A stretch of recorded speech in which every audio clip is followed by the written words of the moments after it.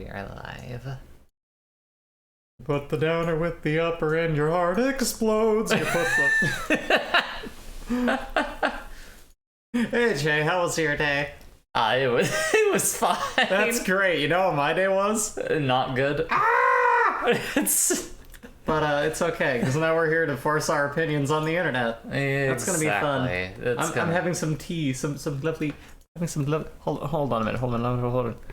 Having some lovely tea that my wife Jay has prepared for me. Thank you. I'm glad I could provide that for you, hon. I really appreciate it. You're really nice. You're always like doing shit for me and like being there for me as emotional support. And you know, when I have a bad day at work and I come home and I'm all like sad and whiny and crying and shit, you give me a hug and you make everything better. You know, I do what I can. Yeah. I wish I could like clone you and have everyone can have a J. That'd be great. But then I wouldn't be special anymore. Yeah, that's true. Then everyone would have one of me, and then you would start to get jealous. You would see me with other people and not know, like, wait... and I'd be like, if I steal them, I'd have a harem of J's. You would be like, I never should have put them up at all. You would be like, wait a second, is that my J, though? Mm-hmm. I never know. Maybe you'd, like, take shifts, you know? It's like people who grow up with twins who like to, like, pull shit, you know? Yeah, exactly. It's just like, I'll never know. You're unique and lovely, and I like you to continue to be both. Oh, well, shucks. Thank you. You are also unique and lovely. Oh. And I enjoy my time around. Thank you. The lovely part is what makes that a good thing, to be unique. A lot of things are unique in a horrible way.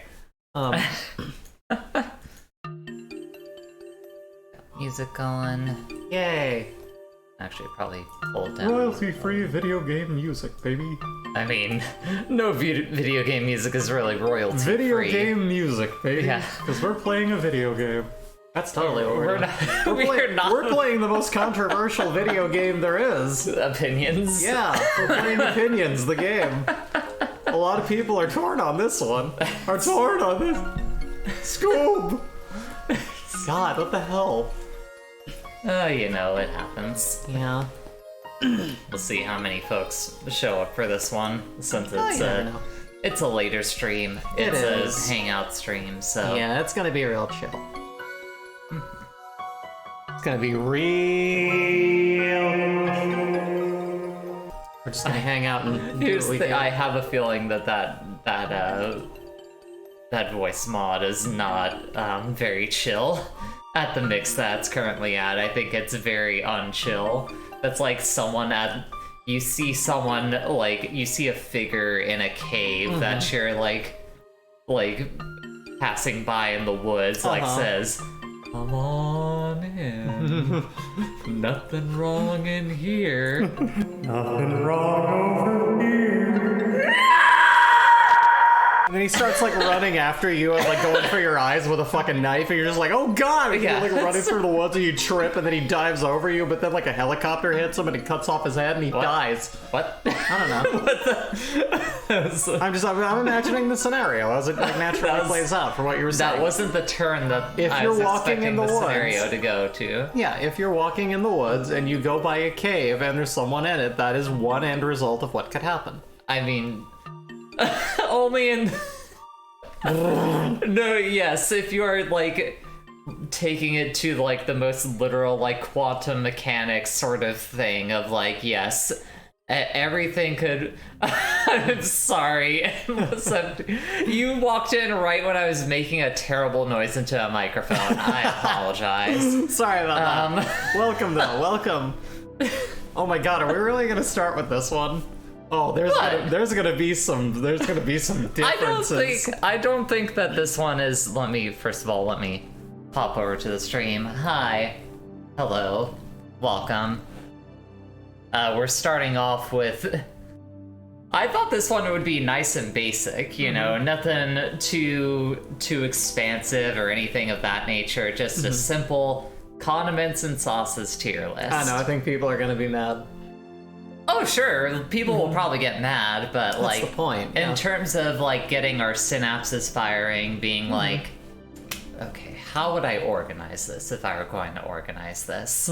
Like, I think it's good for like getting the ball rolling. because it's just very basic taste things. Yeah. So that's gonna be good. This is gonna be a nice little chill hangout. I just got off of work and I am so tired and mildly high stream, and it's gonna be good. You are. I'm not. Yeah, like I said, I'm just off work and mildly high. You're here too, and we're doing a stream. So, here's probably gonna be like one of the most controversial ones of this list. Oh, I think ranch dressing is like at least an A tier. At least in my opinion. You're entitled to your opinion. I love ranch dressing. I don't have much else to say on that. Like, literally the only thing that's keeping it out of S is I think that there are things that are far more deserving of S tier than ranch dressing. Mm-hmm. Yes. Shouts out to you. Shouts out to you, Endless. You got friends in chat. Alright. Alright. So Tabasco. Yeah. Tabasco's up there. Easy. Guacamole, easy up there. No doubt. Another pretty easy one for like fairly high up, like B or A tier. It depends when you use it. Sure. Like for the applications it's best for, like, you know, sandwiches or on it, or, you know, in anything that requires mustard to like make any kind of sauce or whatever. Like a good mustard is just like anything between Dijon or Stone Ground is like just really, really good. Well, I think this one is specifically just Dijon.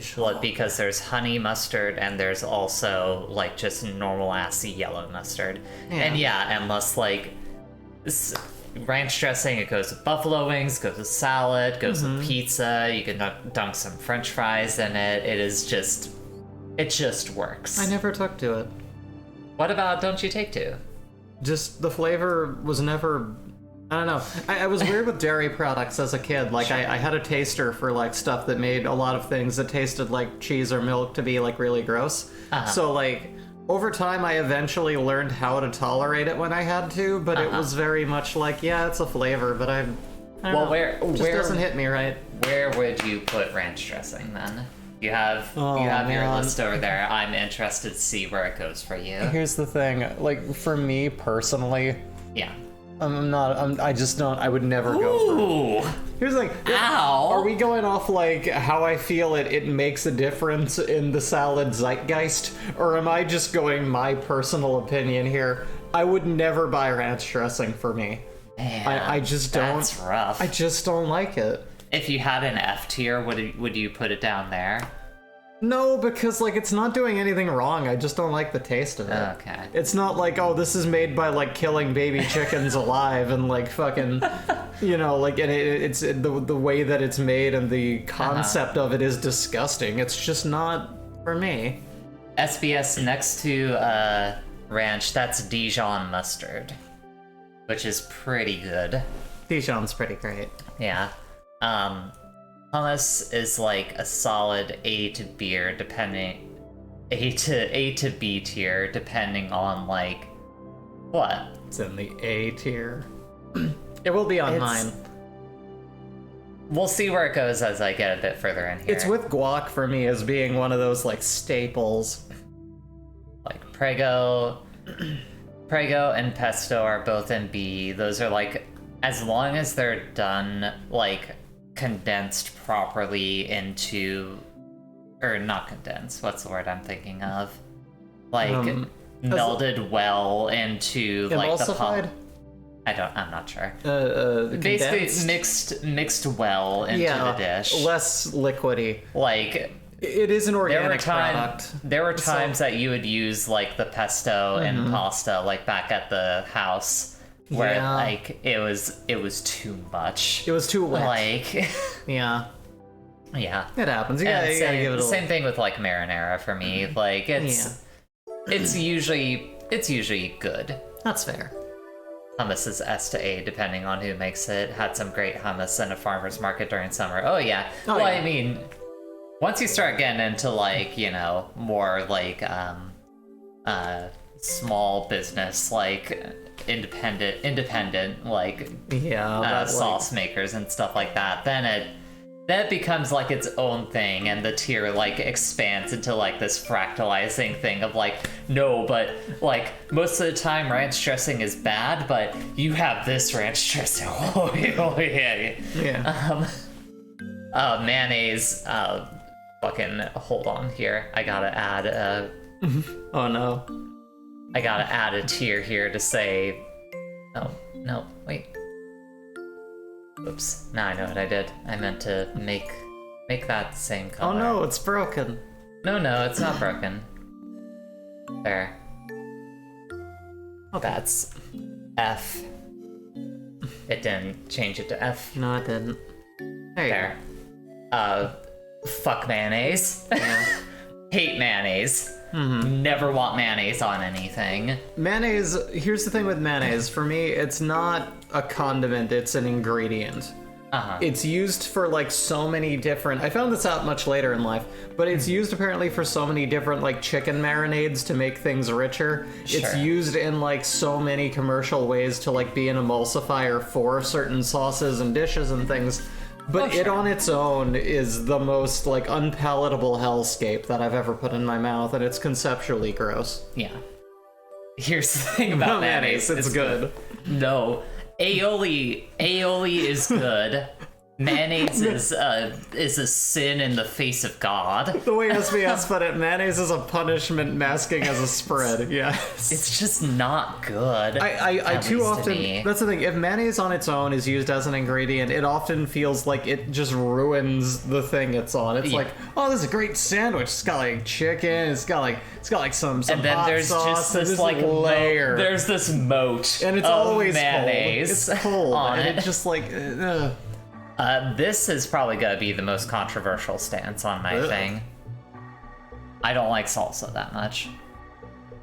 That comes down to a very personal thing of me having issues with texture, though. Yeah. Where, like, I understand. Having, like, chunks of, like, vegetables and shit in it, like, makes it feels bad. Let me ask, how do you feel about chips with, like, smooth salsa? That's good. I love a good smooth salsa, like the type of salsa that you get from like a taco food truck or something like that. Yeah, or like a proper Mexican place where you get like the little things. Those salsa, that kind of salsa, awesome. Okay. Like this is why I talk about like if we're doing like a real ass like condiments and sauce tier list, this fractalizes into a bunch of different like no, this one fucking amazing. Yeah. The majority of them though. Into the garbage. Conceptually, especially those that come in a jar, because of the mouthfeel issue, are not for you. I can understand that. Maple. I'm gonna put maple syrup in C tier because it has like one specific use. But it does it so well. Yeah, it has like one or two specific uses, and that is it. Soy sauce.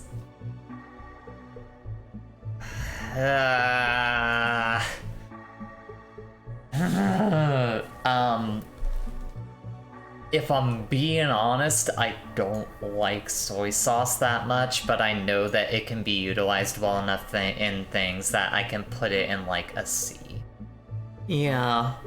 Like, here's the thing, it's one of those things that for a lot of people is going to be like my view of mayonnaise, where it's like, yeah, this is the ingredient component behind a lot of sauces and flavors, but on its own is whatever. Yeah. Not me. I love shoyu ramen. I love things that just kick you in the dick with, like, really solid, like, soy saucy flavors, because I'm, you know, umami. Yeah. So, yeah. Really big fan. more of a cooking ingredient than a sauce. Yeah. And I like what SBS says. If someone you know likes mayonnaise, odds are they're a Republican and don't believe in women's rights.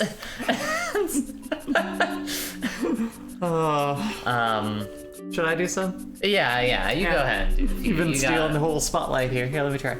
Okay, so here's the thing. I'm with you on like this and this.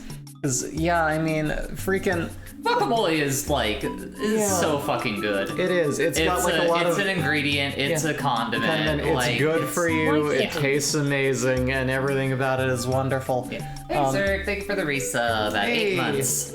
Welcome. Thanks so much, and welcome. The Tabasco also is just one of those things that it's like I love hot foods. I love craft, like, you know, like designer hot sauces and shit, because I'm bougie and weird and I grew up with like a real thirst for pain. Yeah. So this is like the bottom tier of hot sauce in like complexity, but because of that, its versatility to be thrown on literally everything makes me continue to buy it and put it on stuff, and I've never stopped. So the original fermented pepper thing that I really, really loved, I would say, this one's gonna be... Breeze the submissive, confirmed. Yeah. I mean, I think there have been clues far earlier in the channel, but... Yeah. I use there's a sign at work that says active bottoms, and I keep thinking I should take a picture of this, and anyway. So, you know, B tier, I'm saying this because, like, originally when this was like of a smaller sort of production line before they, you know, there was the meme-ified, like, oh, everything's Sriracha. Yeah. And they like started like choking people out where it's developed by like creating a bunch of smog clouds of this shit from the refinery. I feel like it was different, and I feel like if you have like smaller batch, like, you know, like artisan made stuff, you know, it tends to taste more like that did, a little closer to like a blended sambal, you know, something really, really good. Case in point, someone at your work gave us homemade Sriracha. Homemade Sriracha, and it's so fucking good. Oh my god, it's amazing. It's like thick Tabasco, and I want to just drink it with a straw. But like, as that is, if we're talking just like the rooster stuff, you know, it's good. It's not really spicy enough for me if I wanted like a hot sauce, but similarly, yeah, I similarly put it on a lot of shit. Thick Tabasco, yes. But like, I don't love it enough on everything that I can put it on A tier, so it's just for Asian food, just sometimes other things. But I mean, mainly, we put it in our egg wraps, yeah, we like all the time. Our Greek style egg wraps. Anywho, but that's besides the point. It has its uses. I do love it, but I feel like there are things that need to be higher up, like Cholula. That's something that's amazing. Does not have the versatility of Tabasco, but virtually almost kind of does. It's one of the first hot sauces I got like super into before getting into like Melinda's and, you know, Blair's Death Sauce, and then my sister one time brought into our house something that she had to sign a waiver for. Because it can kill you. So we put that in a lot of soup and a lot of chili. Very much love it. This obviously is going down here. I've never had it, but like the bomb from every report I've heard is just like, it's just not good. Yeah. Like, it is literally just designed as like a, how much heat can you handle? Yeah, without any consideration for actual taste. Absolutely, and that's the thing. I'm someone who can taste flavor through immense pain, and I need to. It's part of it. Part of the experience of eating hot food is getting to taste the complex flavors of peppers. But what they've done here is this is the substance of, like, you go on a dating website and there's this person who is like an anti-vaxxer who never showers, who absolutely hates women's rights, but he has a big dick. So it's like, this isn't a good person, but yeah, nice kick on you. That's great. I love it. Let's see here. We got a freaking Dijon. Yeah, similarly, like, it's if you got a good Dijon, like a good like stone ground, like peppery more so mustard, those, but like those are good. And it can be used in a lot of different things. It does have its applications, but mostly you're gonna put this on a sandwich. No other mustard will do. I mean, no other mustard's gonna ever do. Yellow mustard tastes like a chemical paste made out of crayons for children to be brainwashed and calcify their pineal gland. So I'm not big on it. Not a fan, never have been. What about honey mustard? It's on there too. Oh, yo, honey is that one? Yes. Oh man, I'm C-tiering that one. That one, not French's, I've never had it, but like any other brand of like a good ass honey mustard, again, it's like you gotta put it on like a ham sandwich. It has a very specific thing, but as a condiment, it has no versatility. You're gonna use honey mustard on one dish, and the minute you stop making that dish, it's gonna sit there and turn into a rock in your fridge, because you're never gonna use it again on anything. So that's my complaint with that. Okay. Raw honey. nectar of the fucking gods. Here's why. One, little known fact for those who don't know it, local honey, having that raw and unfiltered, actually helps your ability to fight the allergies created by local pollen. That's amazing. A little bit of, it also has the anti-inflammatory properties as well, so, you know, when you're having local honey, you know, it maybe brings down a little bit of your congestion, you know, and that's amazing. I love that it does that. It's like food medicine that tastes like sex. And who'd have thought that bee vomit could be so delicious, but it really, really is. And I put it... Empty says, I feel about mustard how others feel about mayo. Interesting. I could see that. I understand it, at least. Put you down here. I'm gonna... Again, as someone who likes hot, if you can get, like, a good, like, Tostitos, I couldn't give a shit, but, like, if you can get, like, a good hot, like... I really love salsa. If you give me a smooth salsa, I'm all over that shit. As soon as you start putting, like, chunks in there, I'm like... Get this. Yeah, but by whatever means, tomato and pepper on, you know, on a chip is kind of like most of the moving pieces that come together to form a taco. But you get to shovel them in your mouth more, and it's really, really amazing. Pesto I love a little bit too much. I'm gonna put that a little bit higher than Jay. That's like my favorite pasta sauce, aside from, like, you know, fire roasted tomatoes and goat cheese, which we started making again, and I gotta say I love that one. It's still pretty good. It was that one. It's got some balsamic in it. Anyway, a lot of flavors going on. Hold on. Oh, you're back at it. Yeah. I mean, I don't have too much more. A lot of this is stuff, like, I never have, like, tartar sauce. I don't fucking know how I feel about that. Sriracha, yeah, I probably put it, like, there, I think. Like, at the top of the B tier for me. And I agree with SBS. Like, there's so many amazing mustards out there. You just can't go back to French's. It's like, honey is in B for me, fittingly. B. Yeah. It's good. It's kind of similar for me to, like, maple syrup, though. Its main use for me is just being in teas, and that's it. So that's how I feel about it. Alrighty.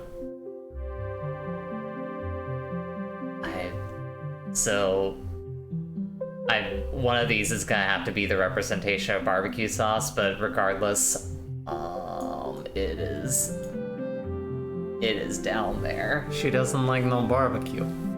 I don't know what it is about barbecue sauce. Ever since I was a kid, I have just not been a fan of it. Like, there is something about, like, the overwhelming sweetness of barbecue sauce, like, in combination with whatever food I'm eating, that just kind of ruins it for me.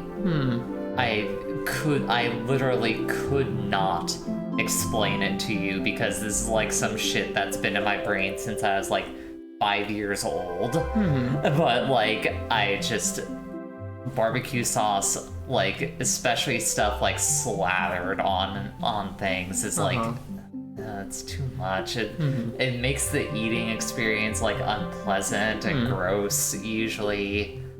Like, so just SBS says, what was it? My homemade bread once, made some toast with that, put honey on them, fucking tasty. Yo.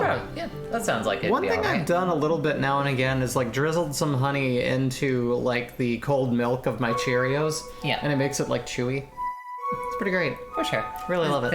Thank you, Zerg, for being with me on that one. Rest of these, so that's all. Can I substitute this for, like, tapatio? Because, like, that's up there. Like, that is, like, my S tier right there, is all of that. It's hot sauce, mustard. I don't have ketchup, I don't have mustard, so I just don't really, don't really want to fuck with those. Thousand Island dressing, is also similarly, I've somehow just kind of avoided that for most of my life, so I have no opinion, and same thing with the bomb. That's like, these are all things that I just don't eat with things. It's more of a BBQ rub woman.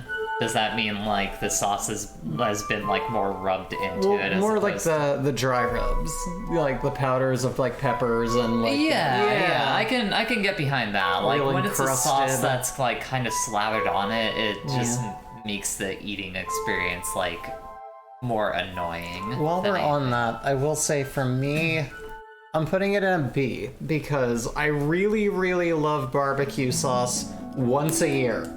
It is one of those things that you either really, really want or you just super fucking don't. Mm-hmm. And I think that when like the jackfruit thing started happening, I started kind of reawakening this like, oh, this is kind of good. This is almost kind of like somewhat near meat, and it's funny. But like I like barbecue very, very sparingly, and it's always been that way since I was a kid too, which was weird when my folks were trying to figure out how my sister and I could like eat somewhere. It was, I want to do barbecue. I never wanted to, but like once in a blue moon, I would be like, yeah, I could go down for some barbecue, and I loved it.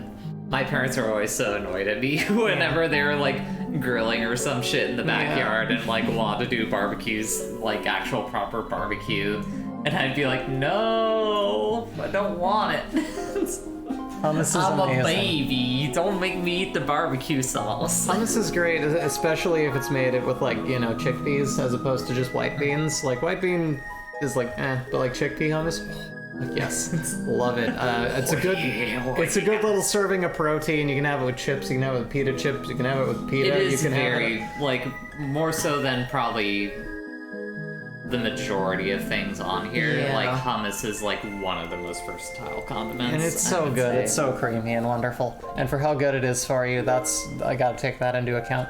Relish can suck a dick.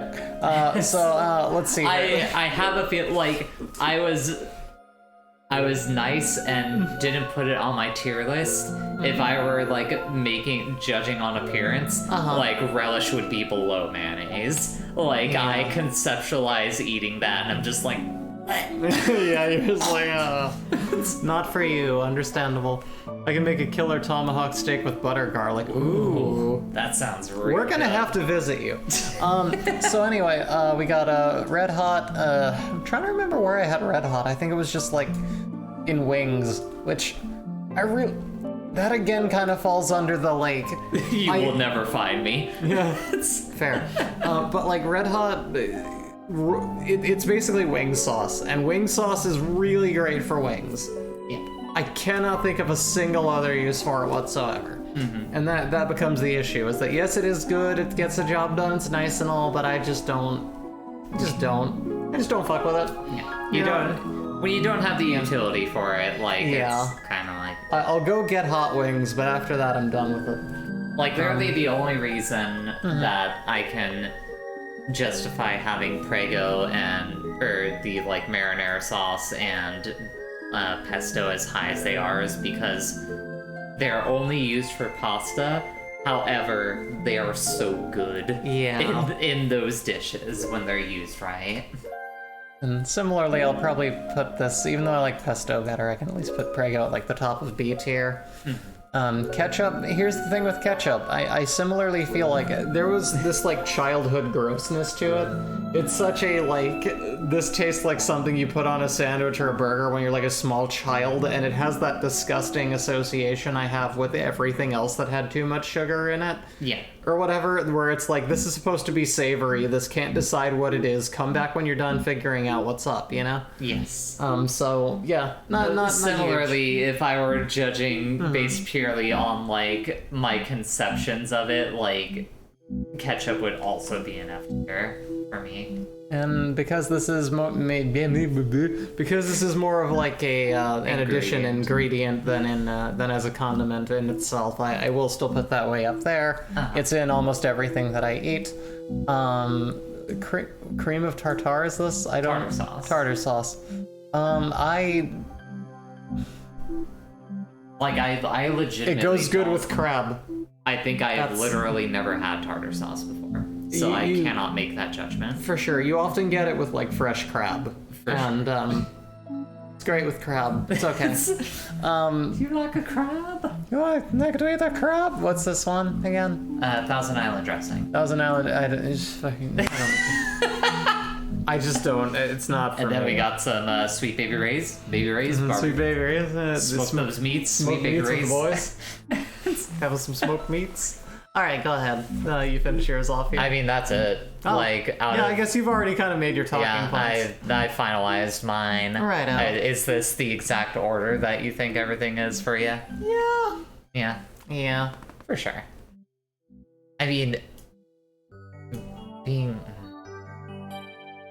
here's the thing, like, maple syrup is good for me, because, like, you put it on, like, pancakes, and you can put it on, like, freaking waffles, and you can put I think that's what my finalized one. I moved soy sauce up to, like, the bottom of B tier. Like, it's good when it's utilized well in its dishes. So, like, yeah. Also, around fall, I started putting, like, maple syrup in my Earl Grey tea. It was good. Really? Yeah. I really liked it. It was a nice little kind of fall-time merriment switch out for honey for a little bit, and it's great for getting rid of it when you had pancakes, and then you're sick of pancakes for the next 3 months, but you just have this there. Yeah. That comes in handy as another way to utilize that. And you always get the good stuff, too. But every year I need to look up what the good stuff is called, because they change it all the time, or no one would buy the stuff that sucks. Alright, so that was an easy small one that took us about half an hour. Yeah, that's us. So neither of you two barbecue. No, I do, but very selectively. It's just, I have to be in the mood for it. Alright, and dear friend of the stream, Sass, made a couple of tier lists for us. Oh, yay. Let's do one of them right now. It's the Cursed Garfield items tier list. Oh, man. Are we going by how cursed? Well, that's the thing. Yeah. It doesn't quite work for a tier list, because I need to, like, reformulate it to, like, S tier is like, this is awful and I love it. And then A tier is like, this is awful and I hate it.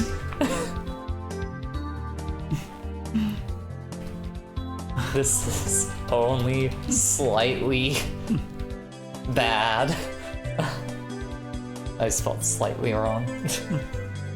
This is only slightly bad. Meh.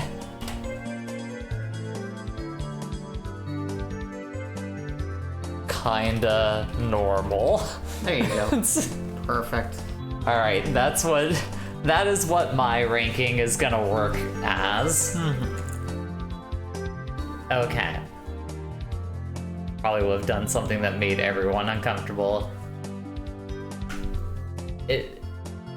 If you want to, while we're going through this, you're certainly free to formulate one, or between this and whenever the next one we do is. We're open to I'll it. let you know if it's too much. Okay, so first of all, we have the compressed, like, Garfield plushie, which is fucking fantastic. Yes. One of my favorites. We have the Garfield fight stick, where John and Garfield are fucking. That's awful and I hate it. Yeah. We got the fucking Garfield banana. That's awful and I hate it.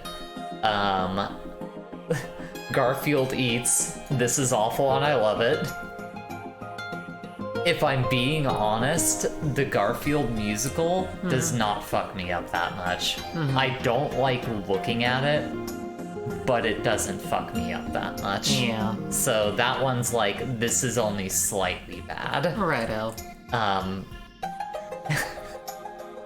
John drinking a cup of probably dog semen is terrible, but it's really funny to conceptualize that this has gotten out of hand for Jim Davis at this point. Why are you storing the dog semen in a coffee mug? Why would you do that? I don't know. That seems unscientific. The Garfield phone's washing up on the shore, that's fine. It's not cursed, it's more just depressing. For everything depressing slash just kind of like there's a very easy explanation this. No, yeah, that's what I'm saying. Like, it's not so much cursed as much as it is just, oh, the ocean was ruined. That sucks. A little more garbage of Garfield. The garbage of Garfield. Oh, what's this? Then we have, for some reason, like 3 different entries of like Garfield spider things, which do nothing for me, and then we have Antifa fucking Garfield about to throw a lasagna. Yeah, which is Facebook bait right now, I'm sure. Yeah. At this point, things like that are very, like, And I think...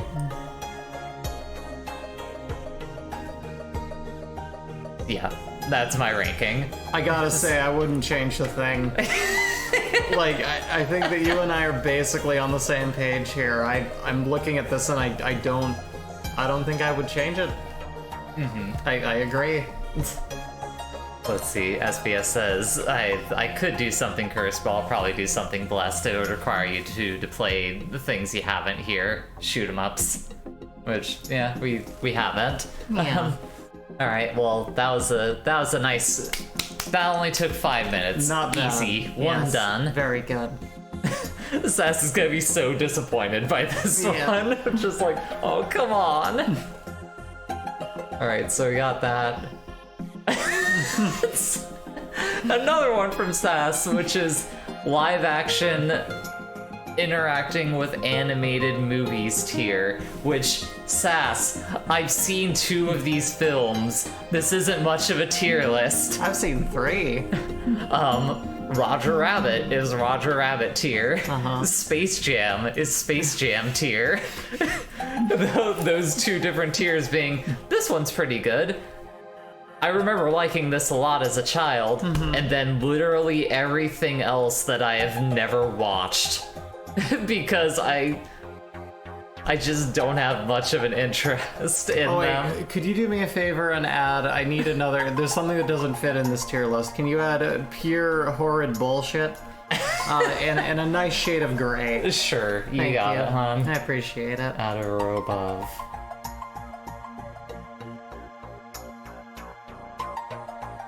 What was the exact phrasing you had again? Pure horrid bullshit. Pure horrid bullshit. And I'm gonna take a wild guess that Cool World is that one for you. And it's on there twice. That's what I was wondering about. I was like, was there a sequel to Cool World that I wasn't aware of? Not to my knowledge. So, and then everything else for you. Yep. I don't even know what this one is. I don't either. I was wondering. What do you think of that?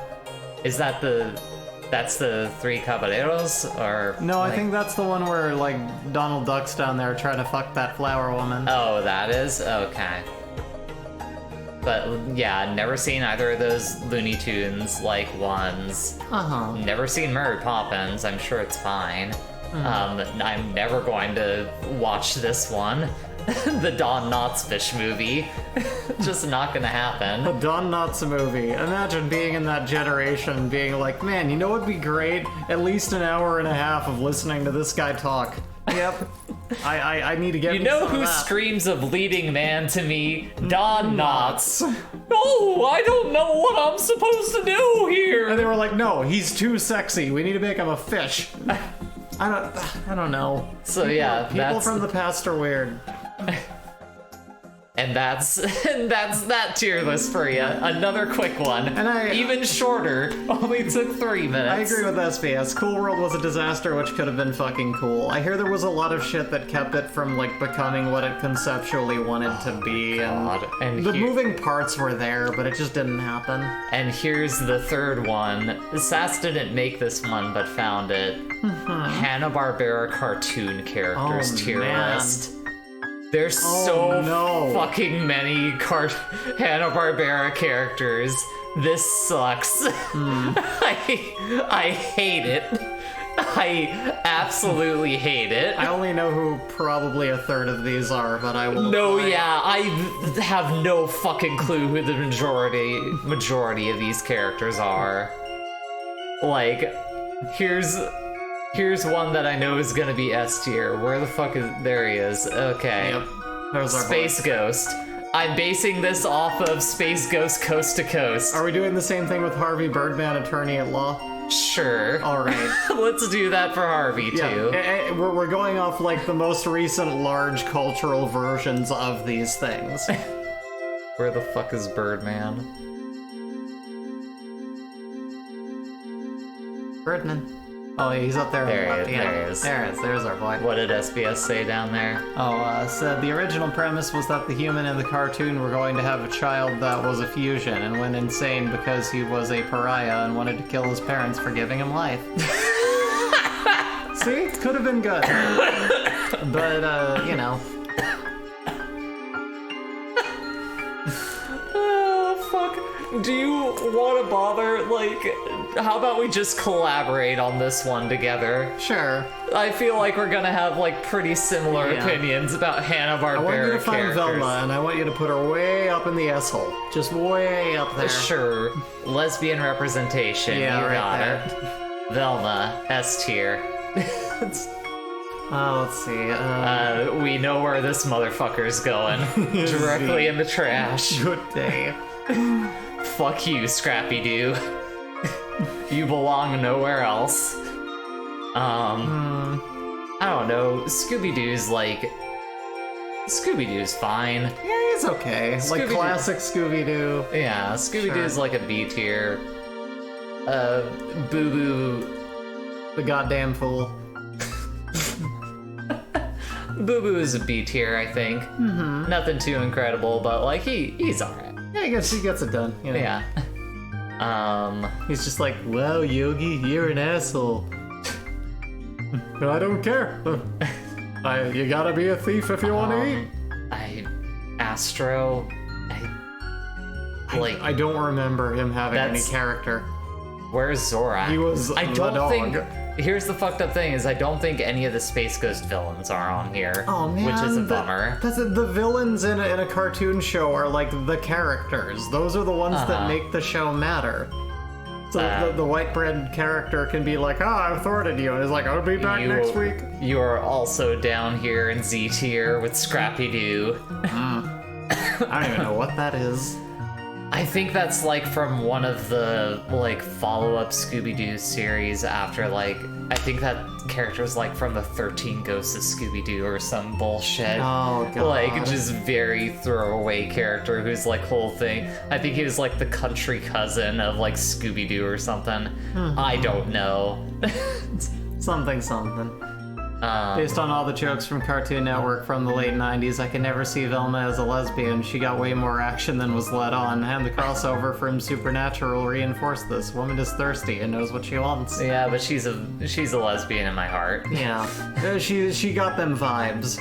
We take what we can get here. Exactly.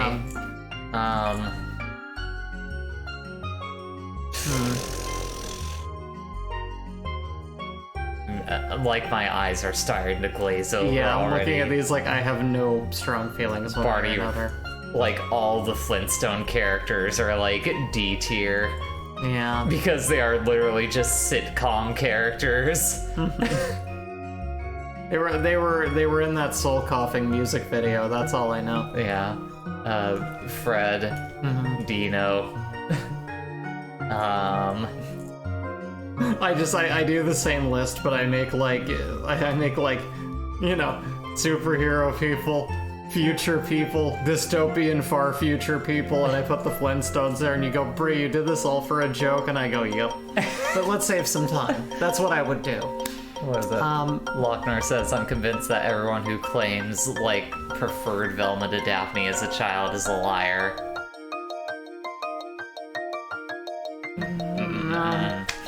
As someone that definitely preferred Velma to Daphne, Daphne didn't have any character traits other than speaking of being Fred's fuck toy. Someone had to say it. I think that's a little bit too much. Maybe they should have wrote her better. She's up there. Whatever, Mayo hater. Yeah. I was gonna say like she's up there. She's like she's Tradcat, you know. She's up there hanging out with Amy Rose in the no personality department. Daphne and Fred are like C tier. Don't give a fuck about them. Who gives a shit? Yeah. So. I don't know if I know what any of the rest here's of these are. Like all of the fucking like Jetsons, Flintstones characters. We got Data from Future Stones. Like they are all going in D tier because they are literally their whole bit is they saw sitcoms and were like, what if we did that again but animated? And they were like, what if we just did The Honeymooners but they're a cartoon? The only person who kind of gets free out of there is like, I don't know, I like the robot maid. Her I think acting she's was cool. a little robotic, but I think that she had some real sass, and I gotta have that. Is that all the Jetsons? Where's the wife? There she is. Daphne was a fuck up. Velma got shit. Yeah, see? Yeah. Velma's the one who actually solves the mysteries. She lets her entire group of friends feel like they're doing something by coming in and figuring shit out and just being like, yeah, here it was him. Wow, we solved it. Here's one of the... You're going into F tier because I literally only know you because of Scooby-Doo crossovers. I only know him because of, like, Dexter's Lab. Captain Caveman is alright. Captain Caveman is like B tier, I guess. Okay. Man looks like a hairy walnut. Dick Dastardly is... Dick Dastardly is A tier. I like that guy. Where's Muttley? They better have Muttley. Why don't they got no Muttley? There he is. Oh, there he is. S tier. Okay, without going into detail, they actually fixed Daphne and Fred by making them actual characters in later Scooby-Doo cartoons. Try out Scooby-Doo Mystery Inc. That show had no business being as good as it was. I hear that. Yeah, that's about everything I've heard about that cartoon, is that it's actually good, which is weird. It's always fun when you can get that. Hong Kong Phooey. He's... That's where we start getting, like... What was the name of this guy? Huckleberry Hound, right? I think so. Again. Because of his coloring, yeah. Also, Jabberjaw is... Would probably be A tier if it weren't for the fact that it's just the Three Stooges. Yeah, again, he's a watered down Scooby-Doo. He was good in the Pain music video, but like other than that, I never really watched it. Fuck you, Speed Buggy. You're going down in like Z tier. Oh. What? Do you feel like I need to... No, he doesn't deserve any better. It's just sad that he exists. Which, let me... Not his fault being, made as friggin' useless as he was. We got... The guy that's El Kabong. The guy that's El Kabong. I genuinely don't fucking know the character's name. The person that's Bruce Wayne. Quick Draw McGraw. That's the name of the character. I fucking hate that I can remember that character. He's alright. He hits people over the head with a guitar. That's pretty fun. That's pretty metal. I'll take it. Okay, and now we're getting into the shit where it's like, do I actually know these characters at all? I don't know. That's like the sidekick of Quick Draw McGraw. You're in like E tier. Also ran. No clue. I know what show you're from. I don't remember it enough to place you anywhere. Yeah, it's boomer humor. Like, hey, I'm doing some shit. And they're like, you better not be doing some shit. And he's like, oh no, would I fool you? And then it turns out he is fooling them, and then they're like, ooh, and that's the whole fucking bit. Johnny Quest, F tier. Josie and the Pussycats, I don't fucking know. Yeah, I don't, They're like D tier, I guess. Like, it was kind of womanizy, but it also introduced the West to Nekomimi, which is like, I gotta appreciate that a little bit. But again, I've just never seen it, never sat down to watch it, so I don't really know as characters how they hold up. You're like D tier. Hey Yogi, stop fucking things up! Here's Well, I can't help it. Secret Agent Squirrel. I'm here to destroy the like beast. C tier. Oh wait, there's Wilma. Oh, there you go. Get in D tier where you belong. There's another one of the Pussycats, also going into D tier. Yogi Bear, not as good as Boo Boo. No. Alright, I think I've hit, like... Yeah, I don't know. Where, like, the rest of these are like, I got no fucking clue, dog. I don't... How do you... Pit Stop, you know, is there, but again, she's an Amy Rose. She's a, look, it's a girl! How do you feel about what we have listed here?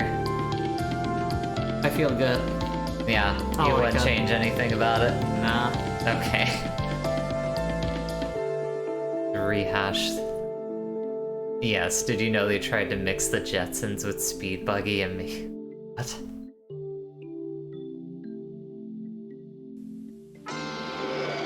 Far off in the future, a far-fetched mechanical miracle takes shape as a pile of junk turns into an out-of-this-world Mic noises scientific there. marvel.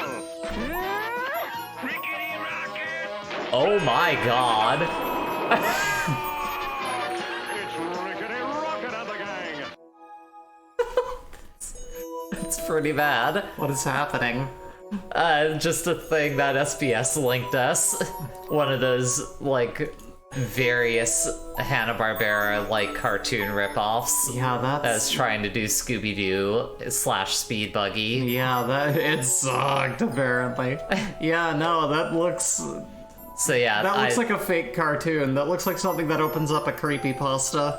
Anyways, that's our tier list of Hanna-Barbera cartoon characters. Alrighty. This is what they thought my brothers and sisters wanted.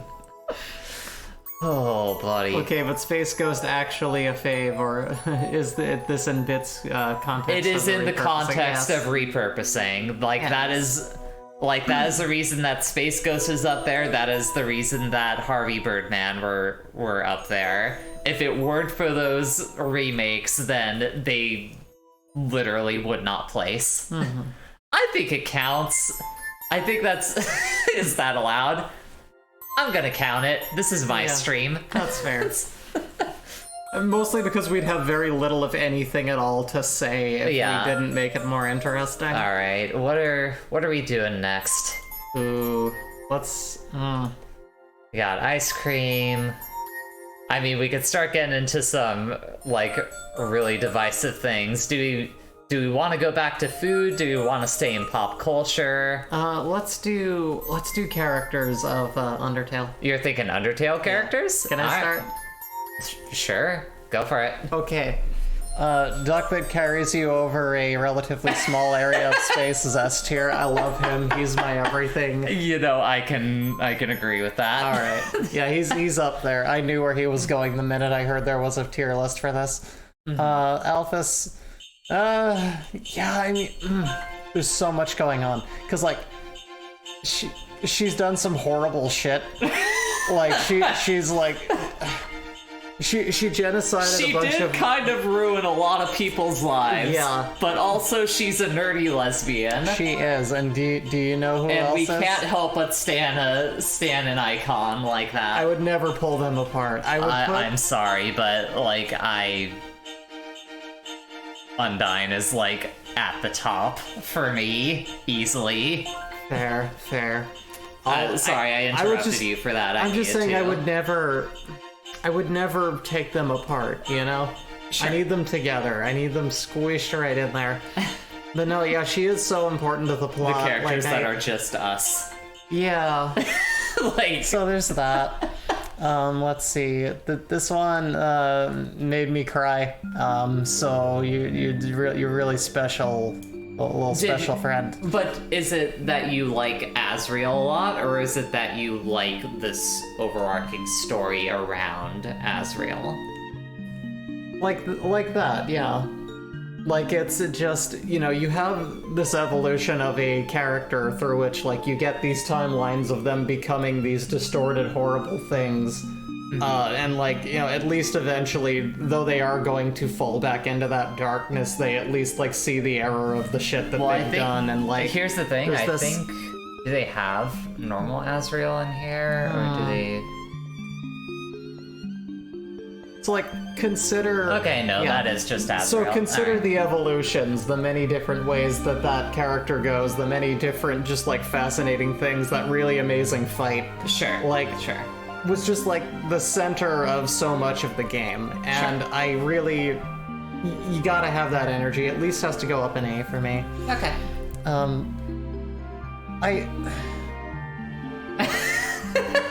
Like, the octopus did nothing wrong, but it was very much like when I was playing the game, I was just like, yep, this is here. Yep, this then joke is still away. going. Okay.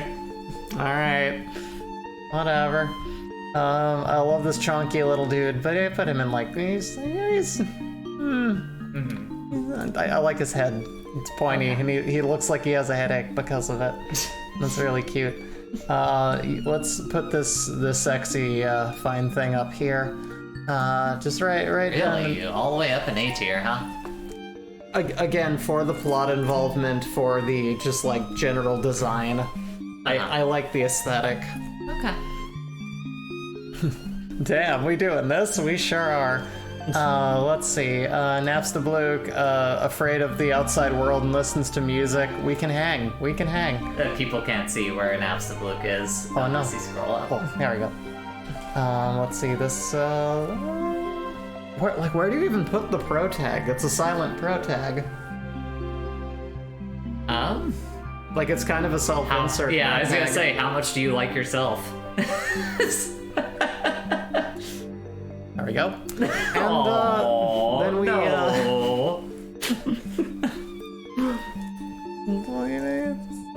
It depends on the person. It depends on the person. We can middle it. I can bitch out of this answer. Now. Big dog. Big dog. Big dog. I like Big Dog. I like Guard Dog. I like him. I love him so much. Alright. Okay, you start. I'll start throwing in some. I mean, I do ultimately agree that, like, Asriel is pretty high up there for me. Yeah. Flowey is like a B. Like, here's the thing, Flowey and Asriel just kind of... I don't know why they don't have, like, the kid Asriel, but have separated Asriel and Flowey as characters on this list, because they are the same. Wow, spoilers. But yeah, no, like, that's the thing. That's kind of why I've just sort of left him out, is I'm just like, you know. Yeah, I'll just take Flowey off the list, because Flowey just works into the Asriel, like, character. Asgore's like a B. He's fine. It's funny that, like, this dude that's, like, this super intimidating figure is, like, just a divorced dad. Like... It is pretty great. Like, it's lovable in a very pathetic way. Yeah, exactly. Where it's like, oh, I was kind of a dick and I'm paying for it, but do you want some hot dogs? Annoying dog is at the top. Yep. That's my joke favorite character. Having Toby up there? Yeah. Yeah. Wouldn't be a game without that dog. Greater dog. It's like there. The fucking piano part. Oh, they have annoying dog twice. So maybe one of these is the dog and the other is Toby Fox. Oh, maybe. But which is which? I don't know. What else? Papyrus is like there. Papyrus is like top of B tier. Yeah. Pretty good, not my favorite. Sure. Where's Sans? Sans is... like, there. Yeah. Pretty high up there, but not my absolute favorite. Sure. Kara is terrifying and really fucking fascinating as a character in that universe. Like, yeah, probably one of the best actual villains in a thing. Just conceptually, the idea of this thing that essentially, like, you are playing through this game and you essentially your character just gets possessed by the ghost of this vengeful human that, like, in their life was already just kind of a spiteful piece of shit for the most part. Like, pretty good. It is. Pretty fucking good. Yeah. Like, as the blank slate, they're gonna go right in the middle. Sure. Mettaton is like there. B tier. I like him, but he's not my favorite. Yeah. Azrael, or not Azrael, Toriel is up there. Definitely S tier. Napstablook is pretty good. He just wants to chill. Actually, yeah, Napstablook is A. Yeah. Do either of you two play fighting games? Been thinking of a future. I play fighting games. Bree doesn't play them as much. I could never get behind the techniques. I mean, if we're gonna do if it's a patron request thing, we could play like an hour of a fighting game. Sure. So Absolutely. yes, I mean, heck, for the shoot 'em up thing, you are absolutely free to suggest one of those too as well. We don't really have any like hard restrictions as long as it's not gonna get us banned on Twitch. We'll fight. We'll shmup. That art never meant. This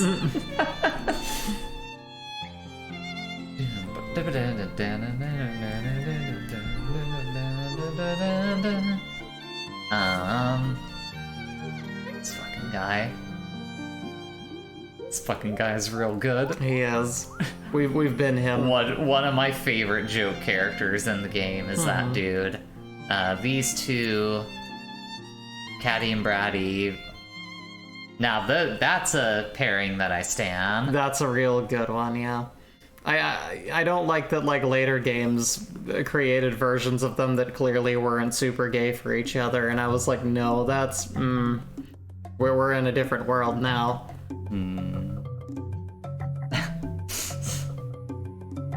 Temmie's pretty great. Temmie is pretty great. Temmie goes up into S tier. Yeah. Mr. Saturn goes right up there. Temmie/Temmie Village, I guess. And then we just start getting into... At this point, I'm just onto the enemies, so you can go through, like, some of the... Wait, sorry. Let's really quickly scroll up there. Similarly, I don't have any issue with these two. They're okay. I also just really conceptually and like the horror and the concepts behind these, you know, I agree. Like, really good villain, really cool concept, really neat portion of the lore. You got this random kid. It's like, It's like, yeah, you're here too. You're in the way of my progress. Step aside. I love Volcano Boy. He okay. He can go here with like the doofy little snow guy. I like them. That's the thing. A lot of the enemies for me, I think, are gonna end up going into like C tier. Yeah. Where it's like they're good, but like nothing about them. Like the majority of them aren't like my absolute favorites. I actually genuinely found like this version of the doll to be creepy. Kind of fucked with me a little bit. Yeah. Huh. Okay. Very much played the entirety of this game alone in a room in the dark, so was a lot of fun. Goat Mom, you gotta be on board for Goat Mom. She's pure. You got the tea-loving spider. I don't love spiders, but I do love tea, and I found like how this particular fight operated to be really fun. So yes. I mean, I'm actually gonna put her up an A. Okay. You've got this bunny gal who's actually, you know, really good looking. Let's put her... I was gonna say she's one of my favorite sprites. Yeah. I would put her like she up there. She up there. Like, yeah. B says Bree definitely has an E621 account. Do you actually? I actually don't. Okay, but I was gonna say, I'm surprised. If you don't, I'm surprised you haven't made one yet. Yeah, I mean, I have Twitter, you know. Yeah, I guess similarly, like, the onion squid thing is there. Yeah. Muffet is, like... I just can't shoot down a tea enthusiast. I mean, she's also just good as, like, a boss fight and, like, a character. She's pretty cool. Yeah, the music slaps, you know. This one is one of my favorite enemy designs in the game. Washua? Yeah, Washua. I love Washua a lot. Don't like you. No. Do not like the flexing seahorse. Don't like seahorse Chad. Not about it. Pretty good. You're fine. I feel like Gaster doesn't count. Like, yeah, I've never seen not actually a character in the game. Yeah. Like, technically is a character when you go in and, like, fudge code to, like, get him to show up, but, like, yeah, that's basically doesn't actually exist in the game that you play. Yeah, if it's not in the version of the game that everyone plays, it's not a part of the game. Yeah. I feel. This guy, I like this guy. Yeah, he's okay. This guy goes in B tier for me, but he did not freak me out. Alright, it's when he started really moving. But I think that's when he starts becoming more of a, like, comedic character because he's a fucking joke. Which, speaking of a fucking joke, the fact that he gets reincarnated in the Switch version into, like, the weird, like, what is the name of the show that Alphys watch? Or the manga? I don't remember, it's been so long. But basically, like, it gets put in, like, the soul of the dummy gets put into, like, that character from the thing, and that becomes a boss fight, is really good. It is. I love that. That's the only thing about the Switch version that I think, like, improves on the original game. Yeah, I was happy to have played this for the first time on a computer, because you get that, like, real integrated, you know, yes. crashing user face thing, which is so great. The amalgamations are all really good. Like, nice, creepy sprite design. It's a lot like playing DDLC on a computer is like a deeper, you know... Yeah, exactly. All the amalgams go into B tier because they're all just really good designs. I don't even recognize some of these. I don't either. The knife dog. Knife dog's really good. Knifing around, yeah. Actually, that's the other thing. Wait, the one next to Caddy there, that dog, he's the one that when you pet him, his neck grows. Oh, shit. So we need to probably put, yeah. I thought that was this one. Oh, no, he's just Big Dog.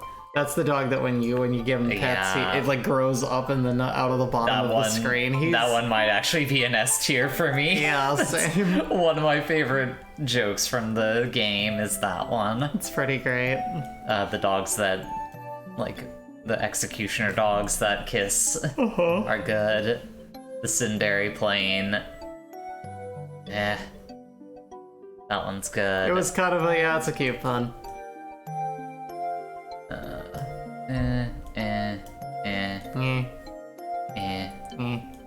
That one's alright. That one's alright. That one's alright. Yeah. You don't care at all about that one. Ba-dum-bum. The frogs are alright. Sure. I like the look of that one. Slightly like that one a little bit more. That one's pretty cool. That one is one of the cooler ones. There. Like, there's no particular order to, like, the more, like, the enemies that you fight in there, except for the ones that I was like, no, this one's special. Yeah, I guess that's the right order. Are you not gonna, like, expound on yours much more than what you did? No, I feel like I gave pretty good reasoning behind my decisions. For sure. The rest is just, yeah, they're here too. They're sprites. Yeah. Well, you forgot about one major one. Oh, You didn't yeah. rank Sans. Or Asgore. Where's Asgore again? Right there. Righto. He's B tier. Asgore. That's okay. What about the annoying dog? Sans is... It's okay. What about the annoying dog? Oh, That one you gotta rank too. You gotta put him up here. There he is. Alright. Okay. And that's our definitive tier list I think for so. Undertale characters. Yeah. Okay. Seems good. Alright. What, do you want to do the bread ones? Yeah, I do. Alright. Alright, go for it. Alright. So... let's fucking go. Alright. So, bagel's like an A. It's very determined on what kind of bagel you're getting. Sometimes I don't really care as much for other types of bagels than some of them. Like, why dear hand, I'm well moisturized. I'm sorry that I live in a humid climate. Just sucking up all the moisture in the air, like... You know, as one does. Croissant. A croissant. Especially the Fucking one... S tier. Yeah. You get a fresh croissant. That's some of the best fucking food you've ever had in your goddamn life. I'm gonna say the whitest sentence I've said all year. Our favorite place to brunch has a fine croissant. And we have regrown our love for them tenfold. It's... I mean, my love for croissants never went away. I mean... It's exactly, so I'm pretty confident. Alright, let's see. I'm gonna say much whiter things throughout the year. So far, though, that one's up there. A biscuit's real high. Cornbread is like a solid ass A tier. You just had cornbread flavored ice cream. I did. It's pretty good. Yeah. Let's see. I enjoyed that one. What do we got? Made one of those before, a real pain in the ass to make a croissant. Yeah, I've seen how it's supposedly made, and my goodness, it's the craftsmanship, the time, it's for how quickly I'm going to demolish that thing. It seems like a lot. Yeah, B says cornbread is dependent on who's making it. Black Grandma, the cornbread, S tier. Yes. You find few better foods in the world than that. See, here's the thing. I just like bread a lot, so it's gonna be hard for something to fall below, like, at the very least B tier on here for me. I don't know, they got pumpernickel. I've never had pumpernickel. I have. I don't have it anymore. Pita is like an A. Like, not my favorite, but it's pretty good. Garlic bread is S tier. Yeah. Sourdough is S tier. Like, sourdough is the one thing that's maybe above, like, croissants on my tier list here. Yeah. I should try like a local bakery here's sourdough. Yeah. Because like how things rise usually in areas like this tend to be great. Like San Francisco's is like, oh my god. So it's probably good in Portland too.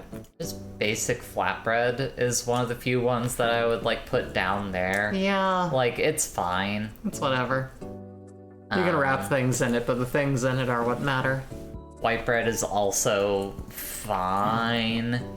Like, it's nothing amazing, but it's whatever. English muffin.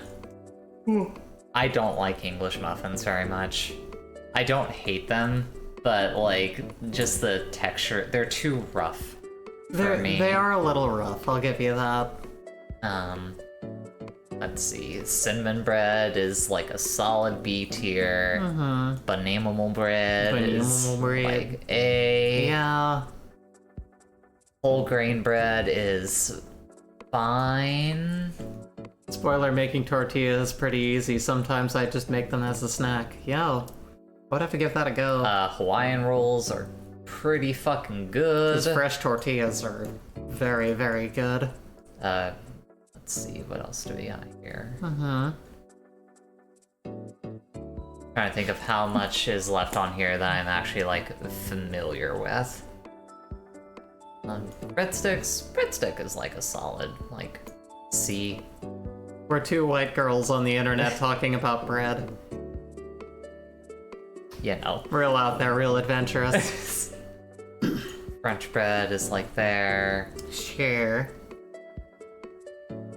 I don't know what butter bread is. I haven't had butter bread either, if I'm being honest.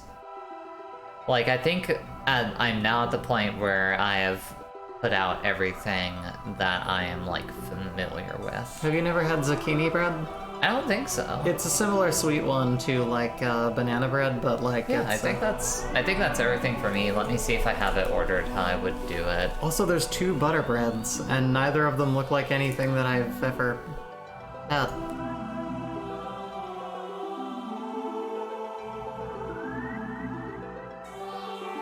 Like, what is oatmeal bread? I would totally have oatmeal bread. That sounds amazing, but I've never had it and I don't know what it is.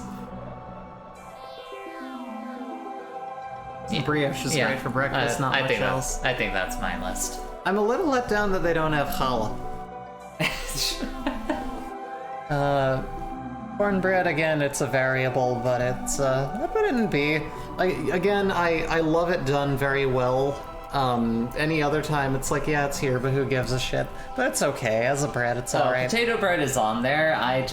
If I'm being honest, I don't think I've had potato bread before. It's really good. For sure. It's pretty okay. They'll put it here. Cinnamon bread, yeah, I mean, it's up top here. Like, cinnamon bread's real good. For, like, the kind of, like, garbage, like, bread that, like, gets shoved down our throat. It's one of the better ones of that. Breadsticks are a similar, like, who's making this? Like, yes. because, like, is this just tubular garlic bread? In which case, sure, but, like, I've had too much mediocre breadsticks. No, yeah, you get one of those, like, bullshit, like, this is basically just, like, a stick that has, like, some foam in the center of it, and it's like get this, like, the ones that are in that image are probably bullshit and suck. Oh, yeah. But, you know. I love brioche. I'm basic. I can deal with it. Croissants, again, those are like, oh, yeah. What? He says, fuck a stick, get those garlic knots, speaking of E621. Pretzel bread, god tier. We got, cinnamon raisin, the raisins ruin it for me. Like, that's the thing. My ideal garlic bread delivery is either, like, the classic garlic bread or, like, garlic knots. And that's the beautiful stuff. Let's see, we've got... I'm gonna put naan up above croissants. I love them both, but I eat more naan than I do croissants. That's what I did. Like, naan's really fucking good. Hawaiian rolls, they're more about what you stiff in them, but, Hawaiian... They're not, though. Like, I could just eat Hawaiian roll. Like, that's the thing. This is what I'm talking about when I say I like bread too much. Yeah. I'm one of those fucking crazy motherfuckers that will just eat bread. Like, not put anything on it. Just, like, give me some bread, and I'm just gonna eat it. She'll do it. And I'm gonna be good. I am a carbo-loading freak. So pumpernickel, I haven't seen... Bitches just out here eating bread. Yeah. I haven't had pumpernickel, nor have I seen pumpernickel bread since, like, my grandfather on my mother's side would get together for, like, Passover and make one of his god-awful sandwiches for himself. This stuff, if you've never had pumpernickel bread, this is basically what those hard chips are made of in Chex Mix that ruin Chex Mix. You know, because they're like eating a hard pumice stone. We complained about this in the other tier lists. Yeah. And like flavor-wise, it's that but softer. And it's just it's molasses bread. It's very heavy and very intense, and it doesn't go with anything. I remember having it once and going, I don't know what the hell I would eat on this.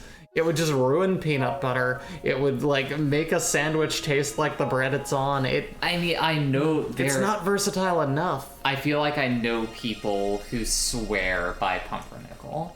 Yeah. I don't know.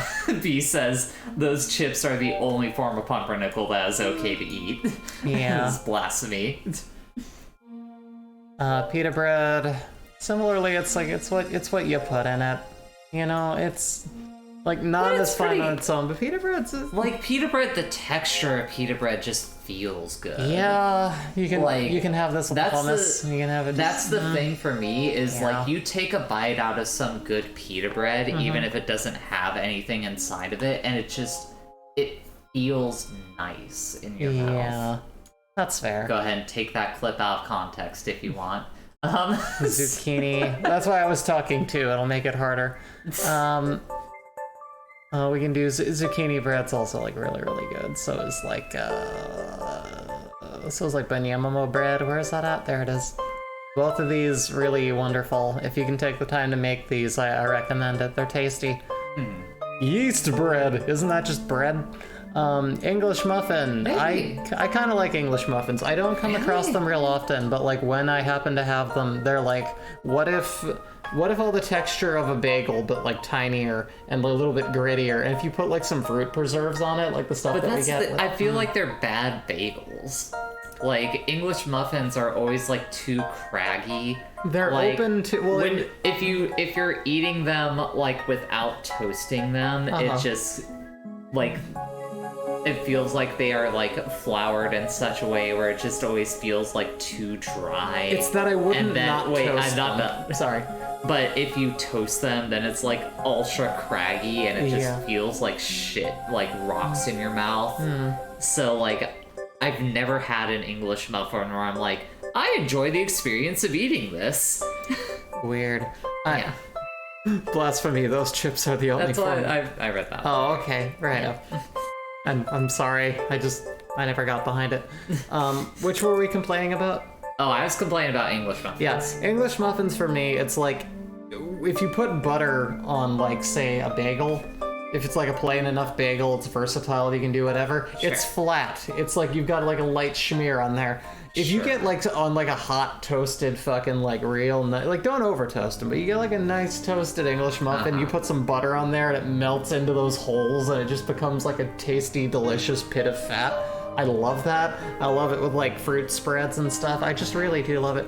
I don't know why they don't have scones on here. That's another one that I like to eat with like fruit preserves. I love scones, but they don't seem to have that. That's some English biscuit bullshit. Yeah. The only biscuits we're accepting on here are Merc. Bagels, Speaking of, where you gotta put biscuits? Where are you putting biscuits? Where biscuits at? Oh my god. Here's the thing. How fucking dare you? Here's the thing. Biscuits are the good English muffins.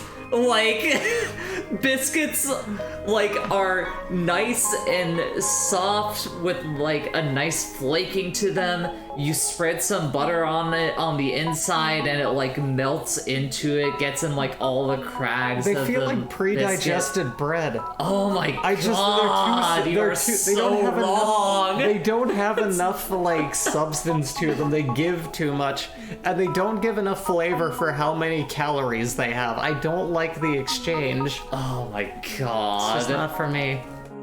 Insanity. Crazy motherfuckers unite about bread. Blasphemy. Not. I already read this. Why do I keep rereading things? Oh my god. Alright. Bread. Yes. That is my take on bread. Right there. Is that all? Yeah. I don't think of You have no ranking for just basic flatbread? Oh, I consider, like, I have 3 flatbreads on here. Flatbread is just not picking a kind of bread. That's a variant of bread of which we have actual breads. Okay. So I'm like, whatever. For sure. Alright. Ice cream. I mean, there's other things too to go through. we could continue down the food one and do Thanksgiving food tiers. Let's do that. That's man. I feel like that's going to be a very dividing line with us. Alright. Let's do it. Okay. So, I mean, here's the thing. There's gonna be some crossover here. Biscuits? Always fucking going back for biscuits. Alright. Always. Same thing with dinner rolls. Mashed potatoes can either tend to be in either, like, great or elite tier. Yeah, they're pretty good. I'll be conservative here and just put them into A tier. Okay. They're good. Maybe not always get a...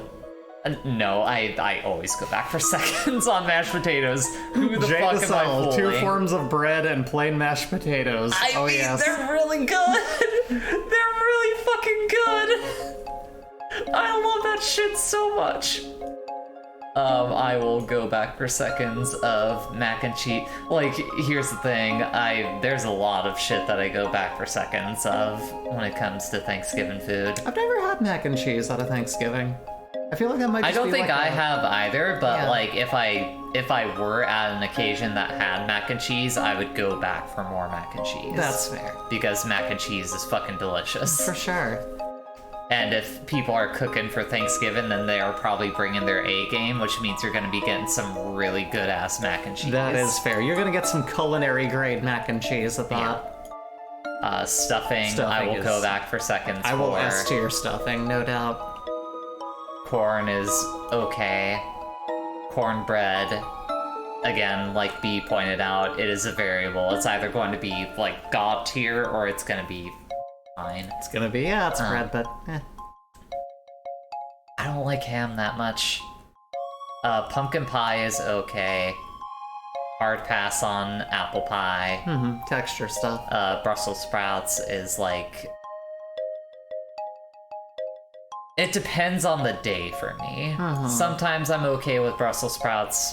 Usually it's gonna be like a maybe. I'll put them in okay for now. Alright. Cream corn, hard pass. Cranberry sauce, hard pass. Jellied cranberry, hard pass. Squash is like a maybe. Roasted vegetables are a maybe. Scalloped potatoes are fucking fantastic. They are. I'm glad you agree with that. Red wine is great.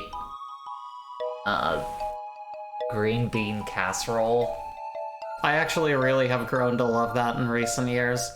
Maybe. You got like those fried onions all up in there, and it's all creamy and wonderful. Sparkling juice, I guess, is a maybe. Yeah, I guess like Martinelli's, you figure, that sweet kind of. potato casserole. I don't think I've had it, but it sounds good, and I would probably eat the shit out of it. For sure. And then ranking the rest of this. Oh, those are the ones that are like topped with the toasted marshmallows, I think. Maybe. Maybe? I'm not sure. Mashed potatoes and gravy. Stuffing is like at the top. Dinner rolls. Biscuits, mac and cheese.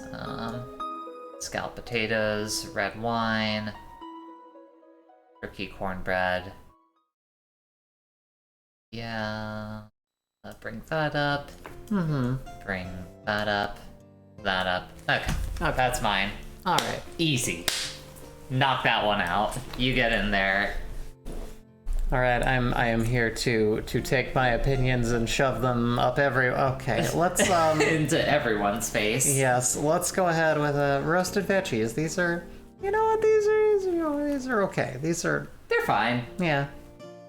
I'm not gonna jump at the opportunity to eat them, but like if I know that like there's a good chef on board like cooking them, I'd probably be like, yeah, I'll give me some. They're okay. I'm always gonna put a little bit on there. Let's see. We've got. I mentioned I really like this. I don't love a ton of it. I like a little bit of it. I will take like a small portion of that on one plate and go, ooh, yes, this is one of the flavors of Thanksgiving. I could get sick of it pretty quick. Sure.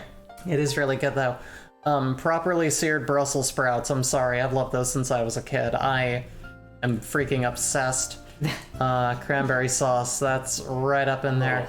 You got like freaking... I don't know if I like gravy. I don't know what I like. I'm weird. Hard pass on apple pie. I'm very much a texture person, and like the like chunks of apple like in like a warm pie with like the heart with like the flaky crust, like those conflicting textures, just it's a bad mouthfeel, and that is always like a real big turnoff for me. I'm trying to figure out if I even like mashed potatoes. I'm trying to think when the last time was that I ever had them. Wait, you got ham in Elite? It's good. Ham is wonderful. Oh man. I'm too lazy to cook ham properly, so when I can have it done right, I'm going in. I do not like ham. My parents would disown me over that. It's okay, I disowned them. Hey, turkey. Turkey's going up there too. That's like the whole, no one bothers to cook a turkey till Thanksgiving and then gobble gobble. Go ham, friends. Creamed corn. Just don't say that aloud. You'll be attacked for not being American. Yeah, I will be. No, I think he was talking about me and apple pie. Oh, yeah. Oh, right. No, yeah, that makes sense. Great up there. Scalloped potatoes are so fucking They're amazing. I drank way too much red wine in my early 20s, and now I, like, kind of almost can't, but I prefer a beer. So maybe if I'm offered it, I'm not going to say no, but I'm more likely if there's just like a Blue Moon or like some kind of ale, I'm going to be like, yeah, I'll probably do that instead. I'm all about wine. Like, you give me a white wine, you give me a red wine, it's just easy to put down with with whatever food I'm eating at Thanksgiving. I'm that magical holographic card lesbian that I'm like someone who like I drink all the beers. I will drink at least one version of every single beer. Everyone's like, oh, I don't like IPAs, or oh, I don't like stouts. I love them all. There's at least one beer in every category of beer that I am 100% behind. And I'm a connoisseur. I love me some beer. Wine's just kind of I did that as like self-abuse because I was sad. So I just don't have a good connotation with wine. So there could be a little bit of that too.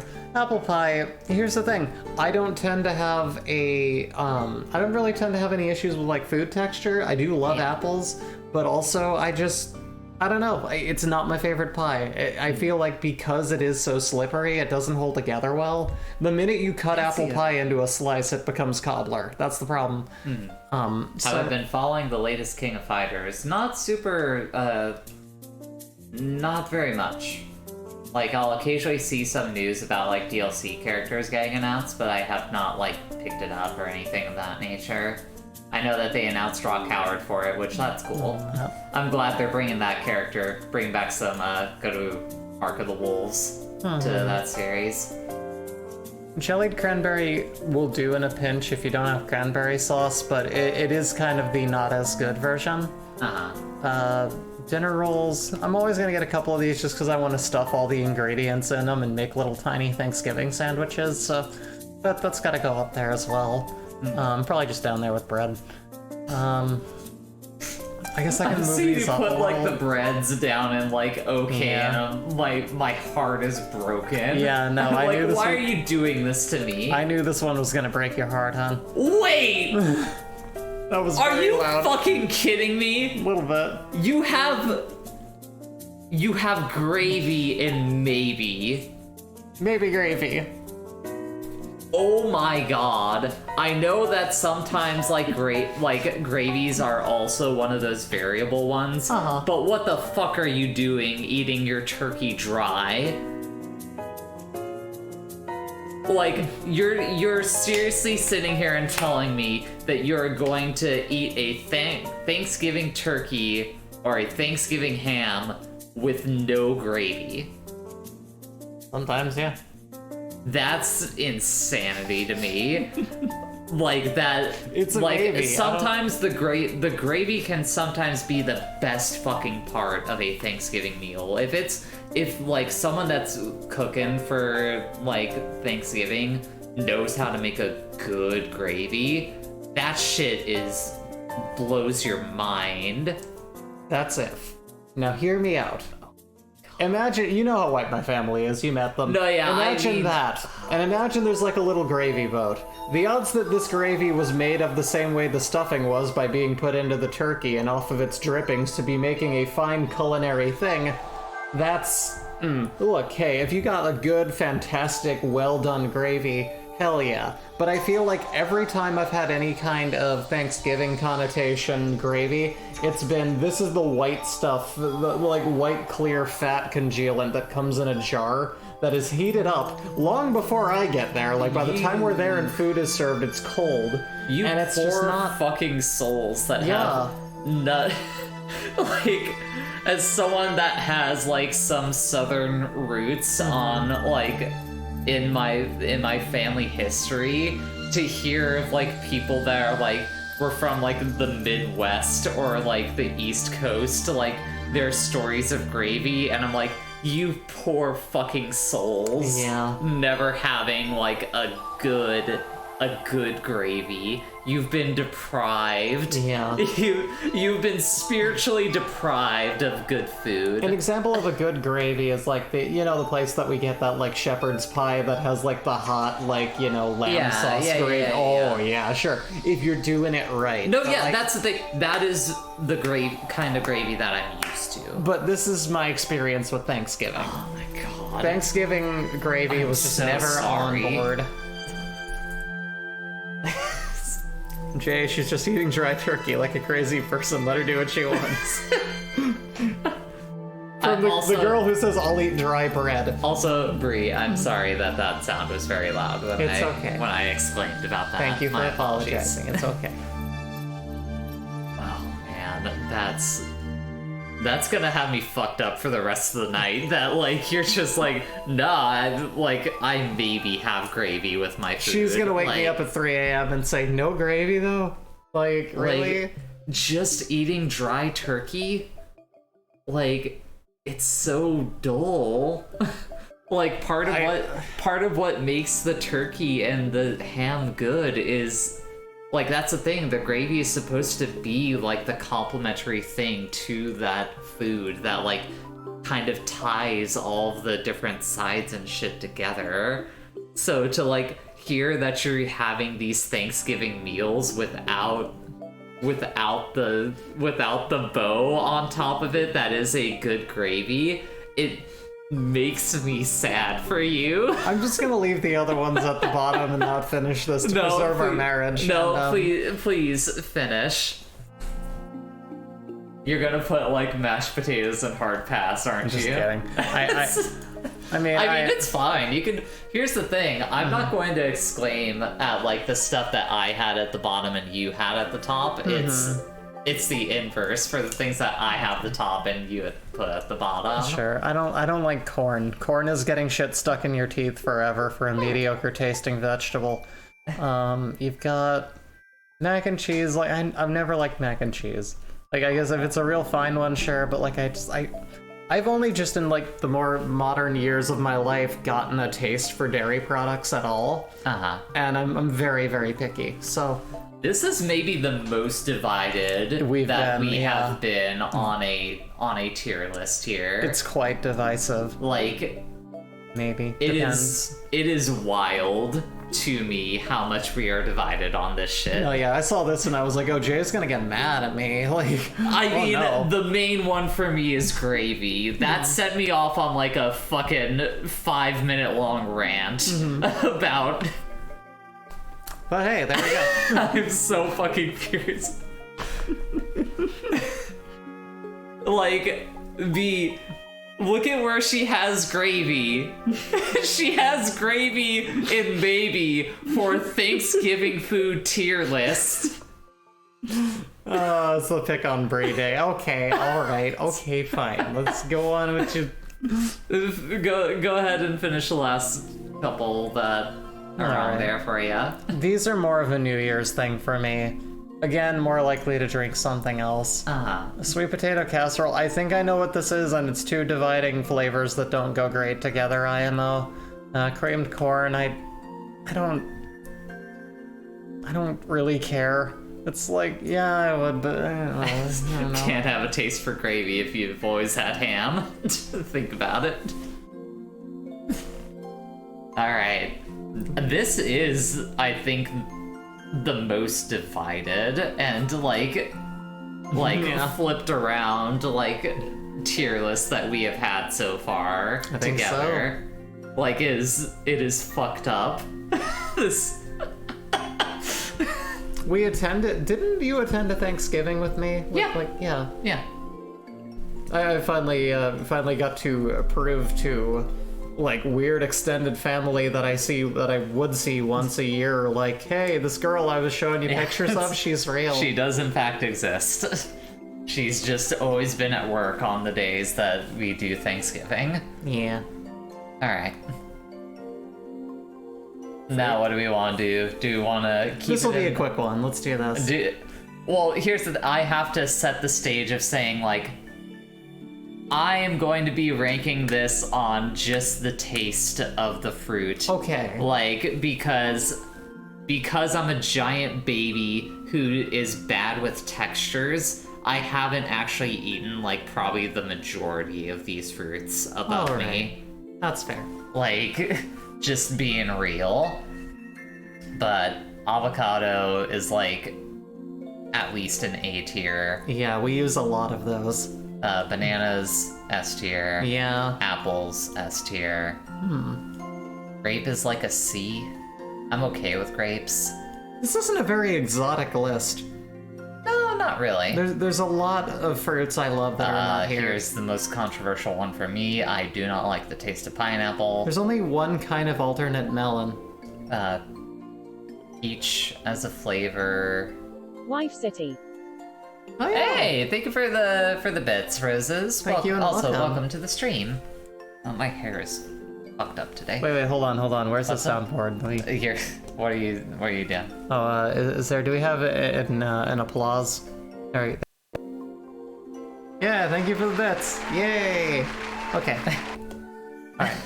So anyway, orange. Orange is like an A tier, like probably around there. Yeah, I was actually. You love you some orange juice, though. I do. I really like orange juice. Do they have mangoes on here? I don't think they do. Because if they have mango on here, like, that as a taste is, like, really high up there. Oh no, SBS has a differing opinion. Bananas in S tier, I don't know if I agree. Bananas are one of the few fruits that I am, like, just okay eating. Like, you just give me a banana, I'm like, yep, I got it. I'll shove this into my gullet, and I'll deep throat this banana. I don't like cherry as a flavor. Really? Not really. Like, it's always been one of those it's too tart, I think, for me. I could see like, that. even just as, like, a flavor, it's... I think the reason why is because it always makes me think of, like, bad cough syrup. Yeah, I could see that. From when I was a kid, so there's, like, negative association there in my brain. I mean, traditional cherries don't tend to give that off, but, like, they do all just have a pit in them, which makes them very cumbersome. But just off the flavor alone, it depends. It's one of those things you can do right and wrong. Let's see, I'm trying to figure out what the last few ones. That's pomegranate. Yes. I feel like that one's a B from the times that I've had that. That's pretty good. As a flavor and things, which actually peach is actually probably more like... Yeah, peach is good. Peach is pretty high up there. Actually, I would probably put peach at, like, at the top of A tier. I'm glad to see that move up a little. Raspberries, right? Yeah. Is this one? I think raspberry's pretty high up there. Blueberry? That is a blackberry, and remember my last experience with those? No. That's why it's going in D tier. Oh, yeah, I do remember that. And I will explain after I make my decision. And this one is blueberry, right? Yes. This is grapefruit, right? Yeah. Grapefruit, the fruit that you need to put sugar on to make it palatable.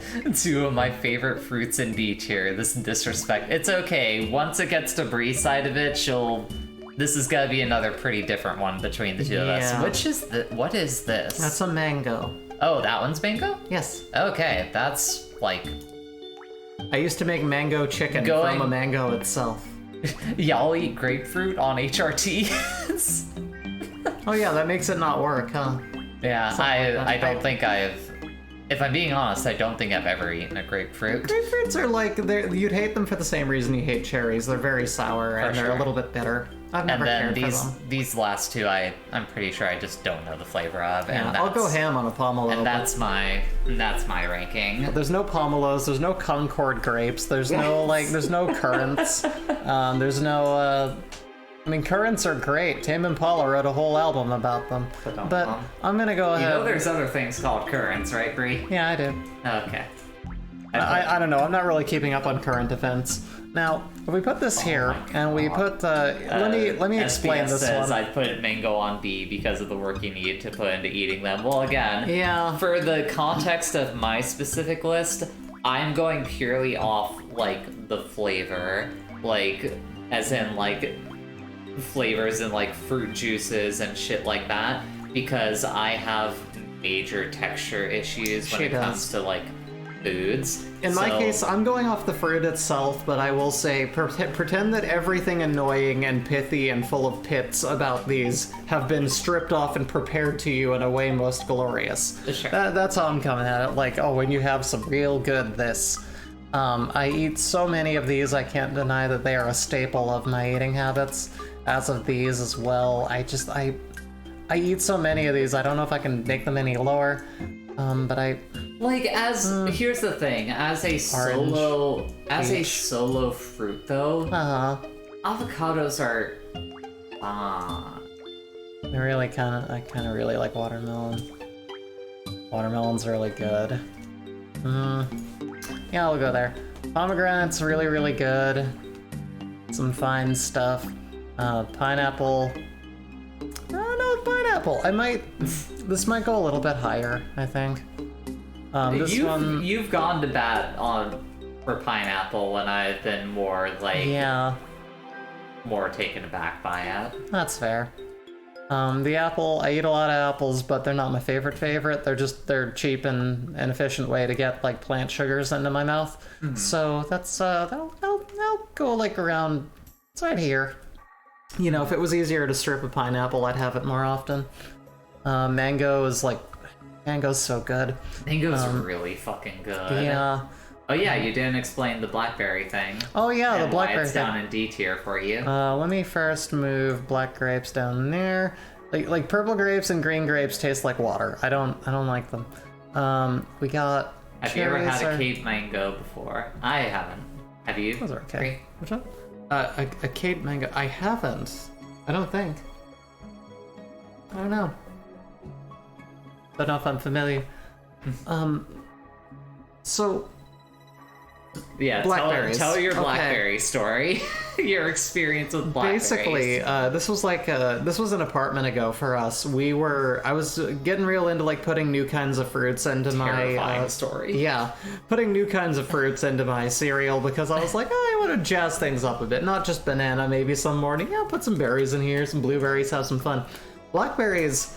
There's a fun fact about those that Monsanto doesn't really like bring up on a label or anything. It's just kind of a reality of the situation. You know those tiny little thread brambles that are on those blackberries, those fuzzy little very edible portions of stuff? They look a lot like tiny little maggots that freeze over in there and live in them and feed off of them parasitically. And the food board says, yeah, you can just leave those in there. They're just extra protein, they're whatever. So I picked it up and saw there were a bunch of brambles from it, like in the bottom of the thing when I started to eat the last one of them. And then I saw those brambles crawl away. This was how I went on the search journey to figure out what the fuck just happened to me.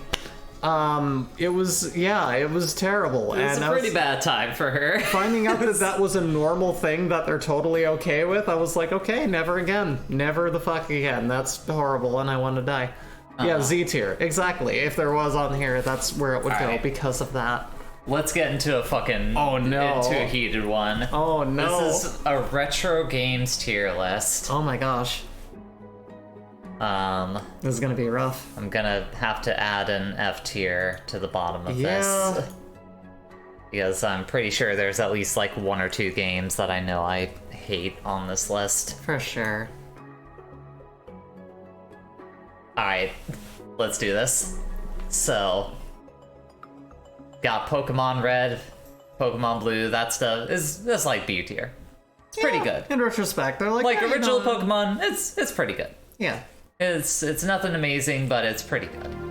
And also, I can kind of agree with you, SBS, like original Sonic, probably also B tier. I think I would put it above Pokemon, because Pokemon, you gotta go through a lot of shit in Pokemon. Yeah. Meanwhile, Sonic is like pretty quick. You jump in, you jump out.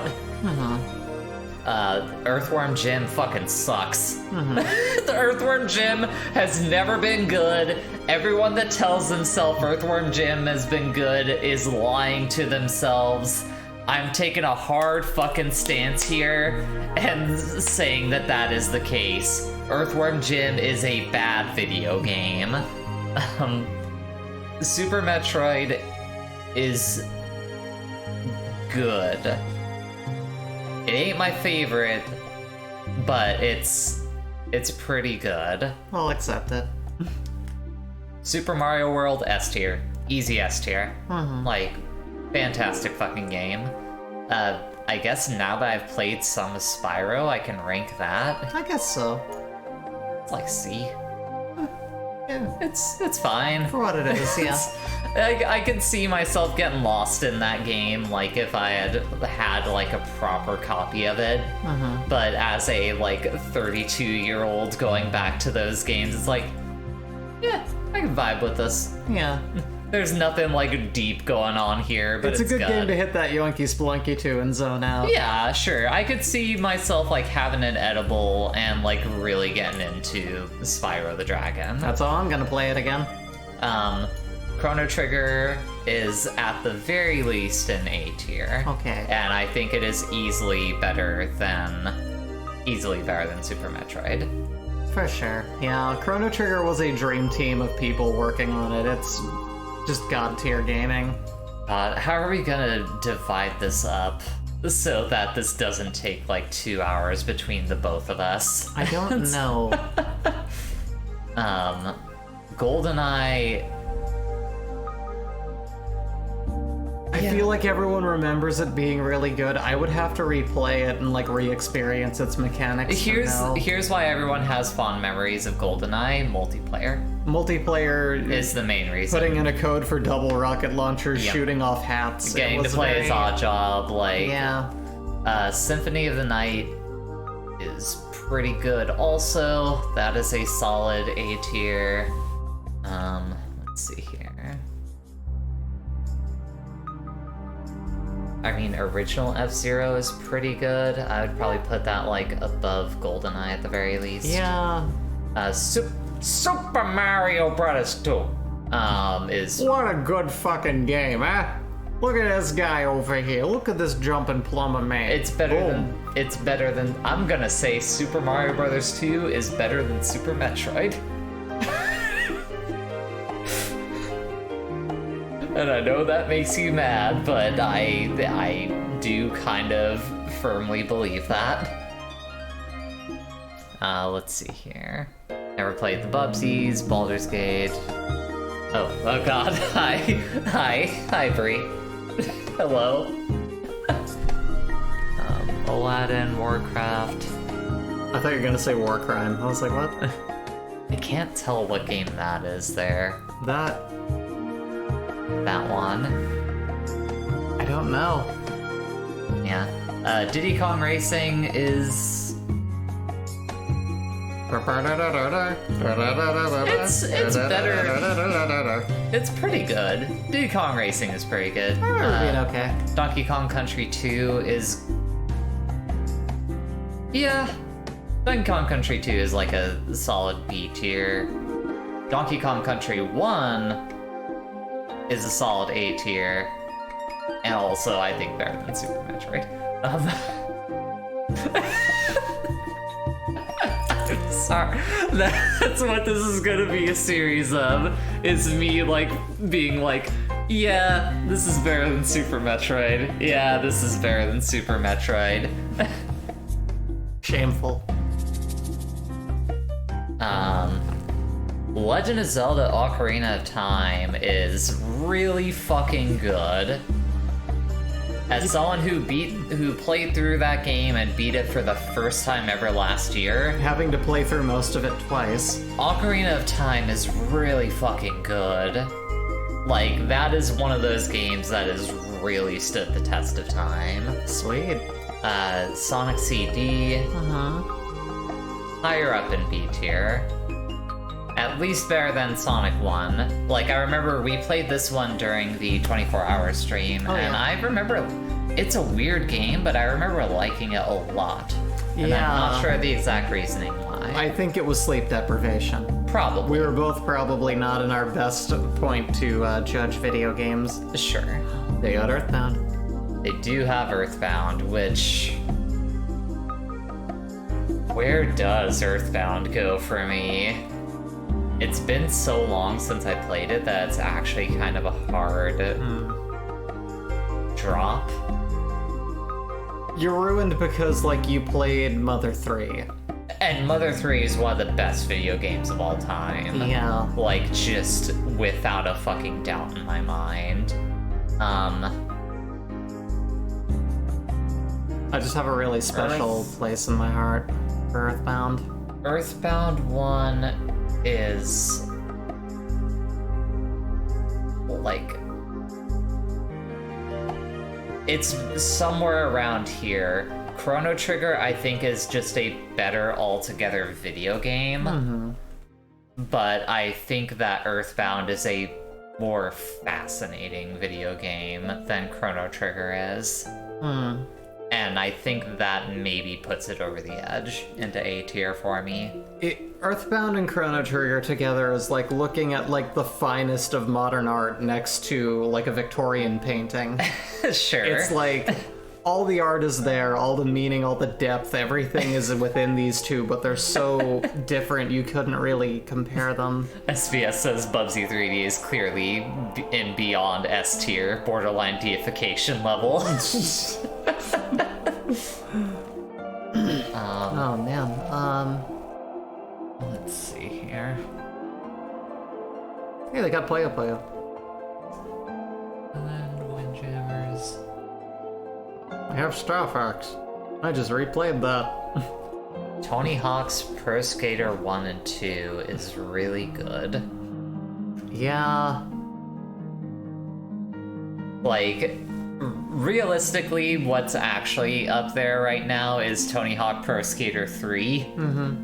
But I'm willing to have 1 and 2 be the substitute there. Sure. It's really fucking good. Those games are fantastic. Yeah. I'm trying to think if I played that Wario Land game. I don't think I did. No, I think I just watched other people play it. Haven't played those. That's the thing. The only old Zelda game I've played now on this list is Ocarina of Time. The rest of them are no's. Super Smash Bros. 1 is a solid B tier. It made... Smash Bros. 1 made for a good foundation for that series moving forward, but yeah. It ain't Melee. No, it ain't. It ain't Melee. It ain't Ultimate. Not at all. But it was fun. Yeah. From what I remember playing of that game. It was very much a, whoa, they're all in the same game? And that blew our minds because we were children. Street Fighter 2 is pretty fucking good. Do you think that, like, Super Smash Bros. Was the precursor to Fortnite happening? Yes. Yeah. I've talked about this before. Oh, you have? Like, well, not so much in, like, the context of it being, like, the precursor, but, like, Fortnite is just what if Smash Brothers did not have the care and dedication put into making those aesthetics actually, like, mesh and make sense together. Smash Brothers is a pristine fucking franchise where you can tell that everyone working on that game was like, how do we get these aesthetics to work together? how do we bring these different franchises together in a way that makes sense? How do we get like all these different movesets work together, like etc, etc, etc. Fortnite is Rick and Morty's really popular right now. Go ahead and put them into the game. They really there's a new Marvel movie coming out. Put those into the game. Basically that, but without the love, huh?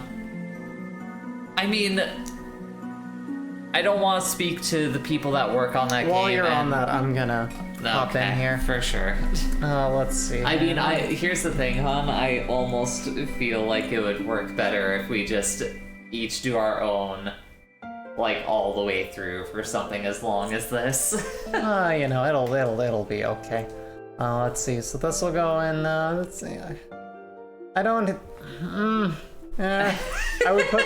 As someone who played the original Star Fox very recently. Here's the thing. Be honest with yourself. I played the original in 60 FPS, which, as I'd found out from talking to a few other people, makes it insanely harder.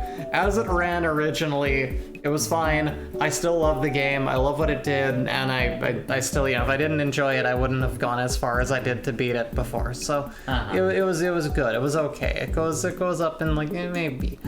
And then we've got freaking yeah, I did. And then we got Day of the Tentacle. That was like my first point and click adventure next to like Sam and Max, and you know, again, it was a good classic LucasArts game. I kind of want to replay it at some point on the channel if we ever get the chance. Pokemon Red, I never really got into Pokemon, I admit. Like, the game itself is here. For me, personally, it's just kind of here. It was one of those things that, like, we as kids were supposed to get into, and I tried to care about it, but I just kind of fell off it for a really, really, really long time. So it's just whatever to me. It just didn't really have the cultural impact that it should have. We've got Diddy Kong Racing. I remember that being kind of fun. I played that a lot with my sister and some friends. That was a jolly old time. We got Earthbound's going way up here, just way up there. Good, beautiful, wonderful game. I'm trying to see, a lot of these I haven't played. I've seen enough people play and talk about Lane, like this game, that it's up there kind of like right next to Earthbound. Really? It was an experiment in like gaming and like storytelling that like, it was like creepy and fascinating and just a really neat thing to do with the platform and with games in general, and with like sort of just uncovering a whole bunch of stuff. It was kind of a creepy and fascinating, eerie little thing that I think was really well done. Sure. And I love experimentation, and if it's done well, I'm always very, very on board with it. Sonic Adventure before the port. I'm gonna stick my foot in the sand here. Whatever you gotta tell yourself, Bree. To make you think that series is... It's good. That Sonic Adventure games have been anything better than middling. They've been amazing. Is this Ghosts and Goblins? I think so. I hate this game. The game fucking cheats. I couldn't beat it without save states. Ask Mr. Owl. We're gonna do fucking Poyo's going way up here, going way up in the A's. Hell yeah. Here's the thing with Mario. Again, monumental thing. They were fundamental to the building blocks of games, and to the Mario games even that we play now. They're really good, they're really revered, there's nothing wrong with them. I can't play them. I cannot time jumps to save my fucking life, and I always end up sliding and running into shit and dying. I've never gotten to like anywhere near the final zone of a Mario game ever. I don't know why I can't play them. Not when I was a kid, not that I'm an adult who's got slightly better gaming skill. I just can't play Mario. But these were good games. These were good games. SBS asked a good question, saying, so clearly you're putting Earthworm Jim in S tier. No, not at all. I'm Never. very interested to see where you actually put it, because I think you have a little bit more fondness for it than I do. I played Earthworm Jim 2. Earthworm Jim 1 is one of those games that, like, you can get through hell, but after that it becomes this, like, spike hell that's just, like, you need to put in such precise fucking inputs that it just isn't fun. 2 was forgiving enough that I could get through it and beat it, and I found it to be a quirky little slideshow of, like, conceptual levels. So you misremembered, basically. You thought Earthworm Jim 1 was the good one, but it was actually Earthworm Jim 2. Yeah, it's one of those you lump it in together. But it's just kind of whatever. When we tried to play that, like, there was just... the sound design was bad. It was just bad. A lot of it was bad. Secret of Mana does not have the soundtrack that Chrono Trigger does, or all of the intrigue, but it's still very, very good, and I still replay it yearly, and I really love it. It's a really good thing. It had, like, it was one of those, like, ring battle systems where it's just, like, you know, using this, using magic, you know, which magic, and then you, very kind of real-time, but also kind of menu-wise, and it was a cool game. It was a fun game. I think it had a neat premise, very, very pro-environment, very good. Very good, very evil. We're gonna do F-Zero. That was a good game. That was an okay game. I don't play a lot of racing games, but it was fun. Pac-Man, I got into some Pac-Man. Really? A long time ago, I got obsessed with this game. Clearly she's going to put Real Bout Fatal Fury in S tier then. In time. Again, the person that has no connection to fighting games over here. Sonic was okay. Sonic was, I played it, it was like, yeah, that's a game, that's fun. Mortal Kombat, I never played a lot of fighting games, but I was made to play a little of this. Similarly in the way that I've played every fighting game, people who were good at fighting games and solved them, had me try to play them with them, not even knowing how to do a final move, but it wouldn't matter because I never won, because everyone else was good at it, and that's the problem with fighting games. Is that everyone knows how to play them, and whenever you get in on it, you no longer can. So that sucks. Spyro, good time McDonald's, good goofy happy little time. Top of here. You got Donkey Kong Country is a D. No, I'm just kidding. This is gonna go up in like bottom of B. Really? I'll give it the bottom of B. It didn't have the cultural impact for me that it did for everyone else, but it was okay. You made me play Metal Gear Solid 1. I admit, it was pretty much an enjoyable time, pretty wacky. I liked it. There have been so many times where we have reminisced about you playing through Metal Gear Solid 1. Wait, scroll it up so that people can see. Yeah. Like, where we like reminisce on playing through Metal Gear Solid 1, and you would be like, oh, I hated that game. And like, it did soft lock me. No, yeah, that part sucked. But, like, I had to keep being like, no, Bree, I remember you, like, hitting points in that game where you were enjoying yourself. And you would, like, constantly be like, no, that didn't happen. Throwing people off ledges was really fun. The little moments of just, like, falling through shit. The absurdity did become pretty funny. But I wasn't able to finish it, and that's why, you know, I gotta keep it kind of down there under Sonic. As buggy as Sonic was, I completed it, and it never soft-locked me and told me, well, you didn't have enough life before the second disc, so you're fucked. So Sonic goes above there. To be fair, part of that is player error. You should have done separate save states. It is an old video game. Yeah, I'm not gonna get good. Let's put Super Metroid SBS asks, have you either of you played Mega Man? The original one? No. No, I played haven't. Mega Man 2. She wants to play through the classics, right? Yeah, at some point. I've never played through any of them to completion, even Mega Man 2.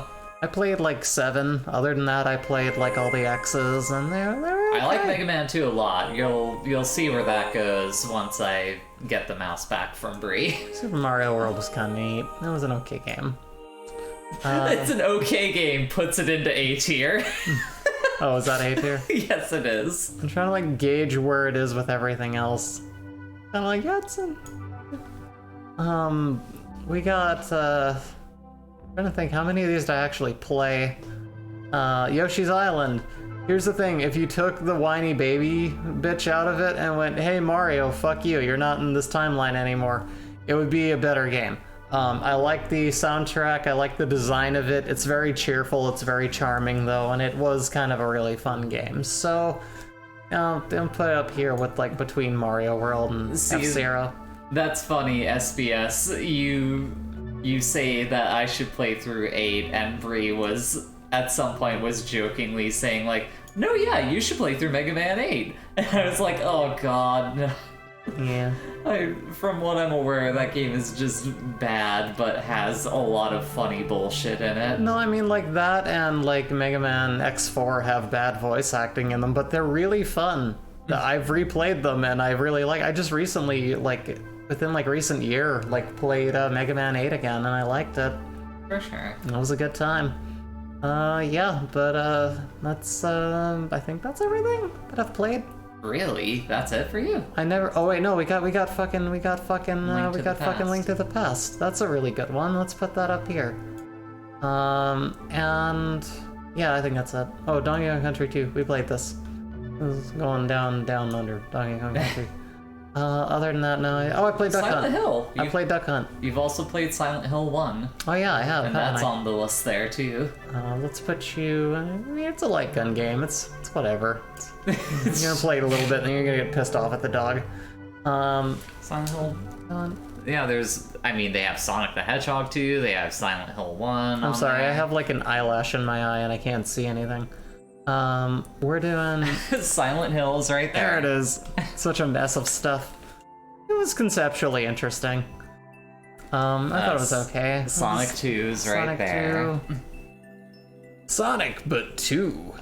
Up there in like kind of the, you know, the mascot era. It's cute.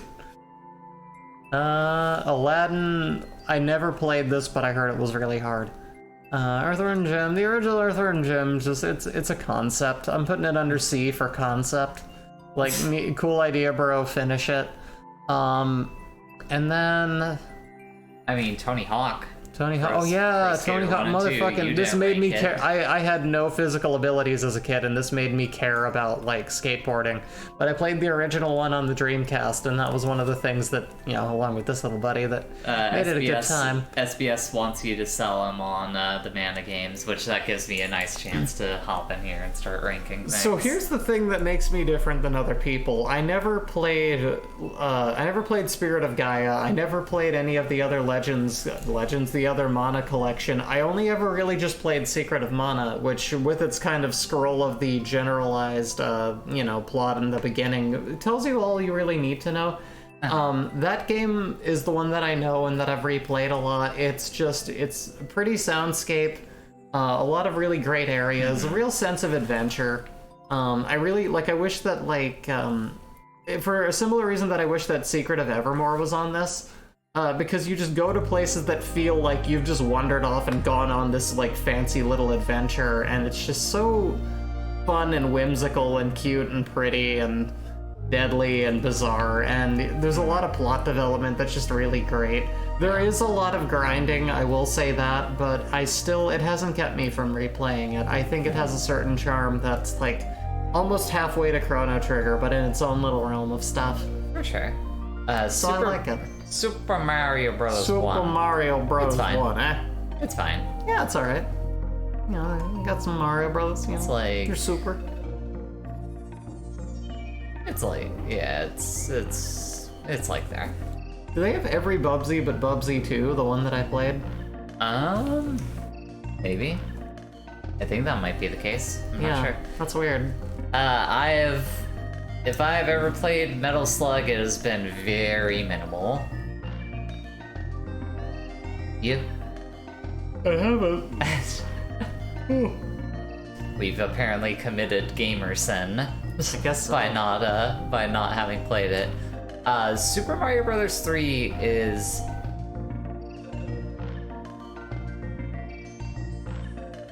somewhere in here. It's like... While you're on that, I'm gonna get something out of my eyeball. Okay. I think I have an eyelash. I gotta put in some eye drops. I think Super Mario Bros. 3 is like there for me. And if I'm being honest, while Bree's out of the room, I'm gonna move Super Metroid down to B here. I don't like Super Metroid a ton. I think it's good. I don't think it's phenomenal.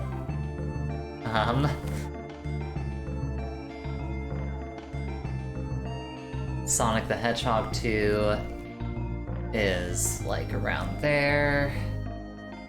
It's, you know, probably... yeah, I'm trying to think of what I think about Sonic the Hedgehog 2. It's good. I've never been a big fan of... I've never been a giant fan of just Sonic in general, despite what this channel probably makes some people think. Like, the Sonic games have always been, like, conceptually neat, but as full products have never been super great to me. Sonic Adventure is D. It is not very good. I would argue that Sonic Adventure 1 is actually pretty bad.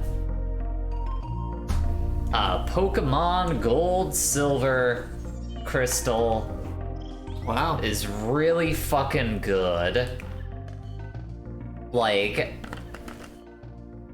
friend of the channel, Eoghan, streamed through a lot of the early Pokemon games, like, last year, and I remember talking to him a lot about how Pokemon Gold and Silver is so fucking cool, because... You know, you get through the original Pokemon game, you know, you go through your eight gyms, you beat the Elite Four, you maybe capture Mewtwo, sure. And that's pretty cool. Oh yeah. Pokemon Gold, Silver, you know, you go through the same thing, and like, especially as a kid, you finish that off and you're like, you know, it was more of that. That was pretty cool that, you know, they let me that I had like a new adventure, and then you suddenly find out like, no. Actually, we're going to have you essentially just play through the entirety of the original Pokemon game again. Like, blows your fucking mind as like a 10-year-old. You're like, wait a second, like, it was this massive world already in the original game, and now you have this other massive world and the one from the old game, like, all put together in here. Fucking insanity. Like, for the time that it came out, that second Pokemon game is fucking phenomenal. I love that, and it is still like one of my favorites as a result of that. It is so good. And yeah, SBS, it's like one of the most ambitious things.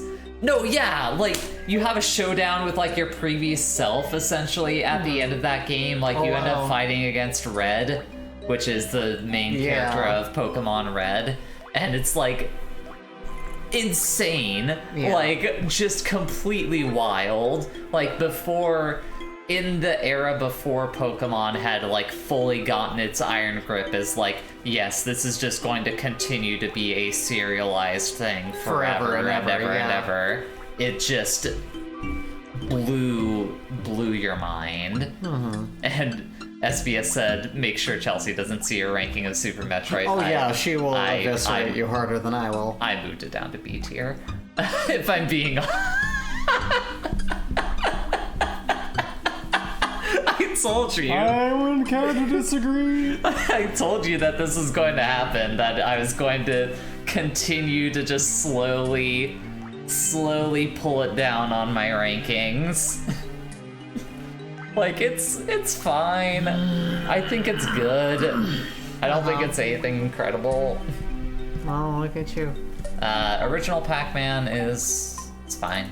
I don't feel any super strong ways about OG Pac-Man. Yeah. Metal Gear Solid 1 is like probably the only other thing that tops Pokemon Gold and Silver on this list. Like, the original Metal Gear Solid 1 is a fucking super solid ass video game that did a lot with with the hardware at the time. Like, literally the only thing I don't like about the original Metal Gear Solid, aside from some stuff with women in it, is like that it kind of set the trend for like people being like, yeah, cinematic video games. Like, that kind of like set that bar of like video games like just kind of always trying to be movies. That has definitely taken its... That is the biggest cultural fault of Metal Gear Solid. despite the fact that I think the Metal Gear franchise as a whole does a lot of shit that you can only do with video games. Yeah. Which is, like, a fucking shame. Like, there's so many cool things that happen over the course of that series that you could only do in the medium of video games. But it also is very much just wanting to be movies. Like, Kojima very much has a boner for Hollywood. Yeah. And it's a shame. He got that Hollywood boner. But also Metal Gear Solid 1 is still really fucking good. What else do we got on here? Original Doom. Real. Played any of those. Never played any. Dr. Mario is like fine. It's better than Pac-Man. Sure. Tetris is all the way up in S tier because Tetris is fantastic. Yeah, it's a good game. Always been one of my favorites. Sonic and Knuckles. Just kind of have the triage of the Sonic games where, like, these are all the ones that are like, yeah, these are all pretty solid. Yeah. I still don't really like them because I just don't like Sonic games that much, but You just don't like good. Chemical Plant Zone. Mortal Kombat has always been mid at best as a fighting game to me. Like, just very uninteresting. Like, the idea of, like, what if we did a fighting game but it was really violent? What if we put the blood in it? I mean, they tried to ban it. That's pretty metal. Polyester Pen banned in in-game action. Earthbound is a certified S tier. It doesn't quite get there for me. I understand. What? What are you doing? I'm doing the face thing again. I know you are. I've gathered that you're doing the face thing for me. It's really good. Like, it just doesn't quite hit for me. I have a lot of those kinds of things with old video games. Silent Hill 1 is better than Super Metroid. Can I reorganize some things real quick? Let me get through a few more because I don't think I have much left. Oh, for sure. To go through here. Super Mario 64 is... Wow, I see Dragon Quest V on that list. It's pretty good and unique in its story, going from childhood to adulthood to having your own children and having your wife family take over the demon that has derailed your life. Oh, yeah! Super Mario 64 is top of B. That sounds like a really cool game. No, yeah, like, there are some entries in the Dragon Quest series that are, like, really fucking cool from what I hear. I actually don't like the original, like, Super Mario Kart that much. I don't either. I never took to it. Like, it's like there. Yeah. Mega Man 2 is pretty high up there. It's like here. Yeah, up in A. Righto. Let me see. I think I might have hit the end of my list here. Like, I guess Donkey Kong is like in that same range as like Pac-Man, where it's like, yeah, Puyo. I mean, You played some Puyo. I played some Puyo. It's all the same game, if I'm being honest with you. Puyo doesn't really jive with me that much. But you have played it. I have played it. Let me see. And I think that might be everything. You've never played Yoshi's Island? No, Oh, wow. never played Yoshi's Island. Yeah, Polyester Pin. The Yeah. fucking Earthworm Jim is the fucking worst. Alright, I think that's everything for me. Alright. I think the only thing I want to shake up a little bit is, I have to put this at the bottom because, like, I love everything about But you've how it goes with literally literally not played never it played before, it. Yeah, so- so it's harder to, you know. But yeah, no, that's mine. Look at it. I'm trying to think if there's anything else that I would shift around in mine. Just...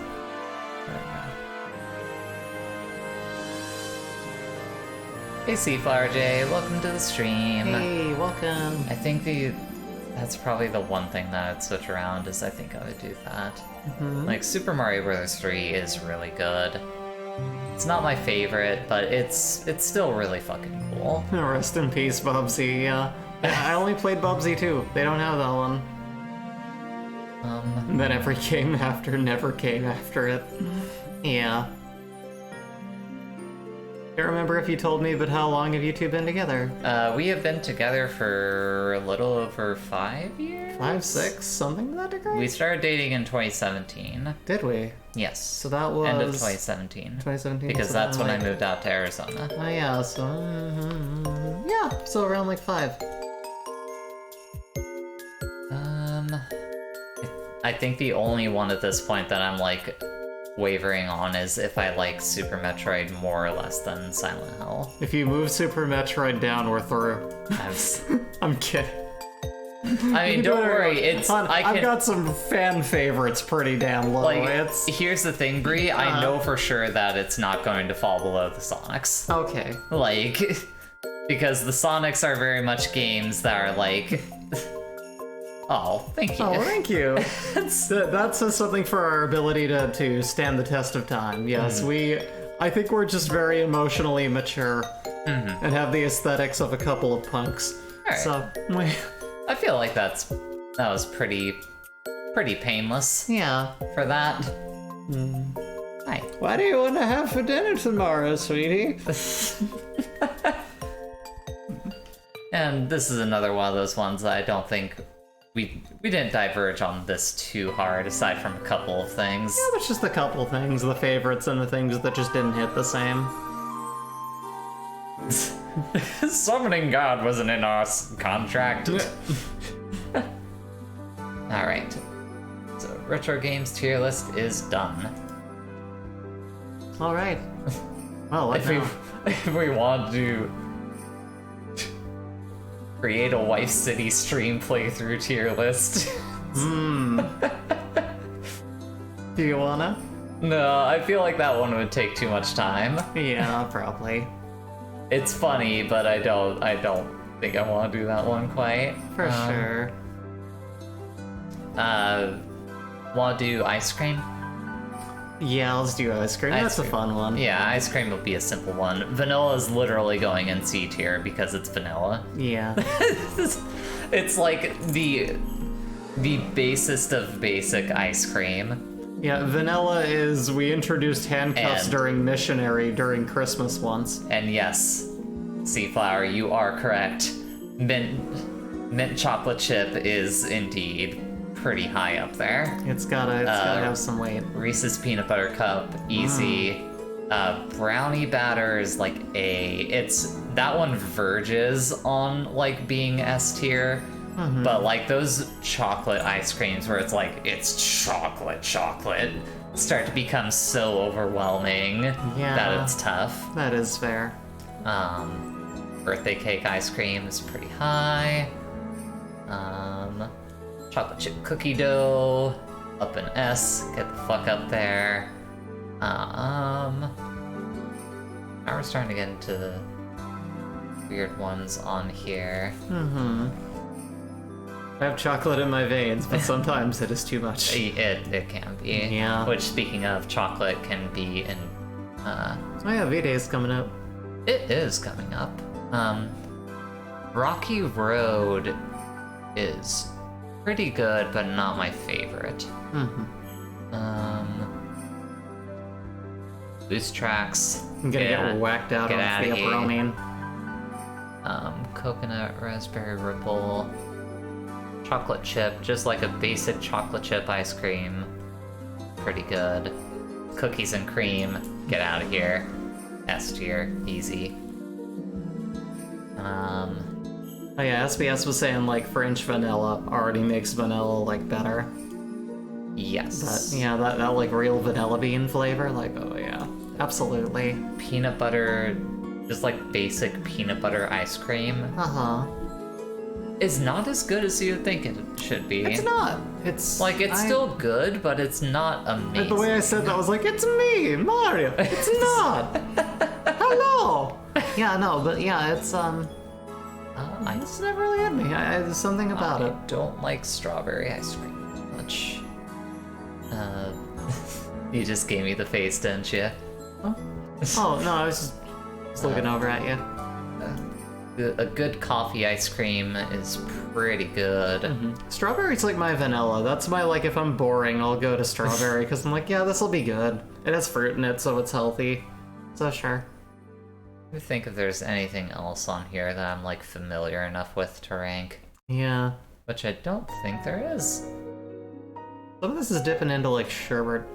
I've had the Blue Moon one. I know I've had that one. See, it's funny you say that because, like, the description at the top, the people at home can't see it, but it says, like, also no sherbet. Sorry.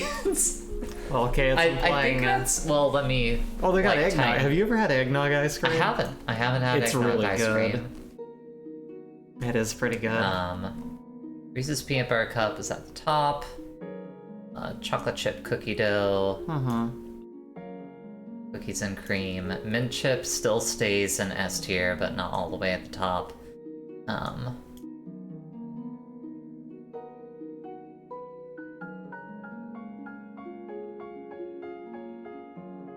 Yeah, I think that's my list. Neapolitan ice cream is for cowards that can't commit. Where's the ramen noodle tier list? Oh man, I don't even know if that exists. I hope it does. If it doesn't, I'm gonna make it. Okay, so regular chocolate ice cream is just, it's really good. Really? All the way up at S tier, huh? Well, you know, it's... I mean, it's fine. Don't let me... It'll be a moving piece. Psych you out. It'll be a moving piece because I need to compare it to the others. I need to really consider here. Coffee is S tier. I don't give a shit. I love it. It's really good. We had ice cream the other day, and I had like a mocha ice cream that was... Picture like, you know, real like nice crunchy solid chocolate in like a coffee. It's amazing. So good. We are blessed with ice cream places out here. We get I had this as a kid. This is like tastes like... I've never had that. So what it tastes like Play-Doh. Play-Doh? It tastes like Play-Doh? Suddenly turned Swedish. Yes, it tastes like Play-Doh. It tastes like... Go ahead. It tastes like Play-Doh. Okay, it tastes like Play-Doh because it tastes like food coloring. It's very... It's supposed to be very loud, very intense, like, whoa, rainbow ice cream, but it tastes like... It tastes bad. Grape ice cream, I've had it. Conceptually, it's pretty great. I'm kind of a fan. It's all right. You don't always go for it, but something. How do you feel about pistachio? Flower J says they would like it if it didn't include the nuts. I'm pretty on board with pistachio. Pistachio is one of those ones that the better you get it, the better it is. Like, it's one of those, like, it's okay. you don't say the better that you get it, the better it is. It's good at its lowest tier, but, like, it's heavily improved by being, like, you know, like a better thing. Sure. I'm not even talking about, like, I mean, because, like, God, have you ever had, like, gelato? Like fucking like pistachio gelato, just, oh my god, also perfect. SBS highlighted a message saying, just realized there should have been a ranking for old cartoon series. Everyone needs to know the majesty of Exo Squad. I don't know that one. Mint chocolate chip, that can similarly go up here. See, that's the thing too with chocolate, is like, it's like chocolate but better because it has mint in it. Blue Moon, this is the one that's like, this is the one that's, I can't talk today. This is the one that's in, turn it into like this old, like, weirdo. This is the one that's at like the 31 flavors, right? This is that like weird. Probably, it's kind of sweet, but also kind of salty. Also kind of C tier. Birthday cake, I kind of like it. I kind of like sprinkles. I'm a fucking child deep down. Eggnog ice cream, you get up there. Brownie batter, again, it's like chocolate, but it's a bit much. It's a little bit much. No, I can't always dive into that, but it's a sometimes, definitely. I don't think I've had a cotton candy ice cream polyester pen. Candy. I have. I'm torn. It's down there with grape in that it could be too much, but if you're in the mood for it, it's pretty good. That's the thing. I'm like conceptualizing it in my brain, and I can't imagine it being bad. Yeah. That's pretty good. Strawberry, that's just one of my staples. They can go up here. We got beer. There's beer ice. I've not had beer ice cream. I need to fix that. Coconut ice cream. I'm weird because I really love coconut. That's gonna go up there. Let's go over there. We can do some. It's gonna be So that'll be 8 here. Let's do. God, I don't know. Cookies and cream. Cookies and cream is real fucking good. Yeah, it's gotta go up here. We got Moose Tracks. That's the one with like the nuts in it, right? I think it has like marshmallow. I think it has like nuts in it, maybe. If it's the one that I'm thinking of. It can go at the bottom of B. I might be thinking of Rocky Road. Yeah. Neapolitan. Not Moose Tracks. Neapolitan's weird. It's again another one that like I don't know. It used to be that like the flavors of this would contrast with each other and just kind of tasted weird to me, but I feel like over time I started liking it more. Mm-hmm. If you eat it with a tiny spoon, you can actually have like different ice creams, which is pretty cool. Mm-hmm. But I don't know. I don't know if I have like any real strong feelings for it, but there's nothing wrong with it, so it can go here. Oh, and yes. Sort of Moose Tracks has little Reese's and fudge in it. Moose Tracks fucking slaps. Get up there. Never had rum raisin, oddly enough. Peach I've had. Peach is amazing. It goes up there with the fruit ones. I can't imagine liking rum raisin. As someone that detests raisins, Mango. That would probably be in an F tier if I had it. Yeah, well, Mango ice cream can go up there. You have been having that mango sticky rice ice cream a lot. I have. There's a place there's a couple locations out in Portland that has mango sticky rice flavored vegan ice cream. Don't ask how that works, but oh my god, it's pretty tasty. Let's just say a friend of ours is moving here, we think, because that place exists. Yeah. They also have like Brie was mentioning, cornbread honey butter ice cream. That has like little chunks of like cornbread inside of it, and it's so good. It makes no sense that something like that would be good, but it is. Yeah, they got caramel lavender. They got a lot of good ones. They have fucking wizards working there, apparently. They do. Black raspberry. I know they say this isn't a sherbet, but like I feel like this is. I don't know if I'm trying to think if I've ever had like ice cream that's like. I don't know if I've had like black raspberry ice cream. That seems. I don't know. I don't think I have. Cheesecake is really good. Like right up there with the other kind of decadent ones. Rocky Road. Okay, so everyone in the room currently hates raisins. Good. Okay, I'm alright with that. And glad we can all reach consensus. Not huge on peppermint. Not real huge on peppermint. That's kind of down there. I think I've had a peppermint ice cream. I think if I had it, I'd probably really like it. I know it's weird to say like an ice cream is too sweet, but like it's cloying. It's a bit much. Sure. And vanilla, if we're talking French vanilla, which we'll say that for this one, it can go up there and just like, yeah, this is okay, but it's never the first thing I'm gonna aim at. Oh, Bree kind of explained Superman ice cream earlier. It's Play-Doh and chemicals because it has a lot of food dye in it. The one I had as a kid anyway, it was very much like, yeah, I'm a kid, this is sugar, I don't give a shit. But when I think of the flavor now, I'm just like, oh, that's, So just very, very food dye oriented. And Polyester Pimp recommends black raspberry. Really? I'll have to try that. It does sound neat. I'd like to know where to get it.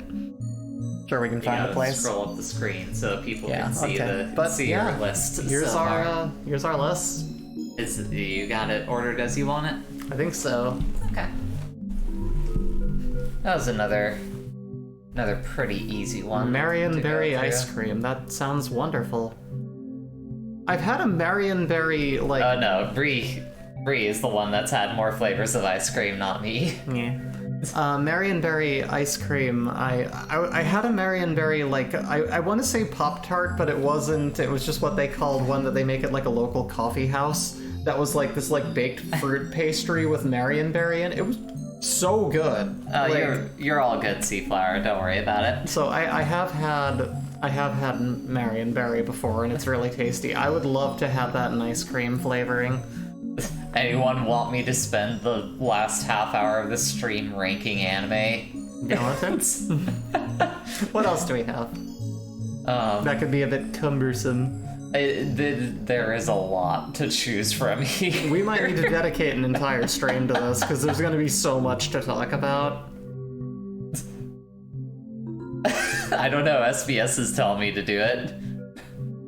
You know how long it took us to talk about albums? This is gonna... Well, here's the thing, Bree. You don't have to do the tier list for this one, because you probably haven't seen a lot of these. That's fair. Here, let's do it. You can ask me about stuff, you can communicate with chat. I'll make some tea. Oh, is what okay. I'm gonna do. Alright. I'll be right back. Alright, everyone. We're now entering the anime hour with Jay. Alright. These are gonna be anime rankings from boy. a whole bunch of fucking I'm gonna need tea. different shows. Beer. My hair looks like shit right Oh, now. hon, you look fine. Oh, sweetie. My bangs are just you're fine. You're fine. bothering me. There we go. Alright, so I'll go ahead and make this easier and also just fully maximize that. Scroll in a little bit. Alright. They're all tied for fucking last. Okay, so here's my ranks. I have literally just my top 10. S, A, B, C, D, F tier, and creator is a confirmed sex criminal tier. So I'll go ahead and take care of that bottom tier real quick here. Where is the one that I'm looking for? Because I know which one goes in there. And it's a fucking bummer, but there it is. Oshiete Galko-chan. Or at the very least, this is the one that I know for sure. That guy got caught with child pornography, so he's going down at the bottom. And also, I don't know if Rurouni Kenshin is on this list, SBS. If I see it in the process, I'll go ahead and throw it down there, but I'm not sure where that is, if it is here. Alright. Let's see. Yeah, that's right, B. We got... I have hijacked the stream, and we're now just doing a fucking anime tier list. And this list has like 600 shows in it. Monster is... as a manga series and an anime is one of the best fucking things ever made. Just in general, it's really good. I'm not going to stop listening to Heart of the Storm for that. It's fair. Fair.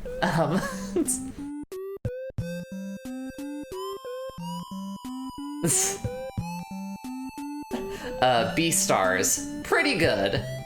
It ain't my favorite, but Beastars is a really fun show. If you want good furry anime, it's a winner. It's a good time. I recall it being really good. Yeah, it is really good. I have it up in like A tier. Yeah, for sure. I wish the ending was a little more triumphant, but it was fun. I like what they did with it. It was conceptually very nice. You may as well put Shield Hero in that bottom tier on the grounds that the author really hates women. I mean, I haven't seen it, so I don't know.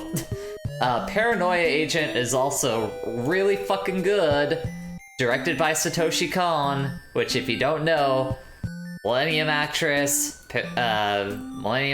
Perfect Blue, Tokyo Godfathers, Paprika? like, yeah, Paprika, another one. Like, if you never watched Paranoia Agent, you should probably watch Paranoia Agent.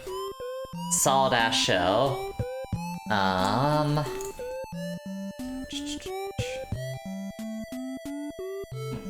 Let's see here. Trying to look for other ones at the top that I know.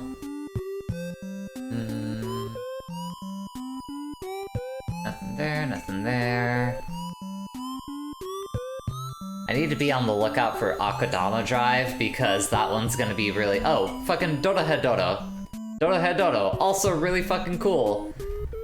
It's one of my favorite manga ever written, and the anime that came out for it on Netflix is super solid, especially for one of those shows that was really CG heavy. It turned out pretty good. Has a great voice cast, it's really fun. I love that they managed to keep it looking gritty. Sure, yeah. And fantastic cast of characters, one of my favorite casts in a series ever. Just trying to do like really truncated descriptions of everything here. What else do we got? The new Higurashi anime. The new Higurashi anime that came out a couple years ago is really fucking good. Like, if I'm being realistic with myself, it's maybe only like an A tier, probably a B tier, but it's really fucking good. It is actually a sequel to the original Higurashi anime, and if you approach it from that angle as a continuation, I think it is phenomenal and really does a lot of interesting things with that universe. Right. However, to get the most out of it, you do have to have like some experience with the original Higurashi. Which, if I find that in here, is not nearly as good as the... It looks like How to Draw Manga, the anime. There's Akudama Drive. Yo! Akudama Drive is one of the... aside from, like, Odd Taxi, is one of the best fucking things that I've seen in years. Yeah. Have you ever wanted a Danganronpa, but it's a heist anime? And it also is about how cops are essentially just killing people on the streets and just kind of get away with it because they have the label of cops, and people that they label as victim or as criminals are labeled as criminals. Akudama Drive is a really good show for you. Fucking amazing. I've audibly emoted to that show more times than I have really anything I've seen in years. It was so fucking powerful and fun and hilarious and just great. I mean, it belongs in S. Yeah, it's like at the bottom of S tier. Like, the pacing in it isn't super great. There's some times where the pacing kind of dips down, but like from a approachability standpoint, it is still just a really solid ass show. Also, that is completely fair, CJ. Yeah. The ending of that show can also come across as very depressing. But it's still really good. Yeah. Oh, can call you Flower if you want, for sure. Whichever you prefer. Is Robot Carnival on this list? I do not know. I don't think so. I feel like the majority of the stuff on this list is either older anime movies or anime TV series from like maybe the mid-90s moving forward. But yeah, Akudama Drive is really, really good. Alright, let's see here. Continuing on, Great Teacher Onizuka, I have not watched since like 2011 or something like that. It's basically the story of this like fucking like, what is the term for like biker gangs in Japan? I don't know. I've never been in one. Well, basically, it's a guy that is a part of, like, a motorcycle gang in Japan, ends up becoming, like, a substitute teacher at a school. Oh, yeah. And it's about him, like, just fucking helping out the kids in his class. That's awesome. It's super solid. Yeah, that's awesome. Has some good comedy in it from what I remember, but it's like a solid B tier. Like, maybe top of C, bottom of B, something like that. No Wicked City? Probably not. When I was glancing over this, I don't remember, like, running into it. Yo, where do you put Hunter x Hunter? Because they're like right there. Well, that is the old Hunter x Hunter series. They actually have the newer one a few rows down. Which, let me find that one. Yeah, there's the new Hunter x Hunter, and that is up in literally just my top 10. Wow. The 2011 Hunter x Hunter is probably the best, like, just long-running shonen show that has ever aired. Just in general. Like, it has such fucking good world building. The entire cast is really good. The story and philosophy behind it is all, like, way more in depth and deep than you would expect from a shonen series. Like, something that is literally meant for, like, teenage boys. Like, the ideas that it delves into are not the things that you would expect from that kind of series. I was engrossed in that, like, all the way through it. It is so good. It is one of those ones where, like, I definitely recommend it to everyone, but, like, it is a hard recommend because at the end of the day, it is still, like, 150 episodes long, so it's hard to recommend on those grounds, but, like, it's still really good. It's so good. Like, to summarize how my, like, the upper echelon of my ranking is, literally just my top 10 is stuff that I would recommend to my friends and, like, people that are a little bit closer to me. S tier is stuff that I would say, like, yeah, I would just recommend it to anyone. Like, this is just a good television show. Go watch this. It's really solid.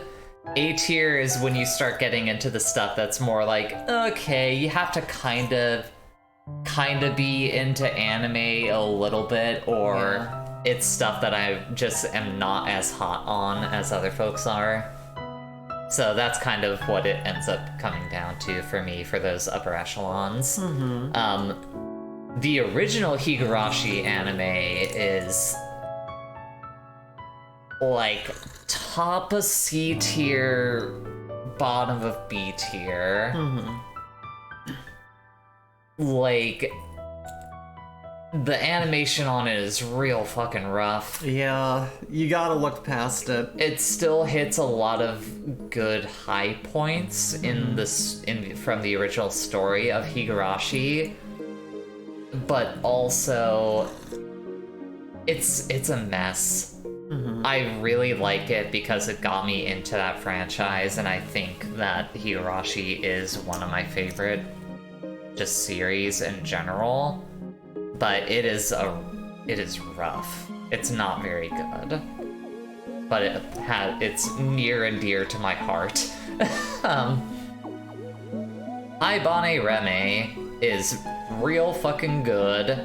It is by the team that did Serial Experiments Lane. It is basically about people being stuck in purgatory, and it's kind of just following these characters and figuring out where they go after they die. Do they pass on and become like an angel or something like that, or do they just kind of become this, like, essentially vengeful spirit? Soul Bearer, right now. Huh? It's just kind of like that Soul Bearer game, right? I don't know what you're talking about. Like sending souls on to wherever they need to go.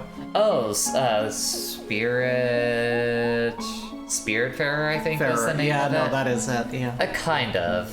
Not quite. I don't think you're remembering that game quite right, but I might not be. I never actually played it. I watched you play it. It's really good. Righto. And it's another one of those, like, short 13 episodes. You get through it and you're done. Yo. Perfect. Sounds cool. I like the premise. Dino Coil is a show that I have had hyped that I've seen hyped up a lot on the internet, and I think I watched it and at least got halfway through the series. It just did not click with me.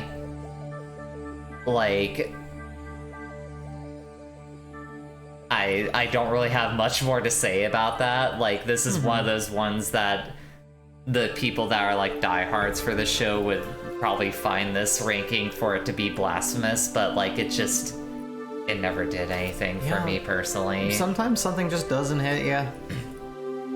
Doesn't have that little spark and I kind of feel bad about it because I can see the interesting elements in it. And I can imagine it being a more interesting show, but it just doesn't really ever flip the switch and become a more interesting show for me. You only got Ippo. You got Hajime no Ippo. Oh yeah, Hajime no Ippo. It ain't in my top 10, but Hajime no Ippo is really fucking good. I never cared about boxing, and I love that anime. It is an incredible journey of a person, deciding that they want to do a thing and just growing, and it feels so good to be along the ride for it. But it is also another one of those very long-running shonen things where you have to tell someone and be okay, I know that this show is 120 episodes long. I promise you it's going to be worth it. Yeah. Please sit down and watch it. As someone with zero interest in physical sports, I still think about that anime to this day. Yeah.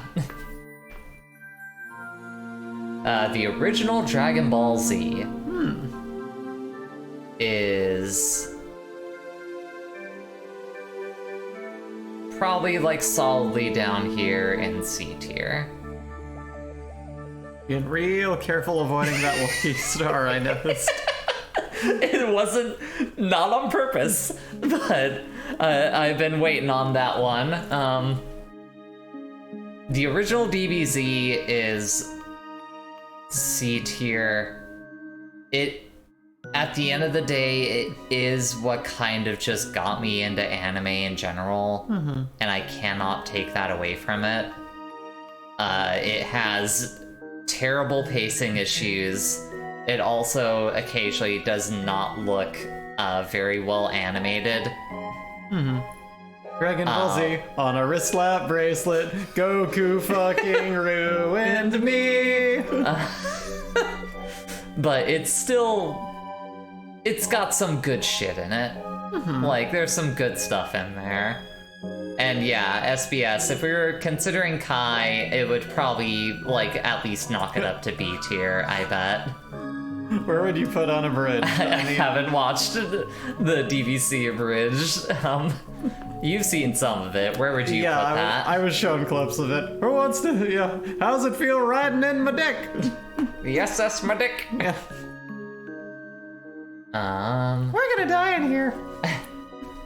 Wow, I can't believe every single one of them kicked you in the dick. I love it. Baccano is really good. It's a real good anime. Haven't seen that one. It's one that I really need to show to you at some point. Fucking solid ass, you want to talk about one of those anime that is very much influenced by Western media. It is definitely that. It is set in the United States during the fucking Great Depression,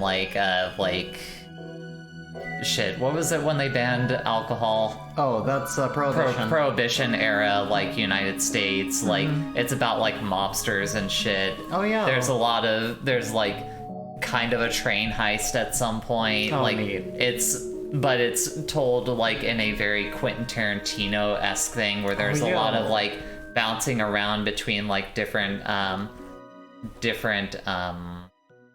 it's a non-linear story where it's going from okay, so we're in this event right now, and then in the next scene we're in something that happened 2 years ago. That sounds really cool, actually. It's very, very good.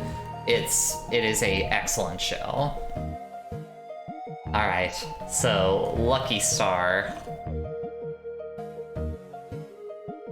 Lucky Star is a solid B tier. Is that one of the ones you showed me that just did not click with me at all? No, I did not show you Lucky Star. Like, at most, I think maybe one of the times that we hung out with B when we visited LA, maybe we watched like an episode of it or something like that. I feel like I was shown some small portion of it and it just kind of... But yeah, this... one of those, like, very irreverent, like, slice of life shows about, like, just 4 girls hanging out, shooting the shit. At one point, Aya Hirano sings Chala Hechala, and it's pretty fucking good. It's my go-to version of Chala Hechala. It's pretty funny. Minoru Shirashi is one of my favorite characters from a comedy anime. He basically Minoru Shirashi is like an anime voice actor. Oh, right. He basically just plays himself, and he's like a patsy to like this character that's supposed to be an idol in the universe of the show, and it's a really, really funny part of that show. Like, there's good shit in Lucky Star. It's not my favorite, but there's some pretty good stuff in Lucky Star. Righto. Let's see.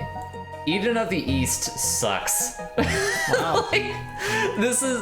Eden of the East was a show directed by the guy who did Ghost in the Shell Standalone Complex, and they were really hyping this up because it was like the first original anime that dude got to work on. So they're like, oh man, ooh, new thing from Standalone Complex guy, this shit is gonna be dope. And whenever I got around to watching that show, it was mid at best. Like, it was not very good. The story wasn't super interesting. The characters were kind of boring. Very, very sleepy show that did not engage me in the slightest. I could not tell you a lick of anything about the plot of it. Oh, wow. So it's not a great show. Summer Wars. Directed by, I'm forgetting the guy's name. He did Girl Who Leapt Through Time, the Digimon movie that everyone loved back in the day. There's a specific One Piece movie that he directed that's really good. Summer Wars is fine. Like, it's okay. Yeah. It's about, like, there's this like weird like social network that like is like super technological, and like it gets hacked. It's basically that first Digimon movie, except the guy just kind of rebranded everything, so instead it's like his own ideas. Oh, neat. I said, oh, neat. Yeah, it's all right. It is a solid movie. Yeah. Nothing too special about it. Yeah, it sounds like. Wish I had more to offer. I haven't seen many of these. Oh no, it's okay. Cowboy Bebop. I mean, here's one that you can speak to. Cowboy Bebop is a very good show. It is. It's really, really good. It's not literally in my top 10, but it is probably one of the best shows ever made. It is incredibly good. It's really, really good. Everyone at home, you probably know Cowboy Bebop is a good show. You don't need me to tell you that. But if you don't know, we recommend watching a little anime called Cowboy Bebop. It's a good show. Where's your ranking for Now and Then, Here and There? Fuck. I remember it being pretty good, but it is like a very depressing show. I don't think it's on this list, but if it is, it'd probably be in like A tier. Like, what?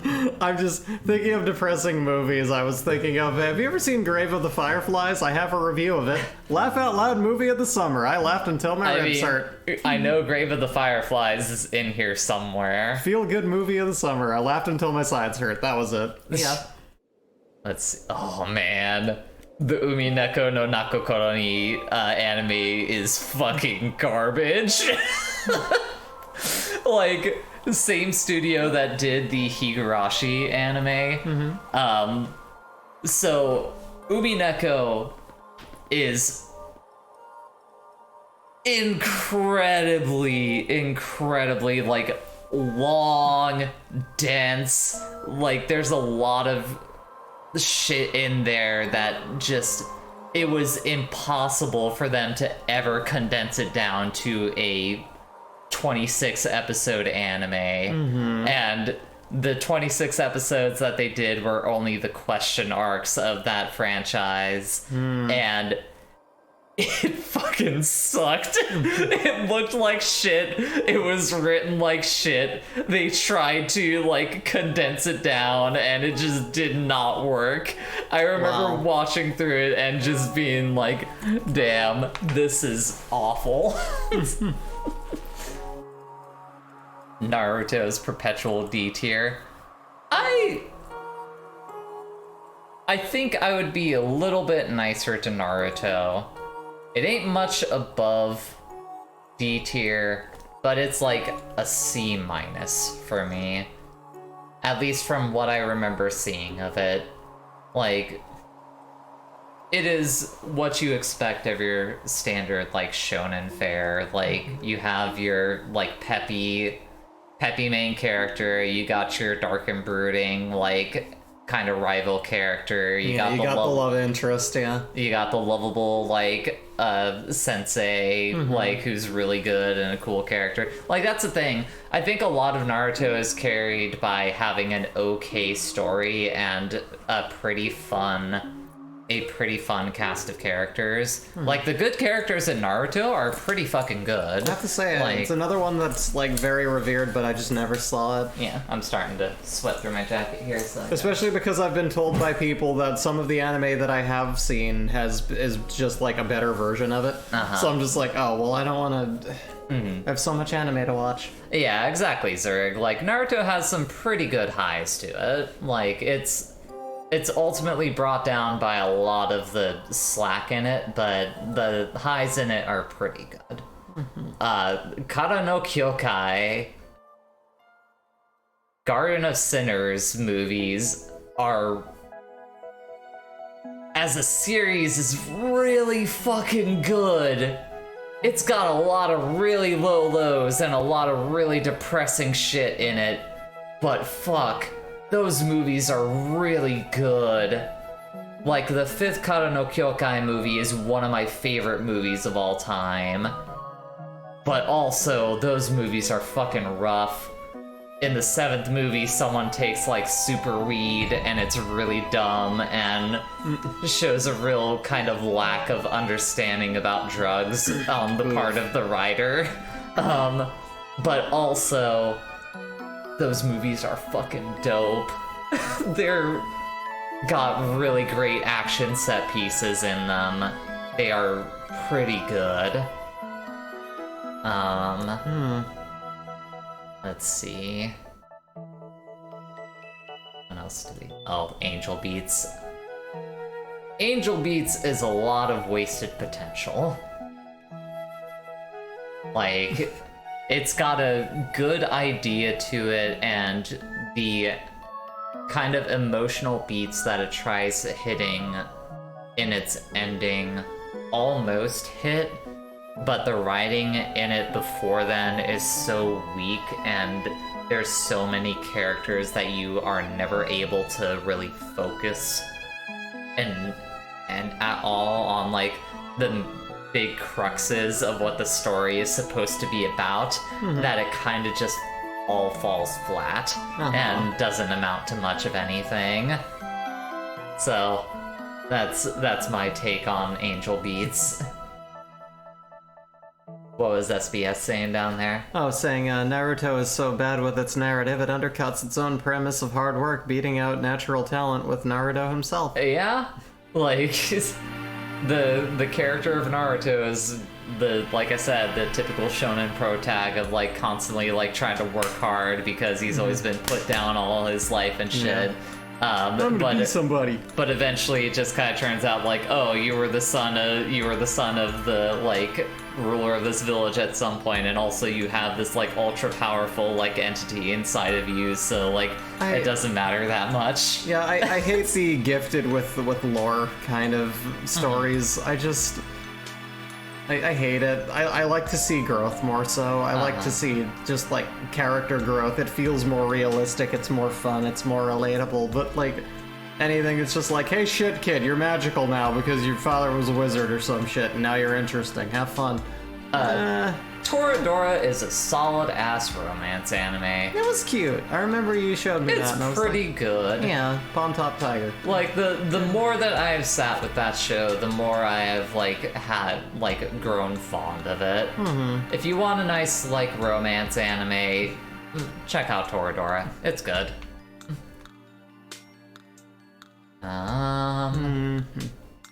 Alright, I think... I want to say I've gone through everything in those rows that I'm aware of, so let's continue moving downward. Taisho Baseball Girls. I remember almost literally nothing about this show, which means it was probably, like, at the bottom of C tier. Like, something like there. Where would you put Black Lagoon? That was down there in the same kind of area. Oh, was it? Black Lagoon is real fucking solid. Yeah. I liked it. But the thing is, I think Black Lagoon is tough. Like, it's really good. Mm-hmm. But I think the more that I've sat with that show, the less it is, like, stuck with me as, like, an amazing show. It's got some really fucking good things in it, but I don't know if it altogether still, like, holds up as, like, one that I would say is, like, S tier. It is one of those anime of its time that, for me, I think, like, kind of fit within that. Like, yeah, this wasn't God tier compared to what we've seen, but, like, it was still pretty solid, and I really did enjoy it. Yeah, it's like top of A. Yeah. It's really good. Also, hey Beryl, welcome to the stream. Hey, welcome. I say, wow, that's a lot of anime. It's a lot of anime. I am working through it to the best of my ability. Thankfully, Jay has not seen every one of these, so that will speed this up a lot. It makes it a little bit easier for me. The Girl Who Leapt Through Time is probably the best movie that this guy has directed. The Summer Wars guy ever directed. It's still not my favorite thing. It's probably, like, around there. But it is a solid-ass movie that I feel like I can recommend to basically everyone. Yeah, exactly. Like, this was, like, Zoe's go-to, like, damn, that character, yeah, that's me. Like, the main character of that anime. Yeah. I don't think Record of Lotus War is in this pile, SBS. If it is, I do not recognize it in here. Whatever thumbnail they choose for it. Princess Jellyfish is a solid-ass S. That's, like, up around, like, there, I think. Yeah. Like, good... This pile is a trash... Listen, SBS, we're working with an anime tier list here. It was always going to be. It is always going to be kind of a trash pile. It's just how much of a trash pile are we dealing with? But Princess Jellyfish, good-ass anime. A lot of good female characters in there. Like, I mean, just a whole strong, like, female cast without coming across as... It's a little bit girl bossy, but I think in a tolerable way. Yeah. That makes sense, and it doesn't feel like it's kind of like talking down to women so much. So it's extremely good. Like, that show is thankfully saved by coming out before, like, the whole girl boss as an epidemic. My little sister can't possibly be this cute as fucking garbage. It's not a good show. No one should ever watch this. I do not understand how this show was ever popular among anime watching crowds. I mean, I do understand how it was, but I don't want to think about it. But that show sucks. The premise itself sounds horrible. Oh, there's one that I missed earlier. Oh, Keep yeah. Your Hands Off Eoghan is really good. It was really good. God save not saying Among Us. Yeah, Eoghan is a really fucking good show. I never finished it just because it didn't hit me strong enough to have like the drive to finish it off, but it's real good. Yeah. It's next to Devilman Crybaby, it is probably one of the best things that Yuasa ever worked on. It is really, really good. There's this... Sass, you're here just in time. Hey. It's time for the anime block. Maybe I should invite Sass on. Do you want to like take a break? Yeah, sure. Sass, here, take my place here.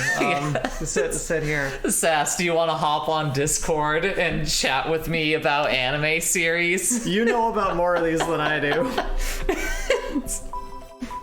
Like, I'm a very, like, I watched a lot of, like, classic anime, and Jay's shown me a lot of the god tier stuff, but a lot of the mid-tier, more recent stuff, I'm just not knowledgeable on. I mean, it's okay if you're not in a place to hop on Discord right now, I don't see it, though. I'll be half asleep, but sure. I mean, you'd be like me, then. Sure, hop on. I'm gonna eat some trail mix. I'll be back. Let me start a voice call with her. Let me also make sure that my voice settings are all good. Output device, Steinberg. Hello. Hello. Okay, I can hear you. Welcome to the stream, Half Asleep Yeti. Thank you for joining me on this expedition. Alright, so... Let me go ahead, or no, you have the list in front of you watching this on Twitch. So this is my tier list so far of anime. How's it looking to you? Okay. S tier we got. I gotta be honest, I haven't seen Haibani Renmei yet. It's pretty good. It's a solid show. Let me move the stream deck a little bit. Alright, and move the mic around. Also, you have to check out the archive to see the tier list that you sent me, but we did go through all those. Oh, good. I'm sure you recognized all the movies. Yep, every single one of them. Alright.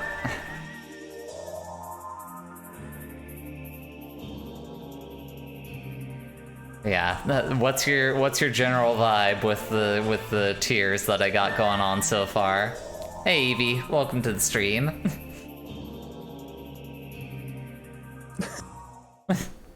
Oops. Yeah, yes, Sass. So is Kenshin, and then where do we put One Piece? Because that's where the creator is defender of confirmed sex. Oh, I didn't hear about that. That's a bummer. Well, he's good friends with the author of Oh, Oda, come on, man. Put My Little Sister Can't Be This Cute a tier lower. I mean, from what I understand, that dude isn't actually a confirmed sex criminal. I wouldn't doubt it. However, just if we're being... the Umineko animes on F tier. Is that just because it's a bad adaptation? It's a bad show too. It's not very good.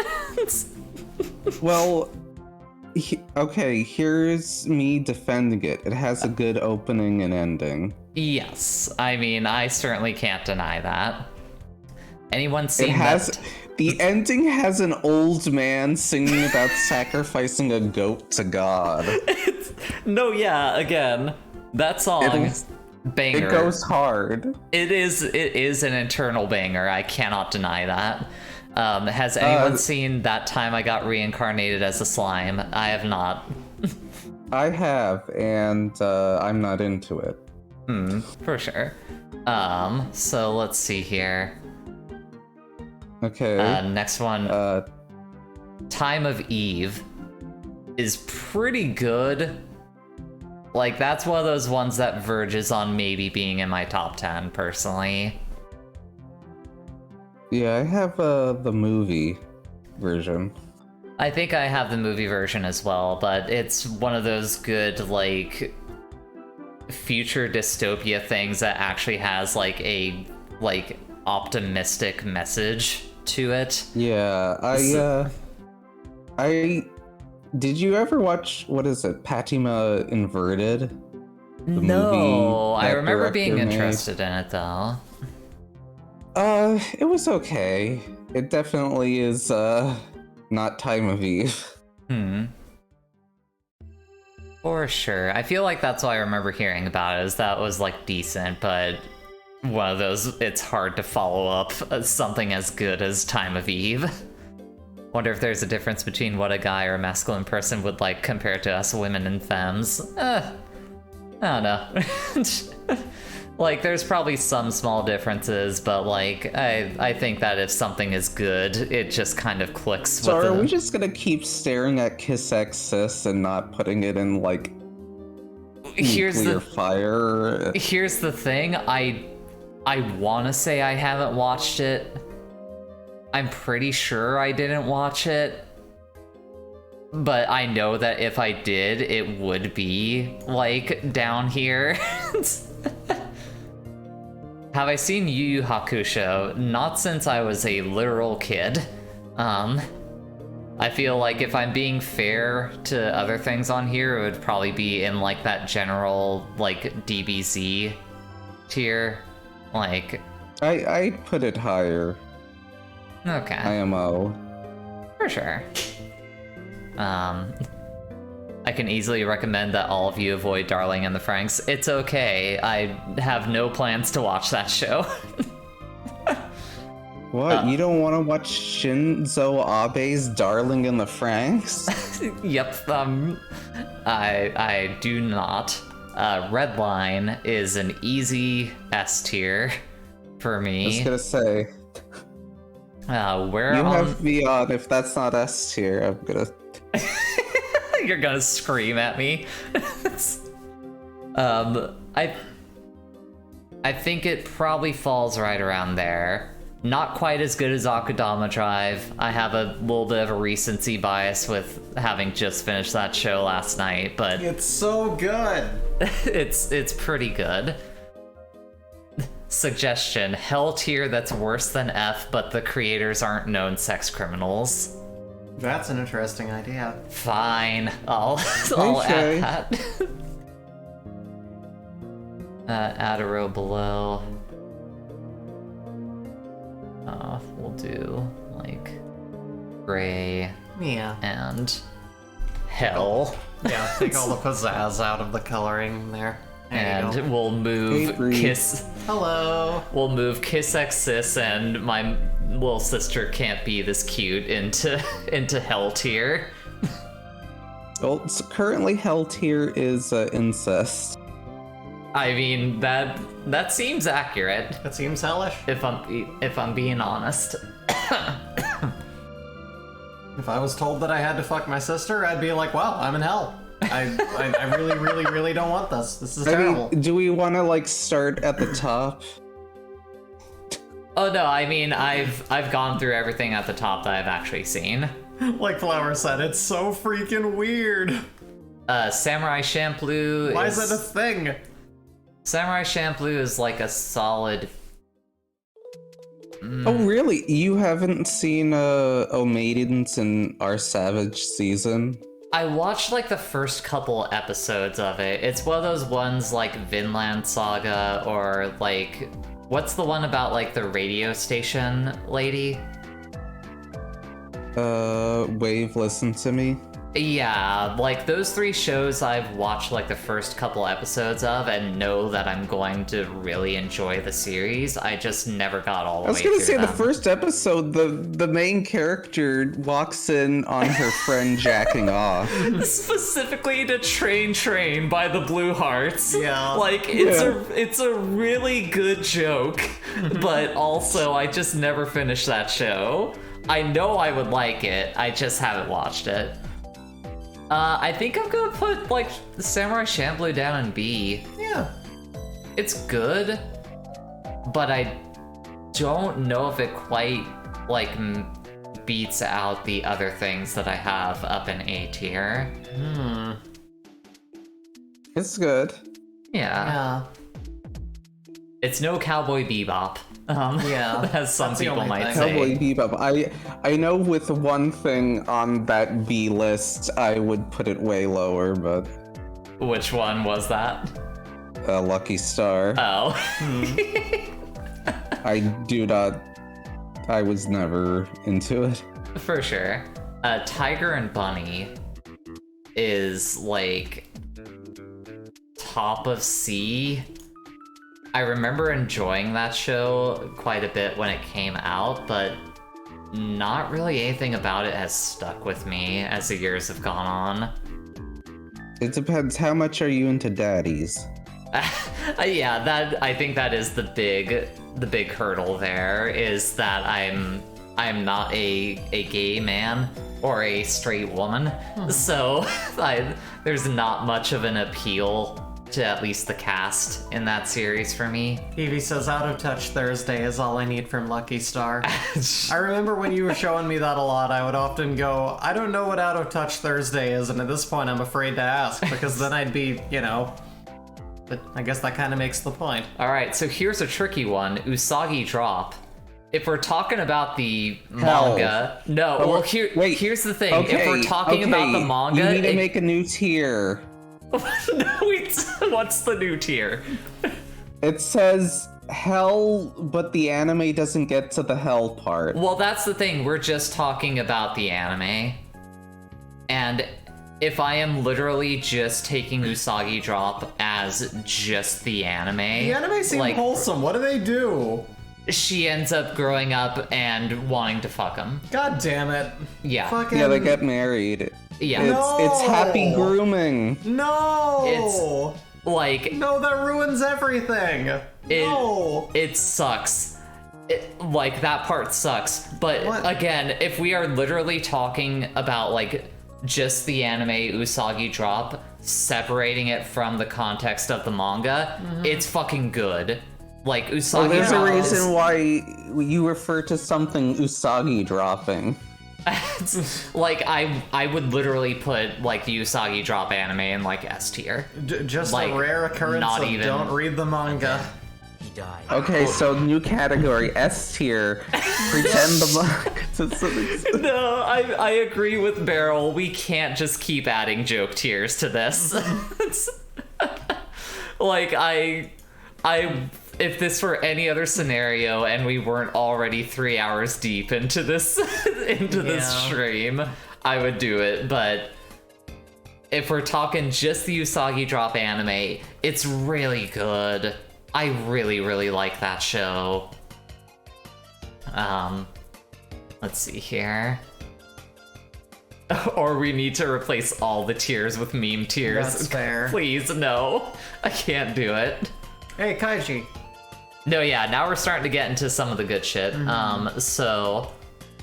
Wait, here... you just skipped a bunch of anime. What do you mean? Oh, wait, there's Shogakugan no Shana. Where are you ranking that? Alright. How about Zammed? Mowaru... You just passed Zammed. I haven't seen Zammed. Mowaru Penguin Drum is literally my favorite anime of all time. Full stop. Number one with a bullet is Penguin Drum. We have art of it, we have a plush of it, we have figurines of it, we have a lot of Penguin Drum. Yes. It's really good. I really hope somebody gets the movie. No, yeah, same here. I am very interested to see whatever that movie is. I mean, here's the thing, like I said, going through like the top chunk of this list here, I have not seen any of these. Like, just at all. Let me see, what's at this top? At the very top? The only one that I know you're gonna give me shit for is that I haven't seen Promare. Yeah. Yeah, I'll probably give you shit for that. Let me see. You haven't seen Doro? No. I don't really have a super strong interest in watching that one. I'm sure it's probably fine, but... Let's see, blah, blah, blah. Oh, is that, Shigarui? Yes. Death Force? I think that's like the new one that came out. Oh, right! They did do that, didn't they? I haven't seen Casserole Sins. I want to watch that at some point, but I haven't had the chance to see it yet. Definitely, I like Brand New Animal. Brand New Animal's great. It's like, what if more Akko, but as a furry? Well, that's the thing. I don't know. Maybe it's because I play in VR chat as characters from Brand. Yeah. It's good. It's got that Little Witch Academia vibe. It's Trigger doing what Trigger does, and I like that. Here's the thing for me. I didn't really like I watched like the first few episodes of the Little Witch Academia like show proper. And I loved that show. And it did not click with me. It didn't. I thought it was fine. You didn't enjoy it. And thus, it made me sad. And thus I saw Brand New Animal and was like, it's another thing by that guy. It's probably fine. That ends up being my big fault, is like when it comes to shows that I get the immediate vibe of like, yeah, this is probably fine, I tend to just skip over it. Let's see. Nana. That's Gare Zero? Yes, it is. I can understand not seeing Macross Frontier because you have to be pirating anime and also into Macross. Watch Glepnir and see how they make even more Oh, disturbing. Wait, you haven't seen Mononoke? No, that's one that's on my list, but I haven't gotten around to. Like, trust me, I know I should watch Mononoke, I just have not watched it. Looking at this list, how does Burn the Witch make it on the list? Just a 3-episode teaser for it out. I mean, I think I watched the first episode of it and it was very much like... It's the Bleach guy, so no. I watched it and I was I read the manga version, and I was like, yep, this sure is the Bleach guy. He can draw art. Isn't that cool? I haven't seen it. Yeah, that's generally the same vibe I had of it. Is like, damn, this has a good style to it. I sure wish it had substance. You haven't seen Slayers? Nope. I assume. No, the list in general, not your list. Oh man, Requiem from a Phantom. Have you seen that Generabuchi class? No, I have not. Like, literally everything before this one. Oh, you haven't seen Shiki? Oh wait, where's Shiki on here? Right, the third one. Next to Yu-Gi-Oh! GX and is that Neon Shiki? Genesis Evangelion. You haven't seen that one either? Oh, I forgot about Evangelion. So Shiki... Shiki is... Shiki is like B. Like I remember there being... Shiki at best. I remember there being some pretty good moments in it, but... I would personally, that is my favorite horror anime. For sure. Like, I remember there being good moments, but it did not stick with me super strongly, is the way that I would describe it. Like, I know it's one of those ones that I remember it ends real strong. It's a slow burn horror anime. Yeah. And it also stars Gak as a castle. I didn't know about shooter. that part. Neon Genesis Evangelion is like... SBS says, I wish I could forget about Evangelion. I'm gonna put the original Evangelion series in C tier. Mm-hmm. If I'm being real about it. Now you're gonna have all the hate mail. That's fine. Everyone burn down the city. If we're talking about End of Evangelion, that's like S tier, one of my favorite things. If we're talking about like the original Evangelion TV series, I think it's fine. I think it was neat. I know it was a rushed ending by how it was produced, but it fell on that like this was a dream. I know it wasn't a dream, but it was like it's the same thing as it was a dream ending, where it's just like this was all just a conceptual concept of a boy deciding to just stop being shitty and aimless. I like Barrel's. I like Barrel's idea of a new meme tier, strong fash vibes, but very popular. Okay, so. You know, SBS, a friend of mine from like many years ago, like when I was a kid, someone I grew up around, like really loved that manga, and I was just kind of flipping through it going, yeah, war, robots, ooh, titties, war, robots, and then I never really got into it. You haven't seen Vampire Hunter D? I've maybe seen it when I was like young, but I do not remember enough about it to feel confident about where I would put it. Kaiji Which one? I think the original. Because Bloodlust is freaking great. That's for like sure. Amazing. Kaiji's our boy. Hit the button. What? you want me to hit the Zawa button? Hit the Zawas. Hit that Zawa. There you go. We're fans. Nothing wrong with liking war robots and titties. There isn't. Yeah. There's nothing wrong with that at all. But no, yeah, like Kaiji is an easy top 10 for me, without a doubt.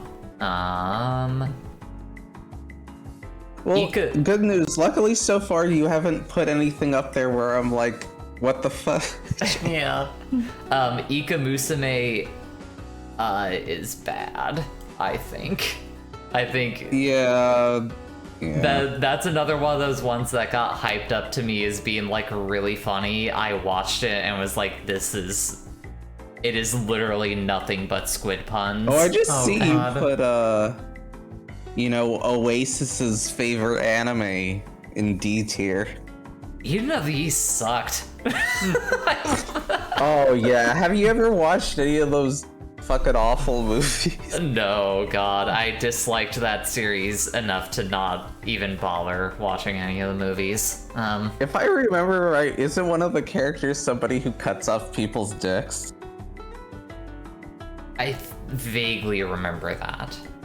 Like, that sounds it's right. Like, what was his name? I believe she uses like a wine cutter, like a guillotine. Oh, no. Oof.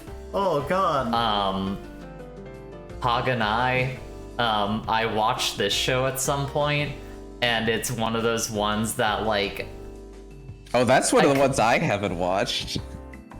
It's not good, but at the time I almost saw an appeal to it in the like It's Always Sunny type of way of like all these characters are fucking awful and that's kind of the appeal of it, but it's still not good. So like it's down in D tier. It's not quite F, but it's definitely D tier. Let's see here. What else do we got? What else do we see? Oh, I've seen Mirai Neki, which fucking sucks. You haven't seen Claymore? No, never watched Claymore. Oh, Beryl asks, have you seen not watched Zoe Demon Girl Proof Next Door? Claymore? It's very cute. I haven't, unfortunately. I don't think I watched Demon Girl Next Door. I don't believe. So you haven't seen Triple X Holic? No. I read the manga, but I never watched How come you haven't seen PSN exclusive anime Zammed? Because I don't want to watch Zammed. It's not good. Oh, Daily Lives of High School Boys. Have you not seen that? I haven't. That's one that I know I should watch. Like, you want to talk about, like, good comedy, that is definitely up there for me. Alright, SBS requesting the Kill la Kill placement and where that goes. Let me find that real quick here. He says, hate to say it, but Kill la Kill lands in D tier, possibly F. Really wasn't a fan of the visual sex jokes. Let me go ahead and see if I could find Kill la Kill. Where the hell was that? I enjoyed it.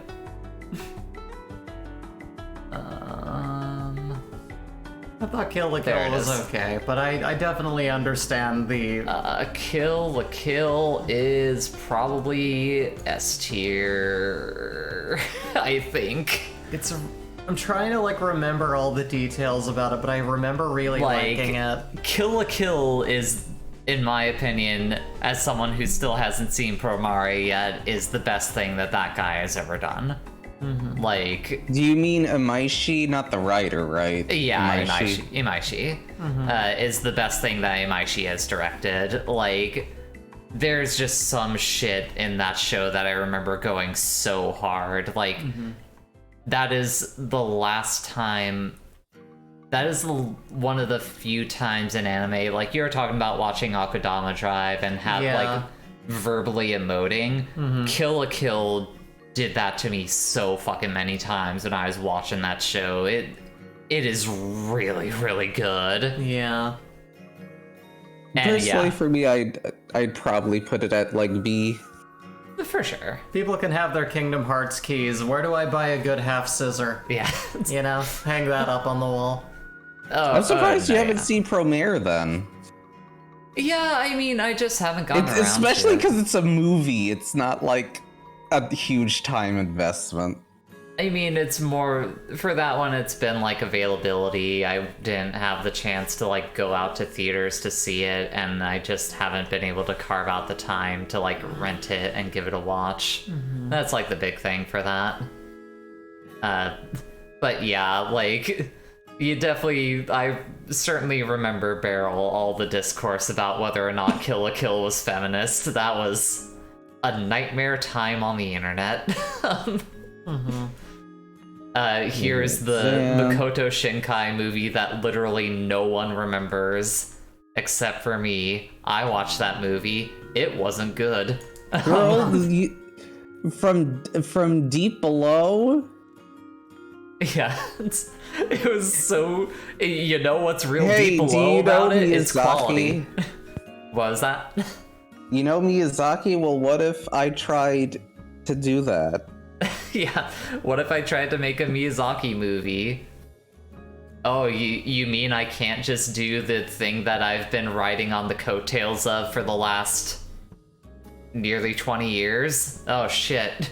SecretbossSauce says, I'm really curious where Dr. Stone would land for you two if you saw it. It changes pro tags really early on. Oh, how come you're skipping over High School DxD? Because I've never watched that show, and I am never gonna watch that fucking show. Here's your Eureka 7. It's like a D tier for me. I remember watching that on Adult Swim and like... yeah, I like... You watched it on Adult Swim, though, to be fair. That makes anything worse. No, like... Eureka 7 is just not very interesting to me. What's High School DMV? asked SBS. Yeah, the High School DMV. Wolf Children. That's like... I'd say D. I don't know if it's quite that bad, but it's definitely at the bottom of C tier. It's definitely, this person has a weird mom complex. Yeah. Because this mom never really breaks down and is like some sort of weird super mom. Yeah. Shinsekai no Yori from the New World is one of the best shows ever made. I was gonna say, besides Shiki, that is also probably the best horror. Oh, that is without a doubt. I would put like From the New World as the best horror anime that has ever been made. It is so fucking good, and I remember parts later on in that show where I was like on the edge of my seat, like terrified of whatever was going to happen next. It is. All I can say so is good. justice for Squealer. Squealer did nothing wrong. Let's see here. My Little Monster. I watched that at some point. It was certainly a middling shoujo romance anime. Yeah, I think that's why I didn't watch it. Nothing to write home about, huh? No, nothing at all Yikes. for that one. Let's see here, what else we got? Yeah, Jay keeps passing Upote, and all I can think of is the Fast Karate episode talking about. I forgot that they ever even talked about that show, if I'm being honest. Bleach is... Let's see, we got Natsumi's Book of Friends. Bleach is like... Have you ever read the ending arc to Bleach? No, I've heard about it. It sounds fucking insane. Yeah, they're adapting it, and I'm just laughing because that entire arc is fucking nonsense. Yeah. Like... I hear at a point Bleach becomes blech. You remove the Well, A. like, I mean, Bree, the final you make villain a joke, is like, but you're I can right. do this. Oh, you thought I could do that? I can do this. Here's the thing, I really like the characters in Bleach. I really like the art in Bleach. I think that, like, the first couple of arcs of that show are really strong. But yeah, it does fucking drop off super hard. I think that's why it's, like, firmly at the bottom of C tier. SBS says, don't think any woman gets away being prominent. That sucks. Yeah. First 50 episodes of Bleach was really good, yeah. Binbo Gami. I know I've watched, like, a few episodes of that show and thought it was fine. It's probably, like, bottom of C tier also. Oh, yeah, that weird, like, jokey show. I totally forgot that existed. Bleach stops becoming a good show and starts feeling like you're drinking bleach. But that's a hell of a description. Psychopaths. This is going to be of Giant just Guru. this is just the first season of Psychopaths. I never watched the second season where apparently it gets pretty shitty. I think Well, that first season of Psychopaths. You know what happens, right? I don't. Well, You don't have to describe. The first season is written by Gener Urobuchi, and the second season is written by the Marduk Scramble guy. Yeah. Well, that's the thing I was gonna say, is that I think that first season of Psychopaths is, like, my favorite thing that Gen Urobuchi has been involved in, personally. Like, it's probably, like, top of A tier, I think. Oh, right, you haven't watched Puppets, have you? I haven't, no. That is the best thing Garrett Urobuchi has made. Is Madoka on the list anywhere? I know it's in this tier list somewhere, and people are gonna be probably very disappointed by where I have Madoka whenever I place it.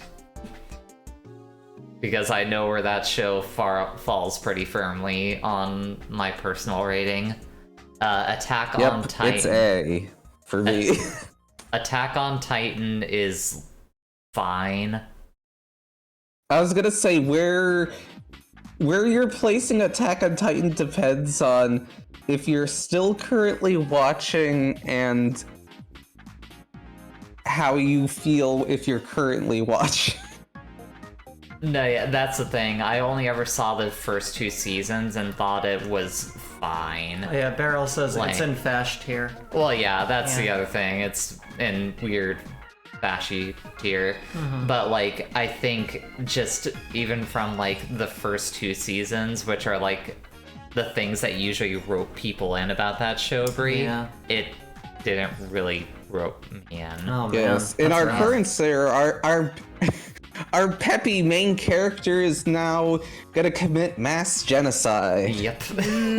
Everyone loves mass genocide. Yeah, not up my alley. Let me see. What else do we got here? You're not gonna rate To Love Ru?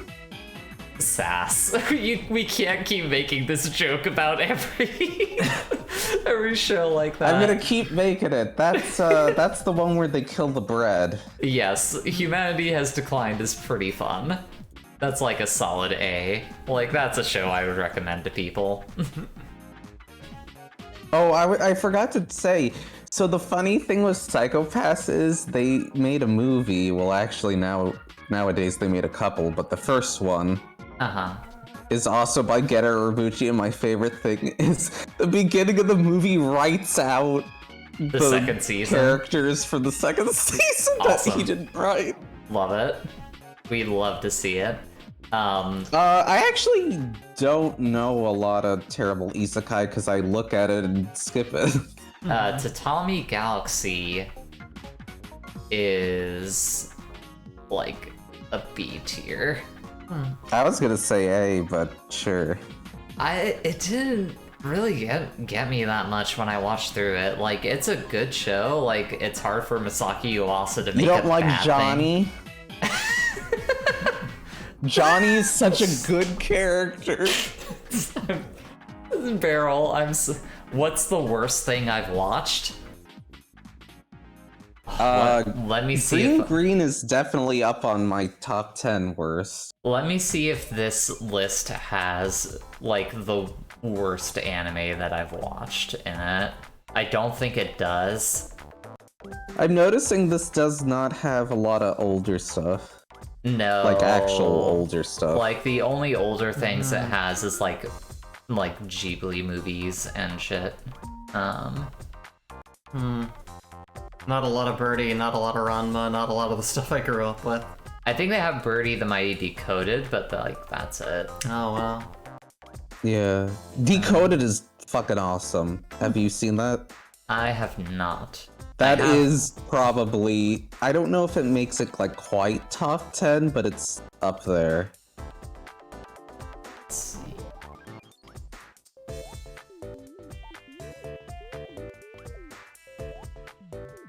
I have a feeling this list doesn't have Heaven's Lost Property on it, which would be like the absolute bottom of the barrel. Like, oh, this is recent enough that it has to be on there somewhere. I don't know. That's like a popular enough.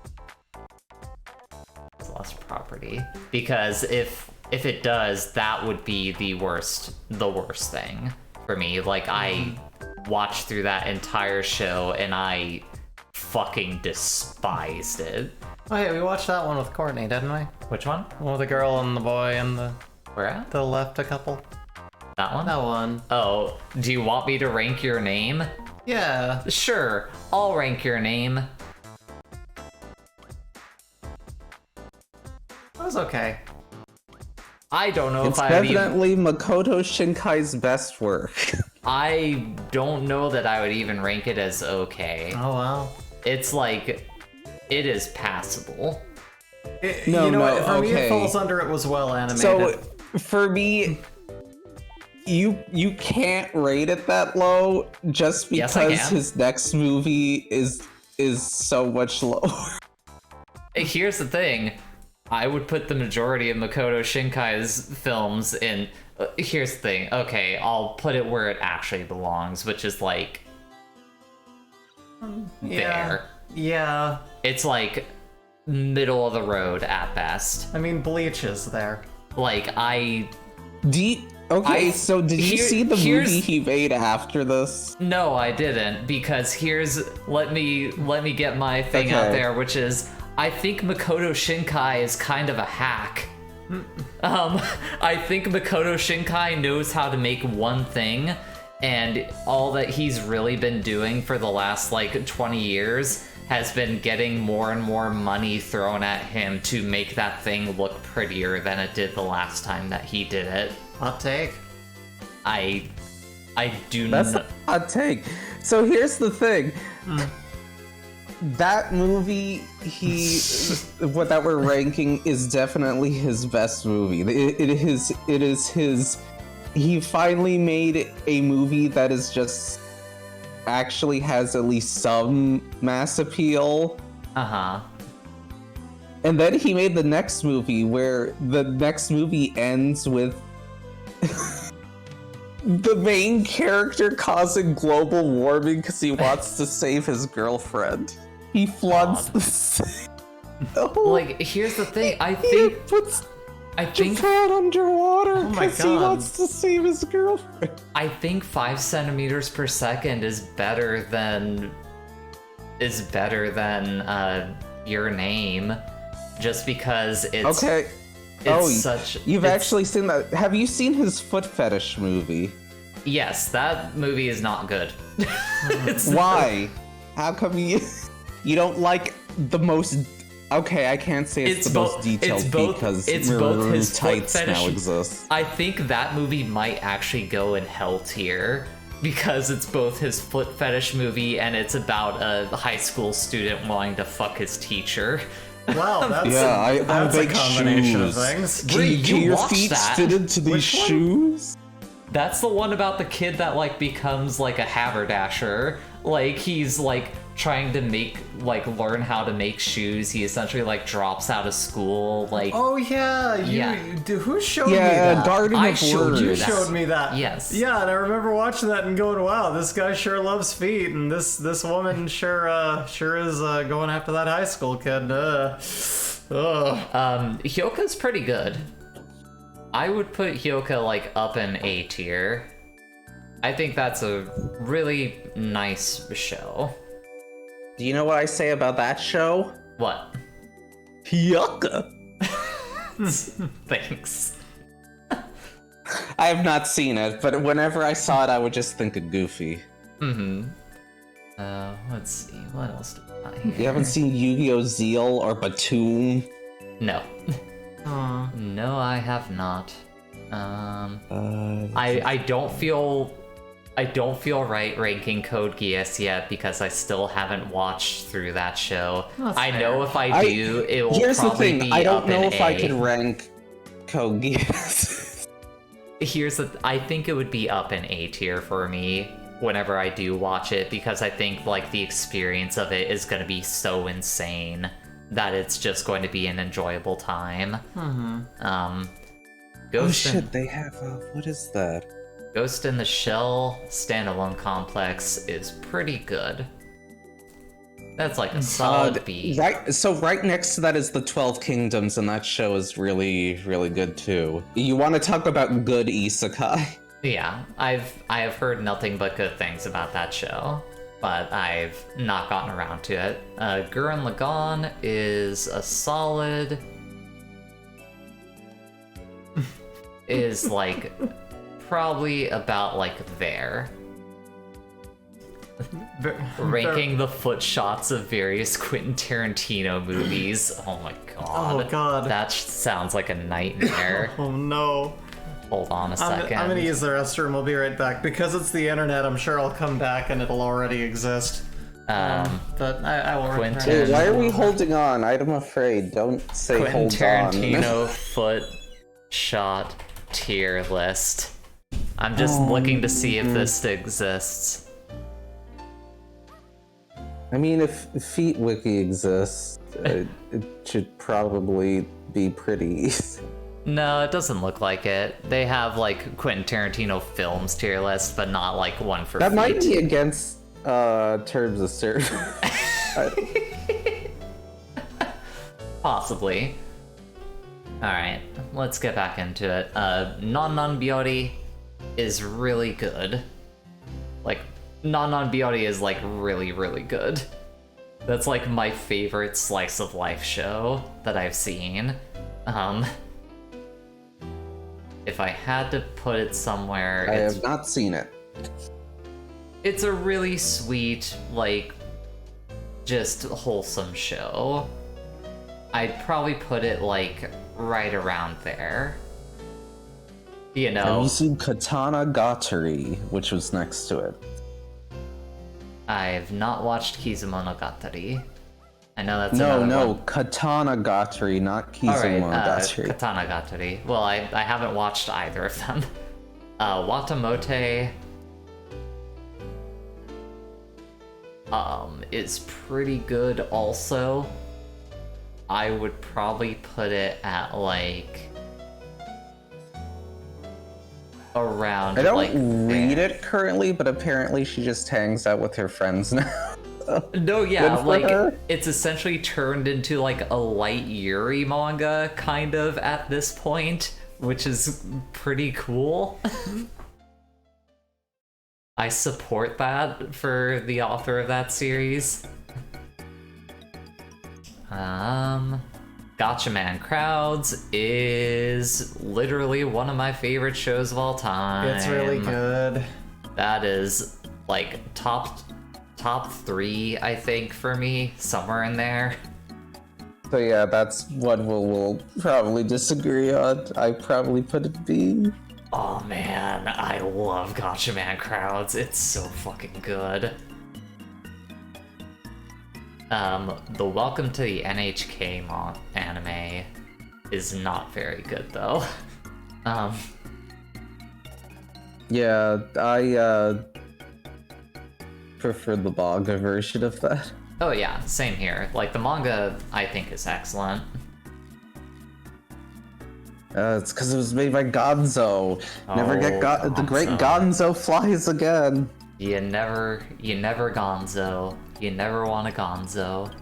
Michiko and Hachin is another easy top 10. Oh, there's Madoka. Are you like skipping it? No, my eyes just gravitated towards Michiko and Hachin, which is like easy top 10 for me. I fucking love that show so much. Yeah, that's a good show. Good opening. Where's Madoka? Where can I pull the trigger on that? Okay, there it is.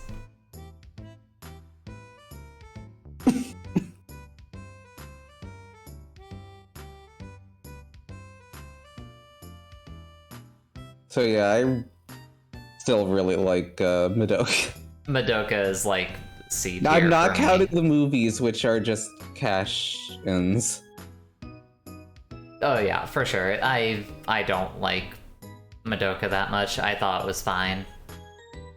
I had very middling response to that when I watched through it. Mm-hmm.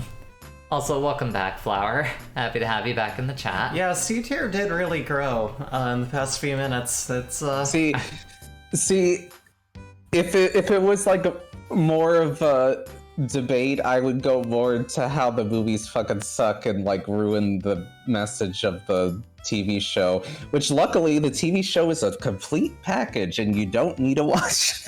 Exactly. Let's see. Never watched the Danganronpa anime. Nope. Did you watch Danganronpa 3? Yes. I kind of like that show. I know there's that one kind of gets a lot of flack from people, but I personally... I don't even know. What is that anime you currently have? That's Arakawa Under the Bridge. It's a show. Oh, that show. Yeah, I skipped it. Yeah, it's whatever. it's definitely in D.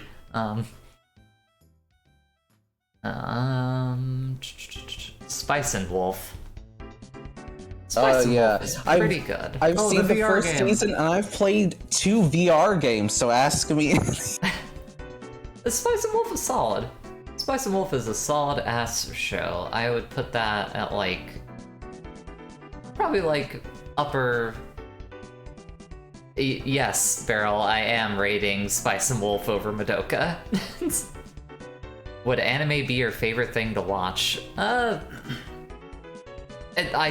don't know if I necessarily classify it as my favorite thing to watch. It's more that I just like cartoons in general.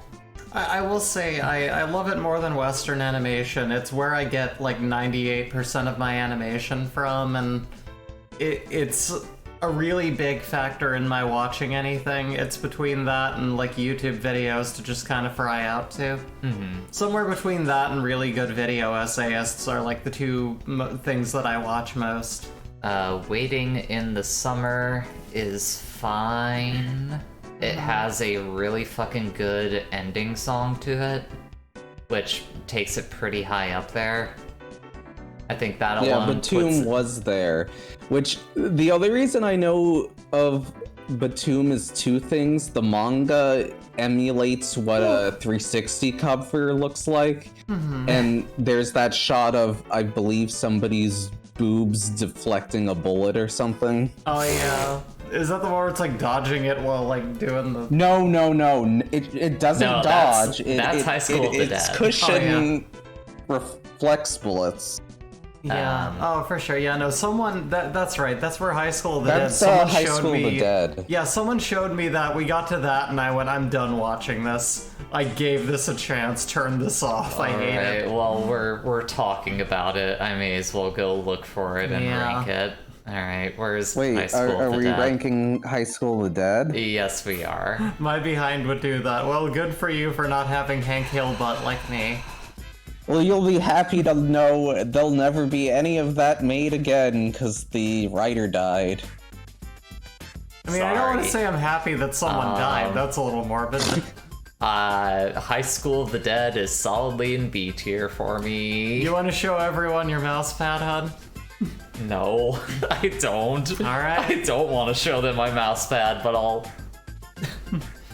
Wait, okay, show us your mouse pad. Bree's selling you out. Oh!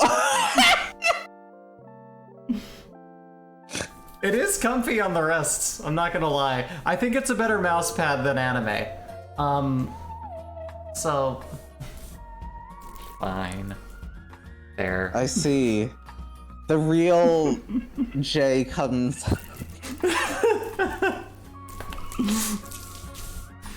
I have to ask, where did you even get that?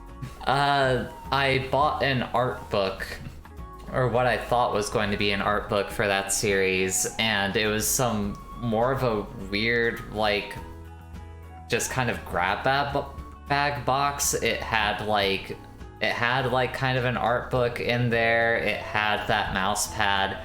That mouse pad is not the worst thing that was in there. One of them was like this weird, like, I think it was supposed to be like a keychain, like, thing for it. And it was like... God, that's so fucked up. No, if you allow me to finish explaining, you'll find out. That's the joke. It was like a laminated, like, photo of one of the girls, like, in a similar pose to the mouse pad. And, inside of the lamination, there was a white liquid that would get moved around when you moved the little keychain thing around. Goodness. Imagine having that on your keys and pulling that out and being like... Yeah, that's why I threw that one away immediately, because that's fucking disgusting. I got rid of that one. That was a step too far for me. Was this like an online blind box, or were you like it was at a Anime Expo one year. Oh, we're being too unwholesome for Zerg. I'm sorry, Zerg. But as for the show itself, I had fun with it. I think that shot of the boobs like bullet timing the bullet is one of the funniest that's fucking anime things. Original. That's all the director. No, yeah, that's what I'm saying, is like, I think that director had a fucking blast probably making that show, and it shows in the fun that I had with it. He went on to direct Attack on Titan and other crappy shows. Yep. It's okay, I love her anyway. Alright, and now for something that's actually a good show, which is Tokyo Ghoul. Ergo which is like... Proxy, am I right? Tokyo Ghoul. That's like firmly an A tier. Tokyo Ghoul is you like it because it reminds you of Toki Ghoul. Nope. Nope. Absolutely not. What else do we got here? I know that I watched this show that I'm dragging here, but I can remember almost literally nothing about it, so it's gonna go in like D tier. That seems to be where D goes. Like there.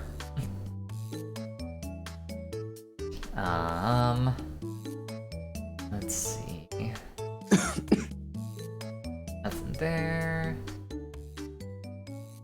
Sayonara. So you haven't seen Wolf's Rain? No, that one's on my list, and I know I should watch it, but I have not. Sayonara Zetsubo Sensei is really fucking good. I definitely cannot recommend it to everyone, because that is a very specific kind of comedy. Blu-ray's coming out this year, which is, like, wild, like, finally. After, like, a fucking decade of that show being in license limbo. It's insane. But I love Sayonara Zetsubo Sensei. I think that show is great. Okay, where are you ranking My Bride's a Mermaid, which was right next to it? I never watched that show. What else we got here? We got Nozaki-kun, which is like a solid B. That's like... Oh, really? Yeah, it's fine. I'm unfamiliar with that one. really like that show. I think that's cute and silly. It is, like, don't get me wrong, I'm not trying to knock it. I think it is a good show. It's just, it's fine. Like, I enjoyed my time, and that's about the majority of what I gotta say about it. Azumanga Daioh is an easy S. Yeah. That is up there, probably past Monster. Wow. Like, it is really good. Cooking is so fun. Cooking is so fun. Now it's time to take a break and take see a break and see what we have done. It's ready! Oh, Cookie Master! Alright. Now I need to find Nietzsche. Awesome cooking! Ooh, buddy. Here we go. We got another entrant for Hell. It's Elfin Lead. Okay, so yesterday I was looking through a German anime magazine and there were ads for the Blu-ray of Elfin Lead. Oh my god. What a nightmare. Also, it's put out by Tokyo Pop here. Alright. Anything at the bottom here? No. I'm gonna start working my way from the bottom now. Some of these are... Prison School. There's one. I've watched that. There's Blue Gender. Have you seen Blue Gender? Not since that was like on Adult Swim. Oh, well, you've seen it, so you better rank it. Rank what you would rank the terrible bug show. And then some people have blue blood. They can control the bugs. The bugs are our friends. Prison School is another one of those ones like High School of the Dead where it is a guilty pleasure that I kind of really enjoy. It's like... here's what I'll say about Prison School. My favorite thing is the author made, you know, this very moody, like, prestige manga, and it didn't sell well, so it's like, fine, here's your fucking garbage, you shit bags. If you come at it from that point of view, that is actually kind of fascinating. Wait. You haven't seen Lane? Wait, where is Lane? You scrolled past Lane. Where is it at? Is it at the top and I just missed it? Upper. You skipped a few by going to the bottom, I think, is what happened.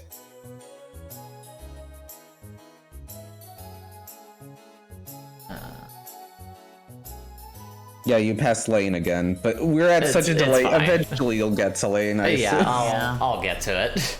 I haven't watched enough of Komi-san Can't Communicate. I know I'll probably end up liking that show, but I haven't. I've only seen like one episode. Have you seen Mario the Virgin Witch? No, I've heard good things about it though. Yeah, you should watch that. That's really good. I'd argue one of Goro Taniguchi's best shows. Princess Jellyfish is, or not Princess Jellyfish, fucking Princess Tutu. Princess Tutu is also really fucking good. Oh, apparently JoJo's on here. Yes, they have like a different one for like each series of JoJo's. Oh god. Oh, there's Lane. I just happened to stop on it this time. That was very good. Lane. One day I need to play actually stream that PS1 game. Lane is even like though around... I know some people don't like it. Lane is like at the bottom of S tier, where I like it a lot, but also it is a very slow burn show in terms of what you get out of it. Okay.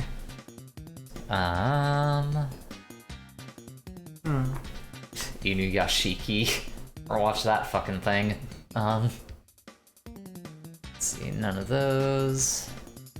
Dotty Boy, that's recent.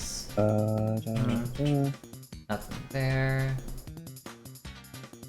I see Odd Taxi, but let me look through the things below there. Fucking Chobits. If I had seen Chobits, that would probably also go into the Hell section. What part is it? It's the Hell section. All I remember is at the time people were like, oh, Chobits is really good. And then I watched the first episode where she's literally turned on by pressing the vagina button. And I'm like, yeah, people think this is good? What the fuck is wrong with you, buddy? Zerg says, every time I look through anime lists, I really wish I could convince my high school self to watch a lot of these shows. Now I don't have time to catch up with a lot of these. Yeah, that'll happen. That's why we try to, like, when we can avoid anything that we feel will just be kind of, Odd Taxi is easily one of the best shows to come out in, like, the last decade. It was really, really, really good. It's so fucking good. Easy. I'm surprised they're actually making a movie. I'm so excited for that movie. I have high hopes for it. I'm so happy. Oh man. Cannot wait for whatever that movie is exactly. Let's see. There. Haven't seen Megalobox yet. I know I'll probably enjoy it, but I haven't watched it. Yeah, Megalobox is good. Oh, Planet With. Have you seen that? No, that's another one I know I need to watch, but I haven't gotten to. I'm guessing you have not seen Legend of the Galactic Heroes. God, I want to, but God, I just cannot carve the time out for something like that. I need to finish SSS Dyna Zon. Yeah, I know we watched at some point like the first half of what was the first one from that series? Gridman. Gridman's so good. I really liked what I saw of it. I just did the thing that I always do and fell off of it. Gridman's a good show, and then the ending solidified it for me because it's more about like self-actualization. Right. JoJo's Part 1 is... And it's about being gay with yourself, so that's always good. JoJo's Part 1 Part 1 was one of those perfect examples of doing incredible storytelling with very limited budget. Yeah. And I really appreciated it for that. It's so good. Jack the Ripper explodes out of a living horse at some point. It's pretty great. Horse stealth. It's horse stealth. You can't beat it. Let's see. Nothing there. Nothing there. Okay. Alright, there's Stardust Crusaders, which is also gonna be an A tier, just a little bit higher in it. Stardust Crusaders is like... See, I'd probably need somebody on if I ever did something like this, because this would be a very, very long... Like, I can see you've clearly seen anime, but you've also not seen as much as... Oh, sure. Yeah. Like, I think I did a trial run of this when I was high at some point, and I think I counted up... I think I got up to like 100 some odd shows, like 150, 160 in the amount of things that I had on there. JoJo's Part 5 is the only one that I would say goes down to like B tier. Like, it's good, but it's not my favorite. It's like there. Giorno Giovanna. Right. Let's see. Which was the one with the E again? That's part 3. Part 3? I think part 3 has been my favorite of the ones that I've seen.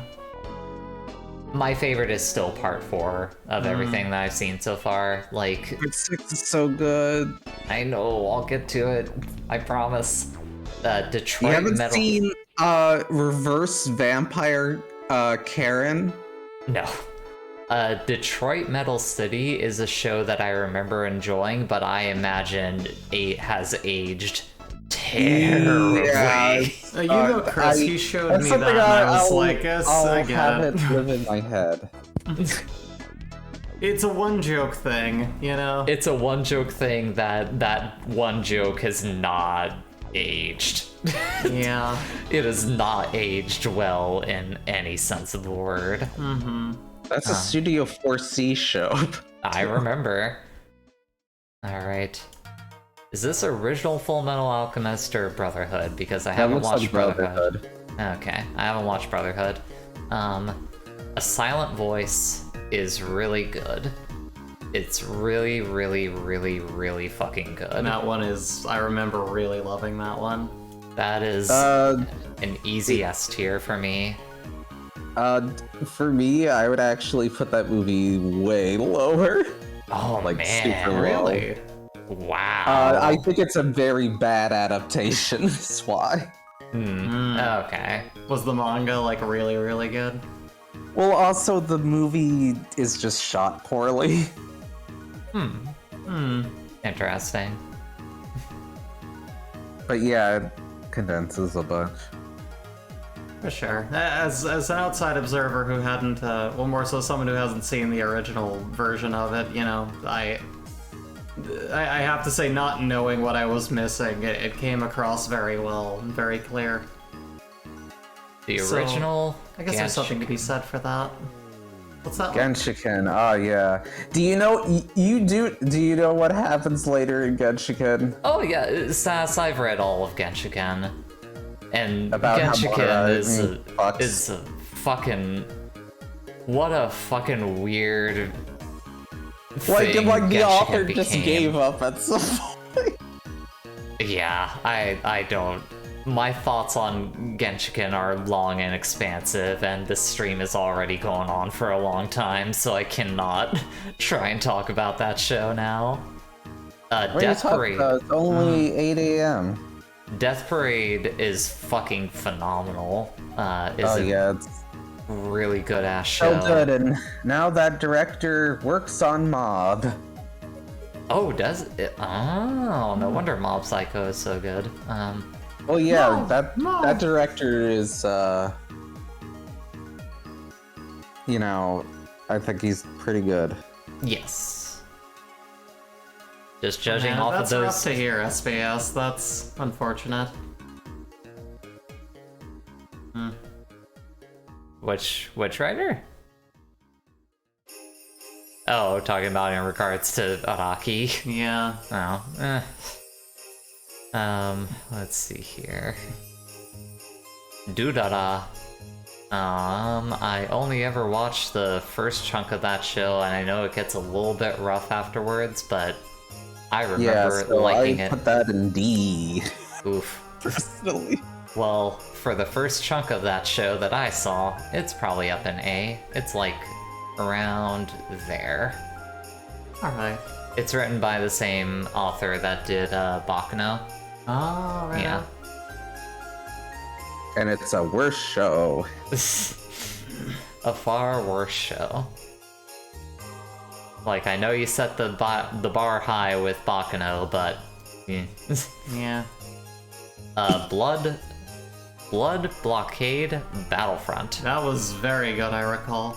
That is, I think, a top 10 for me, Oh, wow. personally. Oh yeah, if we like want to talk about shows I've like super enjoyed in like the past years, that's definitely. Futurama was Like- great. That was good anime.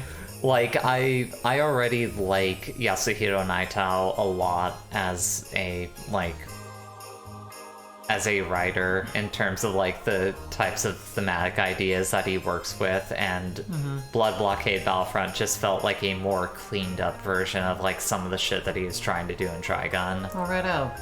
So like it's easy. That's definitely helped out by the director, because I've read the manga, and it is a lot less coherent in the manga. Yeah. One can't deny how much of a messy storyteller Naitao is. Let's see here. What else do we got? Have you seen Ergo Proxy? Nope. Have you seen Card Captor? You haven't ever watched Card Captor? Not really. I never got the chance to. Aron High School Host Club, I've watched a small chunk of and have thought it's fine. It's like probably around like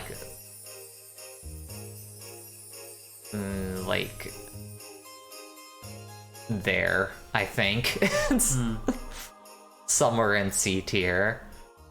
I streamed Aron High School Host Club from my iPod for a high school anime club. That's amazing. With a fan sub, of course. Of course. Fate Zero. As one does. Fate Zero is also really good. It's been a while since how much Fate have you actually watched? I watched Fate Zero, and I watched the first half of the newer Fate Stay Night anime, and that's it. First half of the newer... I assume you mean the TV show, not Heaven's Feel. Yeah, well, I mean, Heaven's Feel is, like, those movies are, like, kind of a different route of the visual novel. So, yeah, I wouldn't have just hopped into that one. Let's see. Gosek. Jormungand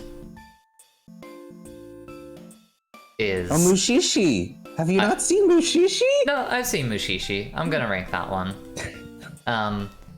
Jormungand is a less good Black Lagoon. But Yeah, it's like... It's still pretty alright, though. It's like, yes, I appreciate how all the women are sexy.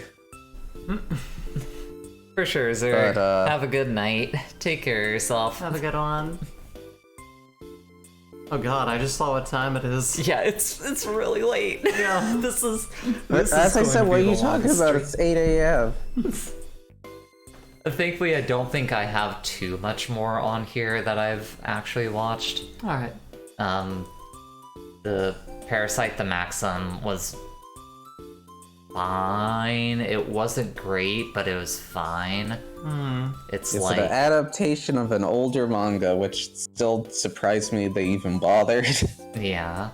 It's probably like around... The best part of that show is like in one of the first episodes where his arm becomes a penis. Yeah. So we got that. The One Piece anime is...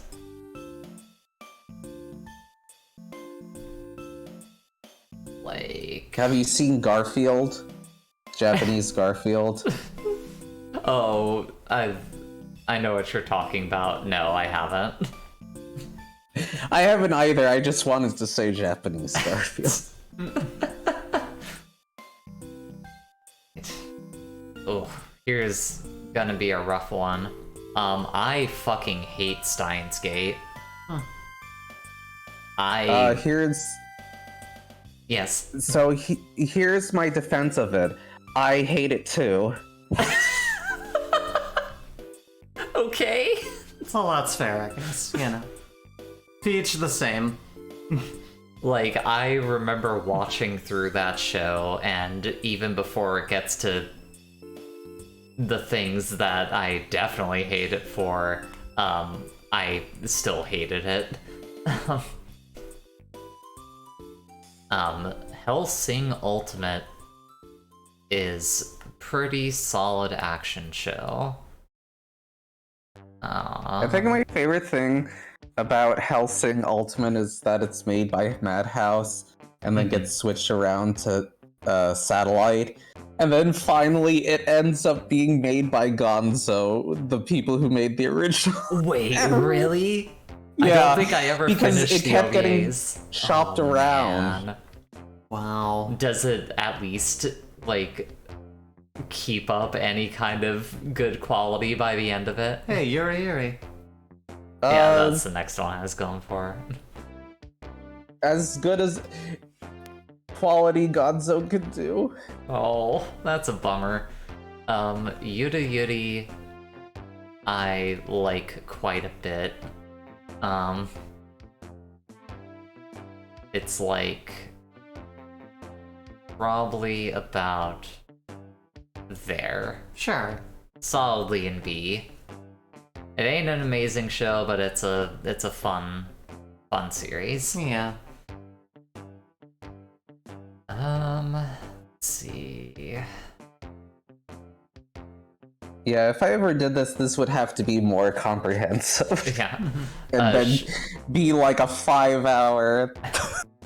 Shimonetta is fucking stupid, but it's fun for that. Yeah. It's like solidly there in C tier. Yeah. It's not a good. It's All a I know about solid that C. show is the cookies. The cookies is a pretty good gag. Yeah. There's other pretty funny things in there. It kind of doesn't quite top the story arc that the cookies happen in throughout the rest of it. Yeah. But it's pretty. It's all right. It's yeah. It's solid trash. Very. It was the goofy dumb shit that I needed at the time we were watching it, and I was like, okay, this. Mushishi is like around there, I think, for me. Right out. It's really, really good, but it's also one of those very slow, and at times Yeah, it could it's be a very depressing show too. Well, not every. You make it's not every episode is depressing, but there are some. Well, that's why I said at times it can be a very depressing show. Speaking of incredibly depressing, I coming off of work today, plus being very tired, I think I'm going to call it for now. So Yeah. All right. Well, hopefully I shouldn't be going on too much longer. sure, hon. You take all Bye, the time you need, Bree. though. Bye, Sauce. Bye, everyone. Say goodnight to Bye, Bree. everyone. Have a good sleep. I'll do my best. I didn't expect this to end up turning into the longest stream that we've done, but In like a while, but yeah. all right. Working. Also a very middling comedy show. It's not I very do good. like Working has the sequel thing where they just add exclamation noise. It is a good gag. I'll give it that much at least. Alright. I feel like it's starting to get down to the wire of things that I've actually seen at this point. Dead Man Wonderland is also not very good. Rest in peace, Man Globe. It's not total trash, but it's definitely in D tier. It's pretty trashy though, like the show itself. Oh, sure. I mean, conceptually, absolutely. Oh, here we go. Here's another easy top 10. Nichijou, baby. My Ordinary Life. But it's far from ordinary, and that's the joke. Maybe one day somebody will translate the visual novel. Because it's such a bizarre idea to have a Nichijou visual novel. My top 10 is getting crowded. I think it's still in 1, 2, 3, 4, 5, 6, 7, 8, 9. There's still room for one more.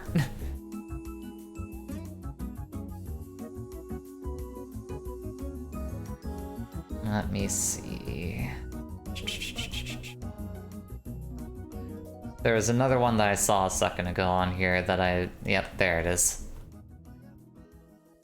You are going into F tier. School Rumble sucks. Oh god. That was one of Funimation's first licenses.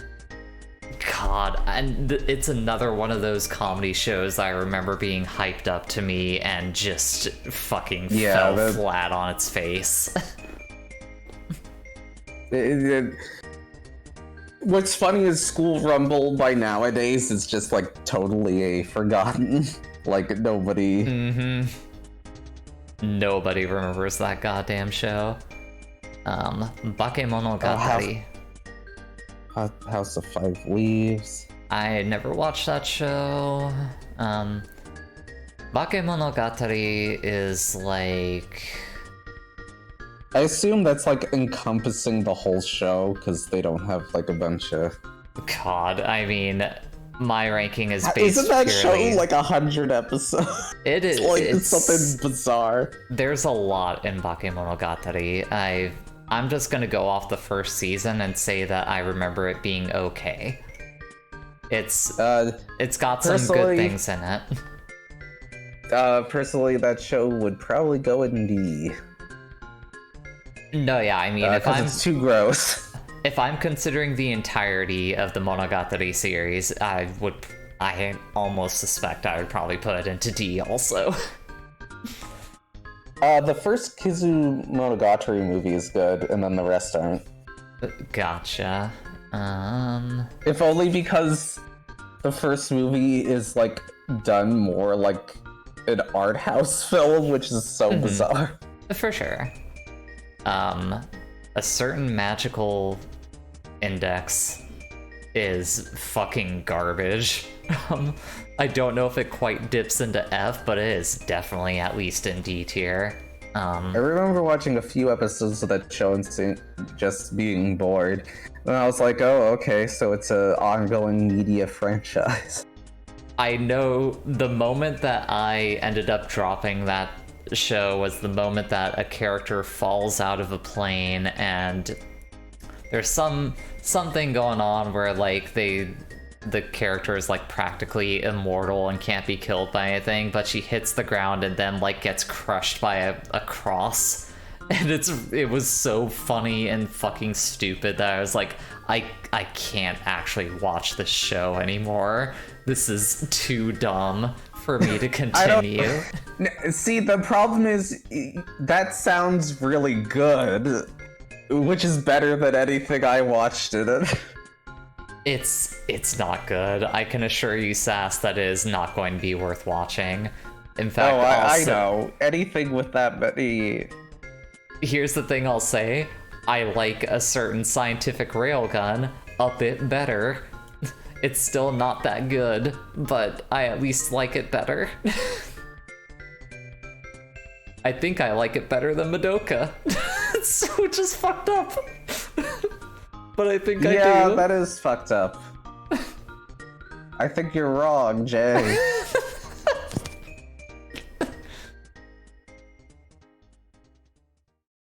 You haven't watched Basilisk? Nope. You should have been here earlier when I had, like, Super Metroid in only A tier, and then I continued to, like, move it lower. Oh, I have Serial Experiments laying at the bottom of S tier, Barrel.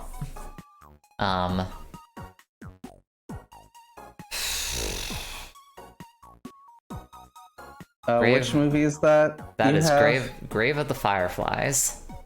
Oh yeah, I really like the candy you can buy. You know, remember the cool candy from that movie? Glad they made it a product that you can buy. Grave of the Fireflies is pretty good, but God, it is not a... It's a good movie that you watch once because you... Because you don't want to watch children die? Yeah. Yeah, I mean... You could always, you know, stay up till 3 in the morning and make very inappropriate jokes at the movie, which I've never done, but... Beryl asking, how do you put Madoka in C and Lane in S? Because Lane is... Look, I don't know. I don't know either, Green Barrel. But you know, Jay's her own person.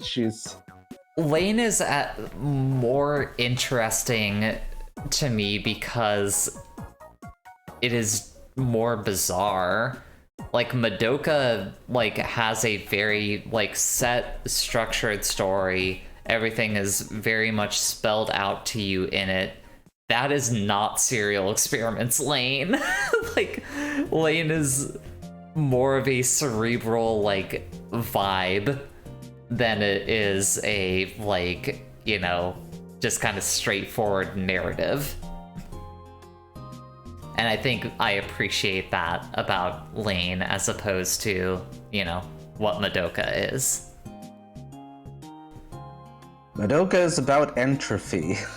Sure. And loving, your friends so much.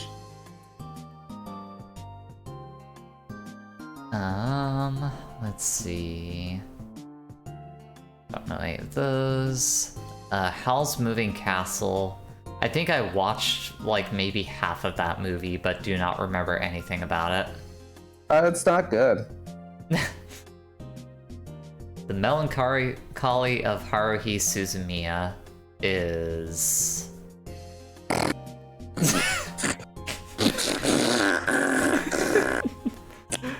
I would be a little bit nicer than that. It's still not very good, but it's there. Where are we rating the Wii game? I've never played the Wii game. Here's the thing, Haruhi Suzumiya has some extremely good moments in it, and that almost makes up for the bullshit that you have to put up throughout the rest of it. But you do still end up having to put up with the bullshit throughout the rest of it. However, as a pretentious piece of shit, I do have to appreciate Endless 8 and the fact that they actually did 8 episodes of literally the same thing over and over again. On the bright side, it did give me the picture of Haruhi holding up ice cream wearing a 69 shirt.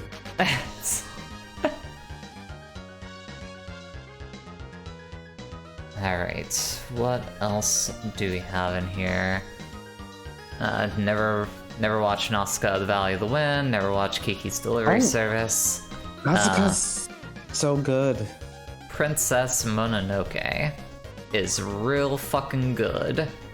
Yeah, that is straight up probably my favorite Miyazaki movie. Oh yeah, it easily is for me.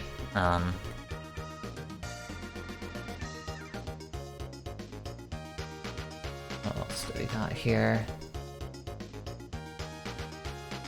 I mean, I have in fact watched K-On! K-On! I have not. It's fine. It is certainly a slice of life anime about a music club. It's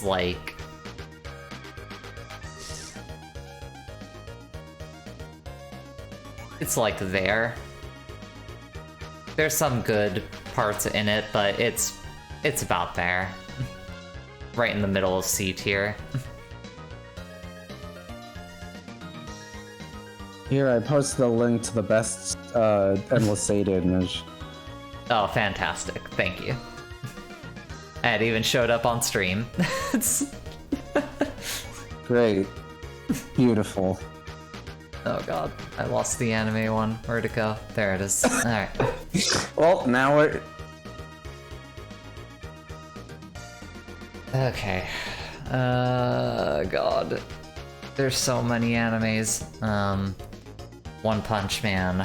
One Punch Man was fun. That's Yeah, that first season is really, really solid. Yeah, that's a solid B. It ends at the right place. It doesn't keep going beyond that, animated by a less good studio. Yep. I mean, who would get a less good studio to make another anime because they couldn't get the same staff back? Erased, I like quite a bit. I do not. I think that show sucks. Oh man. It is probably around...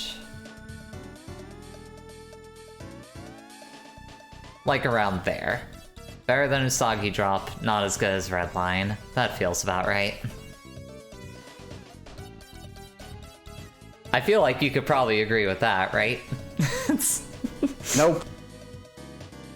What? You don't think it's better than Usagi Drop? Okay. Sure.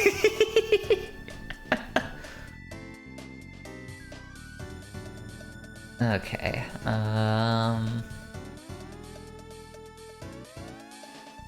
Aria the animation is extremely good. That one almost verges on my top 10, but not quite. I'm surprised it's like getting a movie. Oh, is it? I didn't hear about that. Yeah. Awesome. Glad to hear that. But yeah, just fantastic world building, good vibes all the way through that. I love Aria. Alright. And here is another top 10. You want to talk about what would be on one of my worst anime? Down there is Corpse Party. Oh, why did you do that to yourself? I played the game and didn't like it. Like, oh, that anime is so bad. All right, but oh yeah, the game. Those are all bad.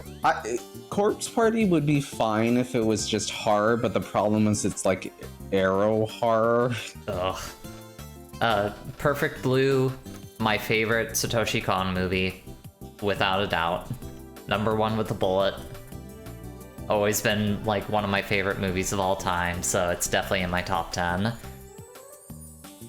It's a pretty damn good film. Yes. I mean, that man did not make a bad movie or a bad TV show.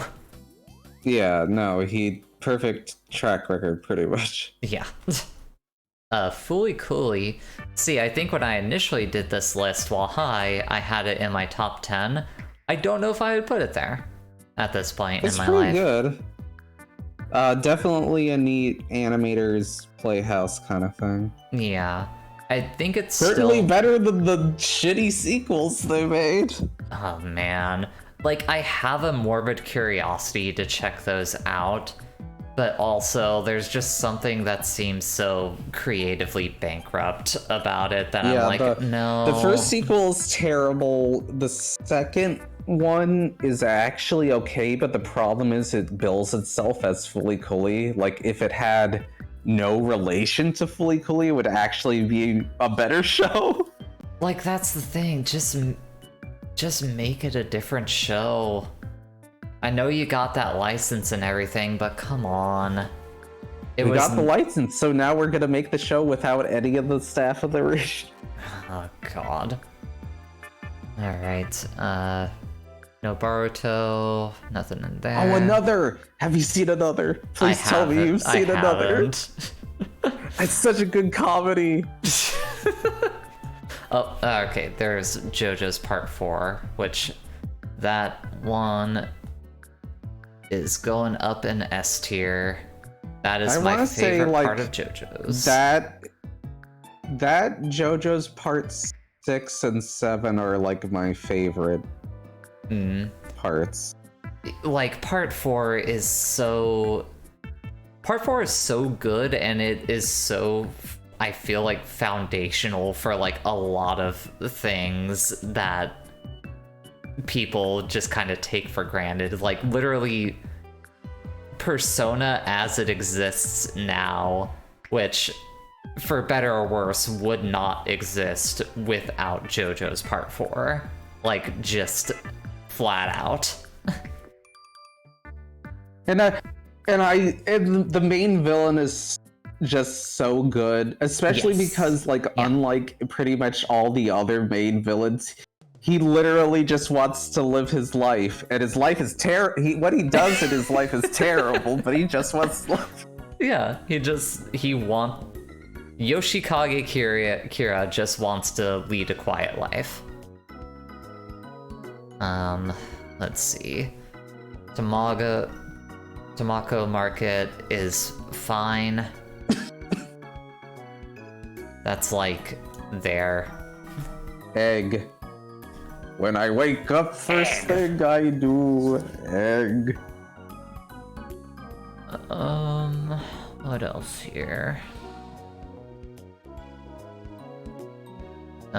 5 centimeters per second is the only good thing that Makoto Shinkai has made. And is it a good thing, or was it the first thing of his you watched? I think it was the first thing of his that I watched, but just generally... Considering he makes the same story over and over again. Yeah, I mean, I think just on the whole, for me, it's the better constructed thing, because it is just those main 3 things that he does in all of his movies, and it just hones in on that and hits the exact emotional beats that he wants it to hit, and that's it. It is over and done. You don't, there's no slack in there. You get isn't it like only like 45 minutes or something like that? Like 5 centimeters per second? Yeah, there's no fat in 5 centimeters per second. And I think for me, that's why it's the best thing that he's done. I think that the use of the song in like its last act is the best use of music that he's had in any of his media. Like, people make fun of like that one, what was the band that was in Your Name? I forget their name. They do a lot of music. Yeah, it doesn't matter. People like to think that song is like a really good use of a song in that movie, but it's like, it's fine. Like, compared to the song that is at the end of 5 centimeters per second, at least in my opinion. So, yeah. In his next movie, they have a Pretty Cure cameo. Fantastic. All right. Oh yeah, McDonald's. They teach you that, hey, if you feed a hungry person at McDonald's, you get fired. Happy product. Awesome. Spirited Away, I don't like that much. I think it's fine. I think Spirited Away is like a solid C. Like, I personally probably put it up at like a B. I have never seen Totoro Green Barrel. I've actually not seen most of Miyazaki's movies, if I'm being honest.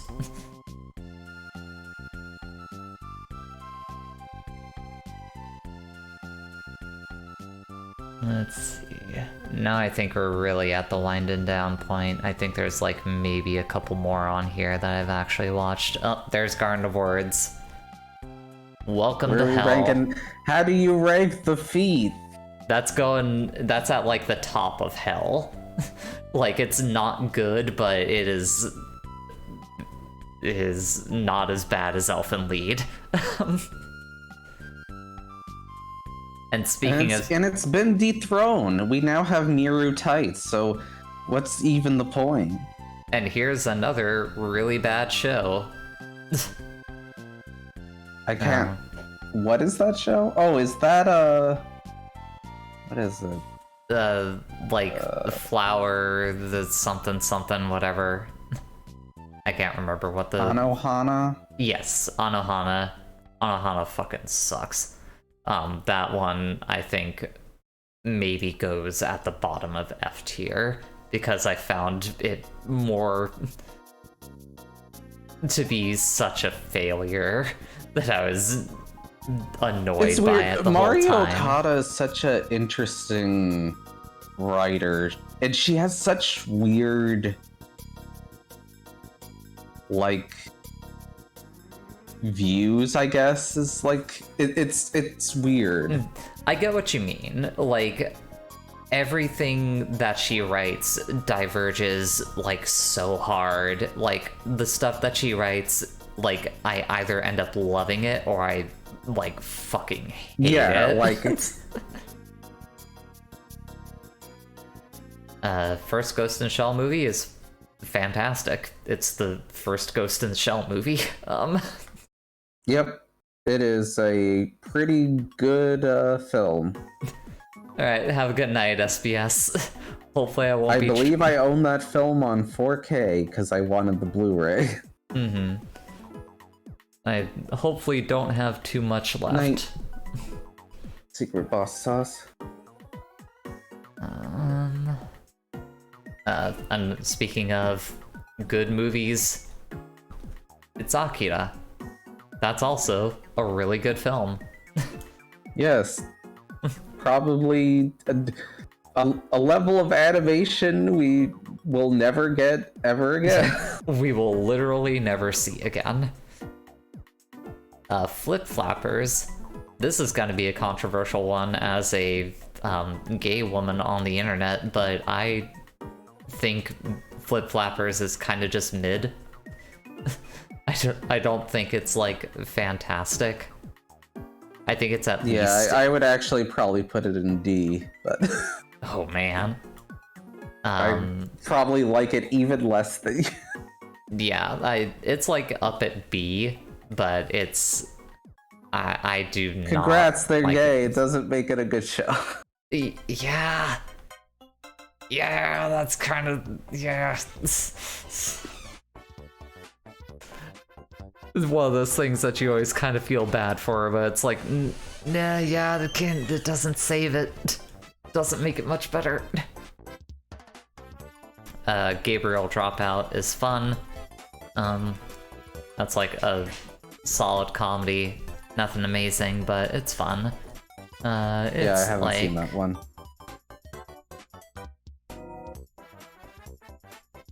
Yeah, like around there, at the bottom of B. Meanwhile, my girl Homura fighting for her life in C tier. I'm sorry. No one's gonna let me live down Madoka in C tier for the rest of my life. I just don't think it's that good. They'll never live it down. Hunt you to the ends of the earth. Boruto, nope. My Hero Academia. I definitely watched through a chunk of that show. It's good. Hey, it's Bort. You don't like Bort? No, you already have Bort's dad with the prequel. My Hero Academia is probably about like there, like top of B tier ish. It's all right. Yeah, it has some pretty good high moments. If I need something in the background, it's a background show. All right, are we finally winding down? I think I'm finally... Oh wait, have you not seen Gankutsuo? No, haven't watched that one. Wait, really? You have not seen Gankutsuo? I have not watched Gankutsuo, no. You should watch Gankutsuo. For sure. It has good trans rep. And also, you know, the County Monte Cristo. I like the first season of Maid Dragon a lot. Like, a lot. Unapologetically so. I couldn't get into it. Like, it's pretty high in S tier for me. If it weren't for, like, the weird shit in it, it would probably be in my top 10. I am looking forward to the shmup coming out. Oh, right, I forgot they're making a fucking shmup of that series for some reason. Okay, Maid Dragon. Yoso Giga is another one that is a pretty easy S tier for me. I was about to say, that's one of the shows where I'm like, okay, I'm judging you. It's no, it's really fucking good. Like it's just really good.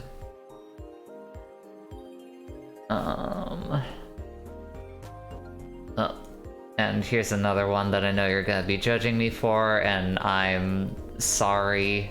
I'm very sorry, Sass. But like... Oh yeah, this is one I actually will judge you. Because that is also probably in one of my favorite shows in the past. Well, here's the thing. It's at least up in A tier. I can't take that away from it, but that's about where it falls for me. So good. It's very good. It just does not click with me as hard as it does for folks like yourself or like Courtney. It's one of Courtney's like favorite shows ever too.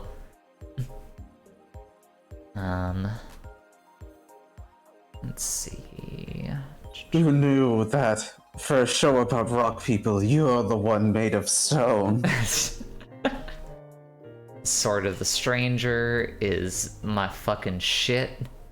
I rewatched that recently, and probably straight up the best like action anime movie for me. Like as far as like action, like you want action. Yeah. Like it's real good. Like I forgot how good it was until I rewatched that movie with Brie. It's a fucking solid ass film. Good dog. Oh, one of the best anime dogs, easily. Okay. They decommissioned the dog because they know it's too strong. Oh god. Oh, there's so much here. Fuck. A New Game is another one of those, like, just kind of solid, like, solid middling gay vibes. That's like...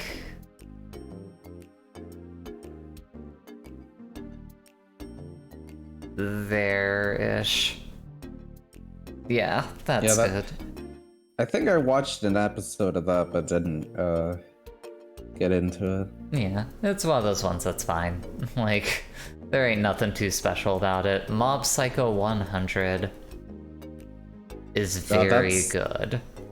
That's another show that is, like, that is a show, like, maybe more than any show, I'm not sure how you do on a TV budget. For sure. Like as far as like the consistent anime, like amazing, and like a lot of weird and experimental techniques, like the stained glass animation. Yeah, it is from purely an animation perspective. That alone is like a very engaging show, and then you get into like the actual, like meat and potatoes, like story, characters, and shit like that, and you're still like, damn, like this is just fucking fantastic all around. Kakegurui is another easy S tier.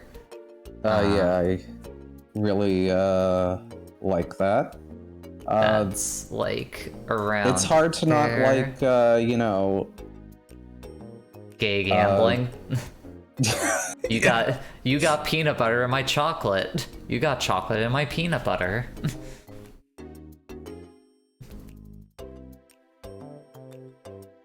Right. What else do we have left at this point? Oh god, Made in Abyss, huh? Have you seen School Days? I haven't. See, here's Made in Abyss is one of those shows where it's S tier, but it's also hell. Like it's also hell. That Didn't the movie come out? The one where they milk the pea? Oh god. But that show is so fucking good and just an emotionally devastating, like, experience, but I love it. Do you know what's super weird to me? What? That show is currently airing on Adult Swim. Wait, what? Yeah. I was not aware of that, and that is genuinely shocking. Like, I don't know if you were watching the stream when I looked over. Yeah, but no, like... I looked at your face and you're like, like, that is... Man, I mean, I'm glad because that show is really fucking good. A sandwich next to Naruto and like fucking like, god, that's so weird. That's so fucking weird. And we have another very easy S tier show for me, Girls Last Tour. Oh, that's what that is. I couldn't tell from... Yeah. Like, right, sitting pretty up there. Like, god, that year... It was like, was it 2017 or 2018? Where it was like, Kakegurui, Girls Last Tour, Made in Abyss, Land of the Lustrous, Devilman Crybaby came out, like... Yeah, I think that's correct. Like, just a fucking insane year of really good shows. I wish they would make more Land of the Lustrous, but instead they keep making more Beastars, which luckily they're finished with, so hopefully... Oh, that's good.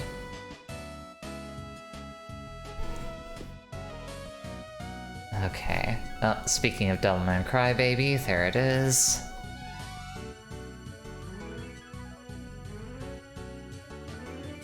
Which is... Huma. Which is right at the top of S tier.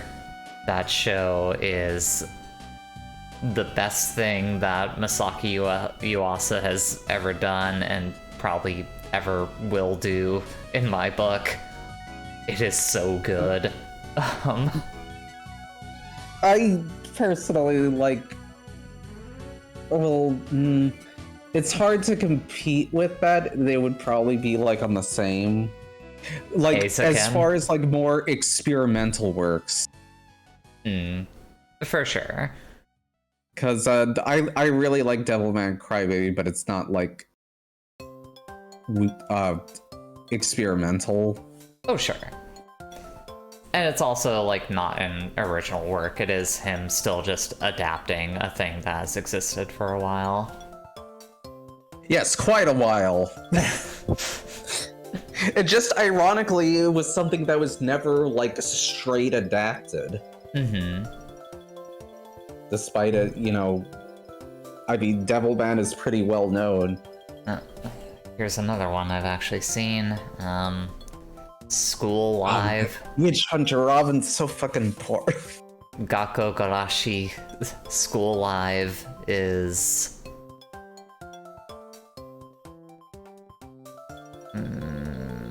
like... Ah, yes, the Nitro Plus Classic. It's like... there, up in C tier. Courtney, like... absolutely fell in love with that show when they watched it and like demanded that I sit through that whole thing. I can see if you don't know what's going on, at least at first. It could definitely... It at least tries to win you over. I don't know if it's successful in that. For me, it didn't end up being fully successful. Like, it almost gets me at the end with the thing that happens at the end of that show, but it doesn't quite go all the way for me.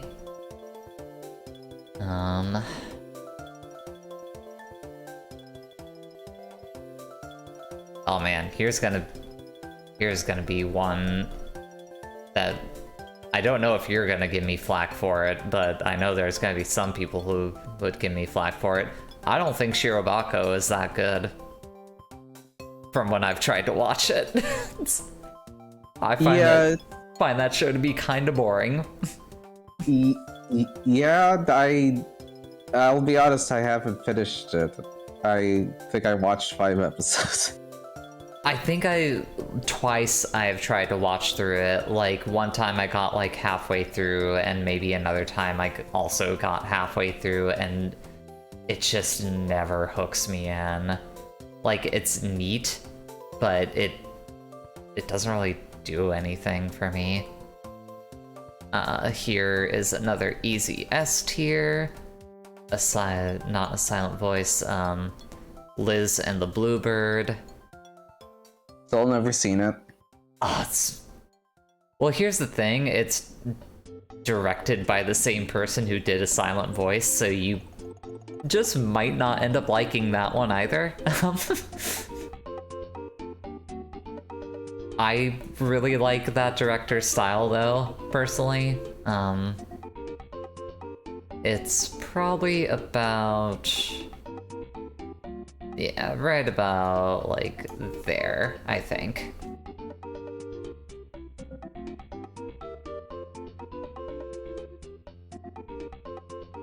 Come on, am I getting to the end of it yet? I gotta believe I'm getting to the end of this in terms of things I've actually seen. Yes, I know there's still, like, the rest of the Doshikon movies. Alright, there's Carnival Phantasm, which... have you seen Hina... Hinamatsuri, I think is... I've seen the first couple of episodes of it. That's another one, like Vinland Saga and other things where I've seen the first few, and I know, like, this is gonna be good, and then I fell off of it. That's a really, nice comedy. Mm-hmm. Carnival Phantasm is really fucking good. It's like... I wasn't enough of a Fate head to enjoy it. All of it. Well, that's... Sass, I'm not a Fate head either, but I think that show just has good slapstick in it. It's like, that's the thing. As just a slapstick comedy, I think it totally carries itself. But that's me, personally.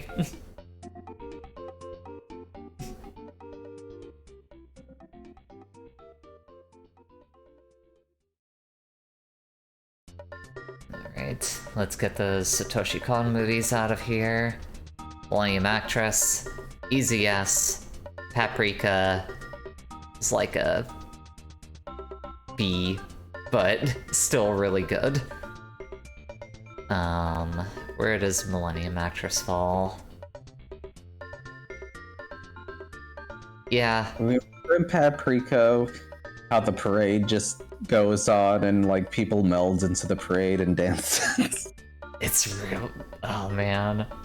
Maybe Paprika is actually like A tier. I'm not sure. It's definitely one. Here's the thing. Here's the hard part is that like even a lower tier Satoshi Kon movie is still really no, yeah, good. That's the thing. Like, I would say that Paprika is probably the worst thing that he made, but it's still really good. It's still pretty fucking solid. It's like probably about there, I think, for me. Like towards the bottom of A, but not that towards the bottom. Okay. What are the last couple of dregs that we have at the bottom of the barrel here?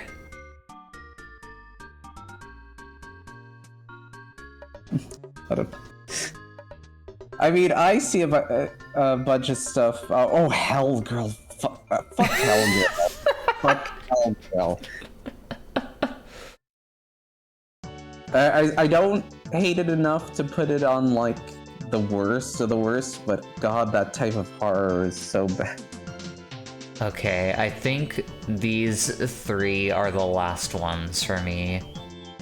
Have you not seen Kino's Journey? No, that's what I'm saying. That's Kino's Journey there, so those three are like the last three that I've seen. So Asobi Asobase is pretty good, in my opinion. I'd probably put that, like, up here. Like, Pretty, good comedy. It's a pretty good comedy. There's some shit in it that I don't appreciate, but I think a lot of the actual comedy in it makes up for it. And it does have... Oh wait, damn it, I forgot about Flying Witch. I have seen that show. Which is totally fine. It's about in the same realm. Like, top of sea. It's the floppy hat show.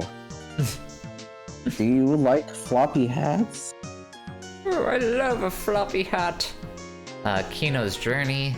It has been a very long time since I watched the original Kino's Journey, but I remember it being extremely good. Yeah, it's good.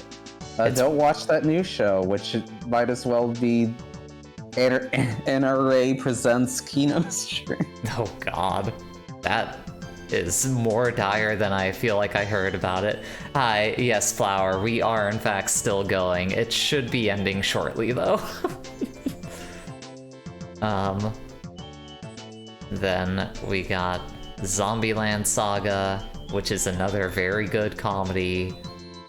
It's probably about there. Yep. Getting a movie somehow. Another one of those where through hell or high water, it's getting a movie. Alright, and... Nice bird. Nice bird. Oh, we get some nice birds in chat. Okay, there we go. Thank you.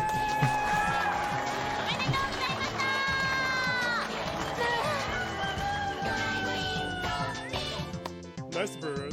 Alright, and now I'm gonna do like a final scan of everything and see if I've truly gotten all the stuff that I've seen before. Watch Mario the version which...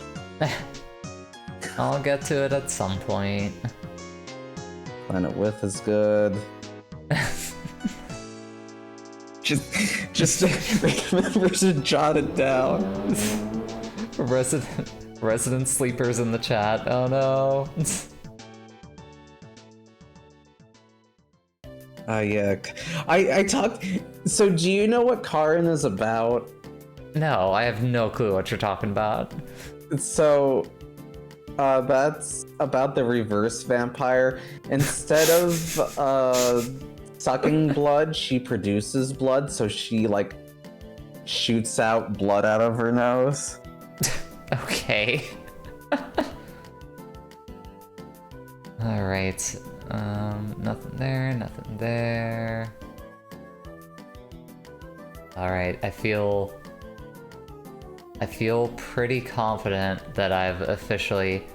I mean, I've never seen Food Wars Flower, so I unfortunately can't rank that on this list. 91 Days is pretty good. For sure. Cabaneri sucks. You had... I mean, at this point, I wouldn't be surprised, but at the time, did you watch any Full Metal Panic? I think I maybe saw like a couple episodes at most of it. You didn't see Wolfstrain, you said. Yeah. I mean, I think at this point I feel pretty confident. Well, there's Code Geass. I mean, I don't want to rank that because I haven't watched like it in its entirety. God, the world God only knows. Ugh. One of those ones I'm definitely never gonna watch. Triple X Holic. Nope, never seen that. Alright, I'm thinking... Yuki Gunt... Oh, man. Alright, I think... Oh wait, Tasagari, Dusk Maiden of Amnesia. I watched through that show, it wasn't very good. Wait, what did you just say? Were those words? Tasagari Dusk Maiden? No, I was gonna say the Japanese name, and then I remembered the English name of it, which is like Dusk Maiden of Amnesia. It's not very good. I I think I had accidentally like placed it towards the top of like everything at the bottom and thinking like, oh yeah, I'll get back to that one at some point, and then I completely forgot about it. Alright, so here it is in all its glory. The Jay's anime tier list. Yep. And remember, get your Madoka pitchforks out now. Yep. Be sure to rake me over the coals for having Madoka below such fine anime. Please, it's called the Dokes. Be sure to rake me over the coals for having the Dokes under such fine anime as High School of the Dead and oh god. Yeah, I'm just gonna make an image and it says Wife City and it has High School of the Dead greater than. No, I mean, take your screenshots of everything that's above Madoka. Wait, hold on. There. Yeah, I'm gonna stoke the Dokes. There. I have it framed so that you can see everything above it. I really don't get what the rating metric is. Enjoyment? Yeah, generally it's my enjoyment of it, and also, like, if it's something... Maybe sometimes artistic integrity gets in there, but... not quite. It's more how much I enjoy my time, how much I appreciate, how much the themes or characters really end up resonating with me throughout the entirety of the series. Things of that nature. And that's kind of what ends up being the thing for me about Madoka is, like, I get the ideas, but they didn't really hit me in my core at all. It was just kind of ended up being like, yeah, this is fine.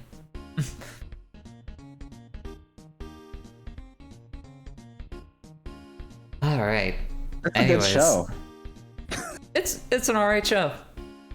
That's the thing. I'm not saying Madoka's a bad. Art. Not saying Madoka is a bad show. Madoka's an alright show. Anyways, oh my god, I've been streaming for 5 hours and it is almost midnight here. Thanks for the people who stuck around. Oh, holy shit. Is this the longest stream? Yes. Oh wait, no. It's, if we're not including the Sonic stream, this is the longest stream that we've done. Yeah, I was gonna say, wait, no, there's Sonic. Yeah. But yeah, so, thank you, Sass, for impromptu joining me to discuss anime for a little bit. Germany correspondent anime. Anime editor SasYeti hopping in. We'll be back on Thursday night with finishing off Spyro the Dragon, which will probably be fun. But for right now, I'm gonna turn off the stream and probably go to bed. Because I do have to work in the morning also. Anyways, have a good night, everyone. Take care of yourself. Bye. Bye.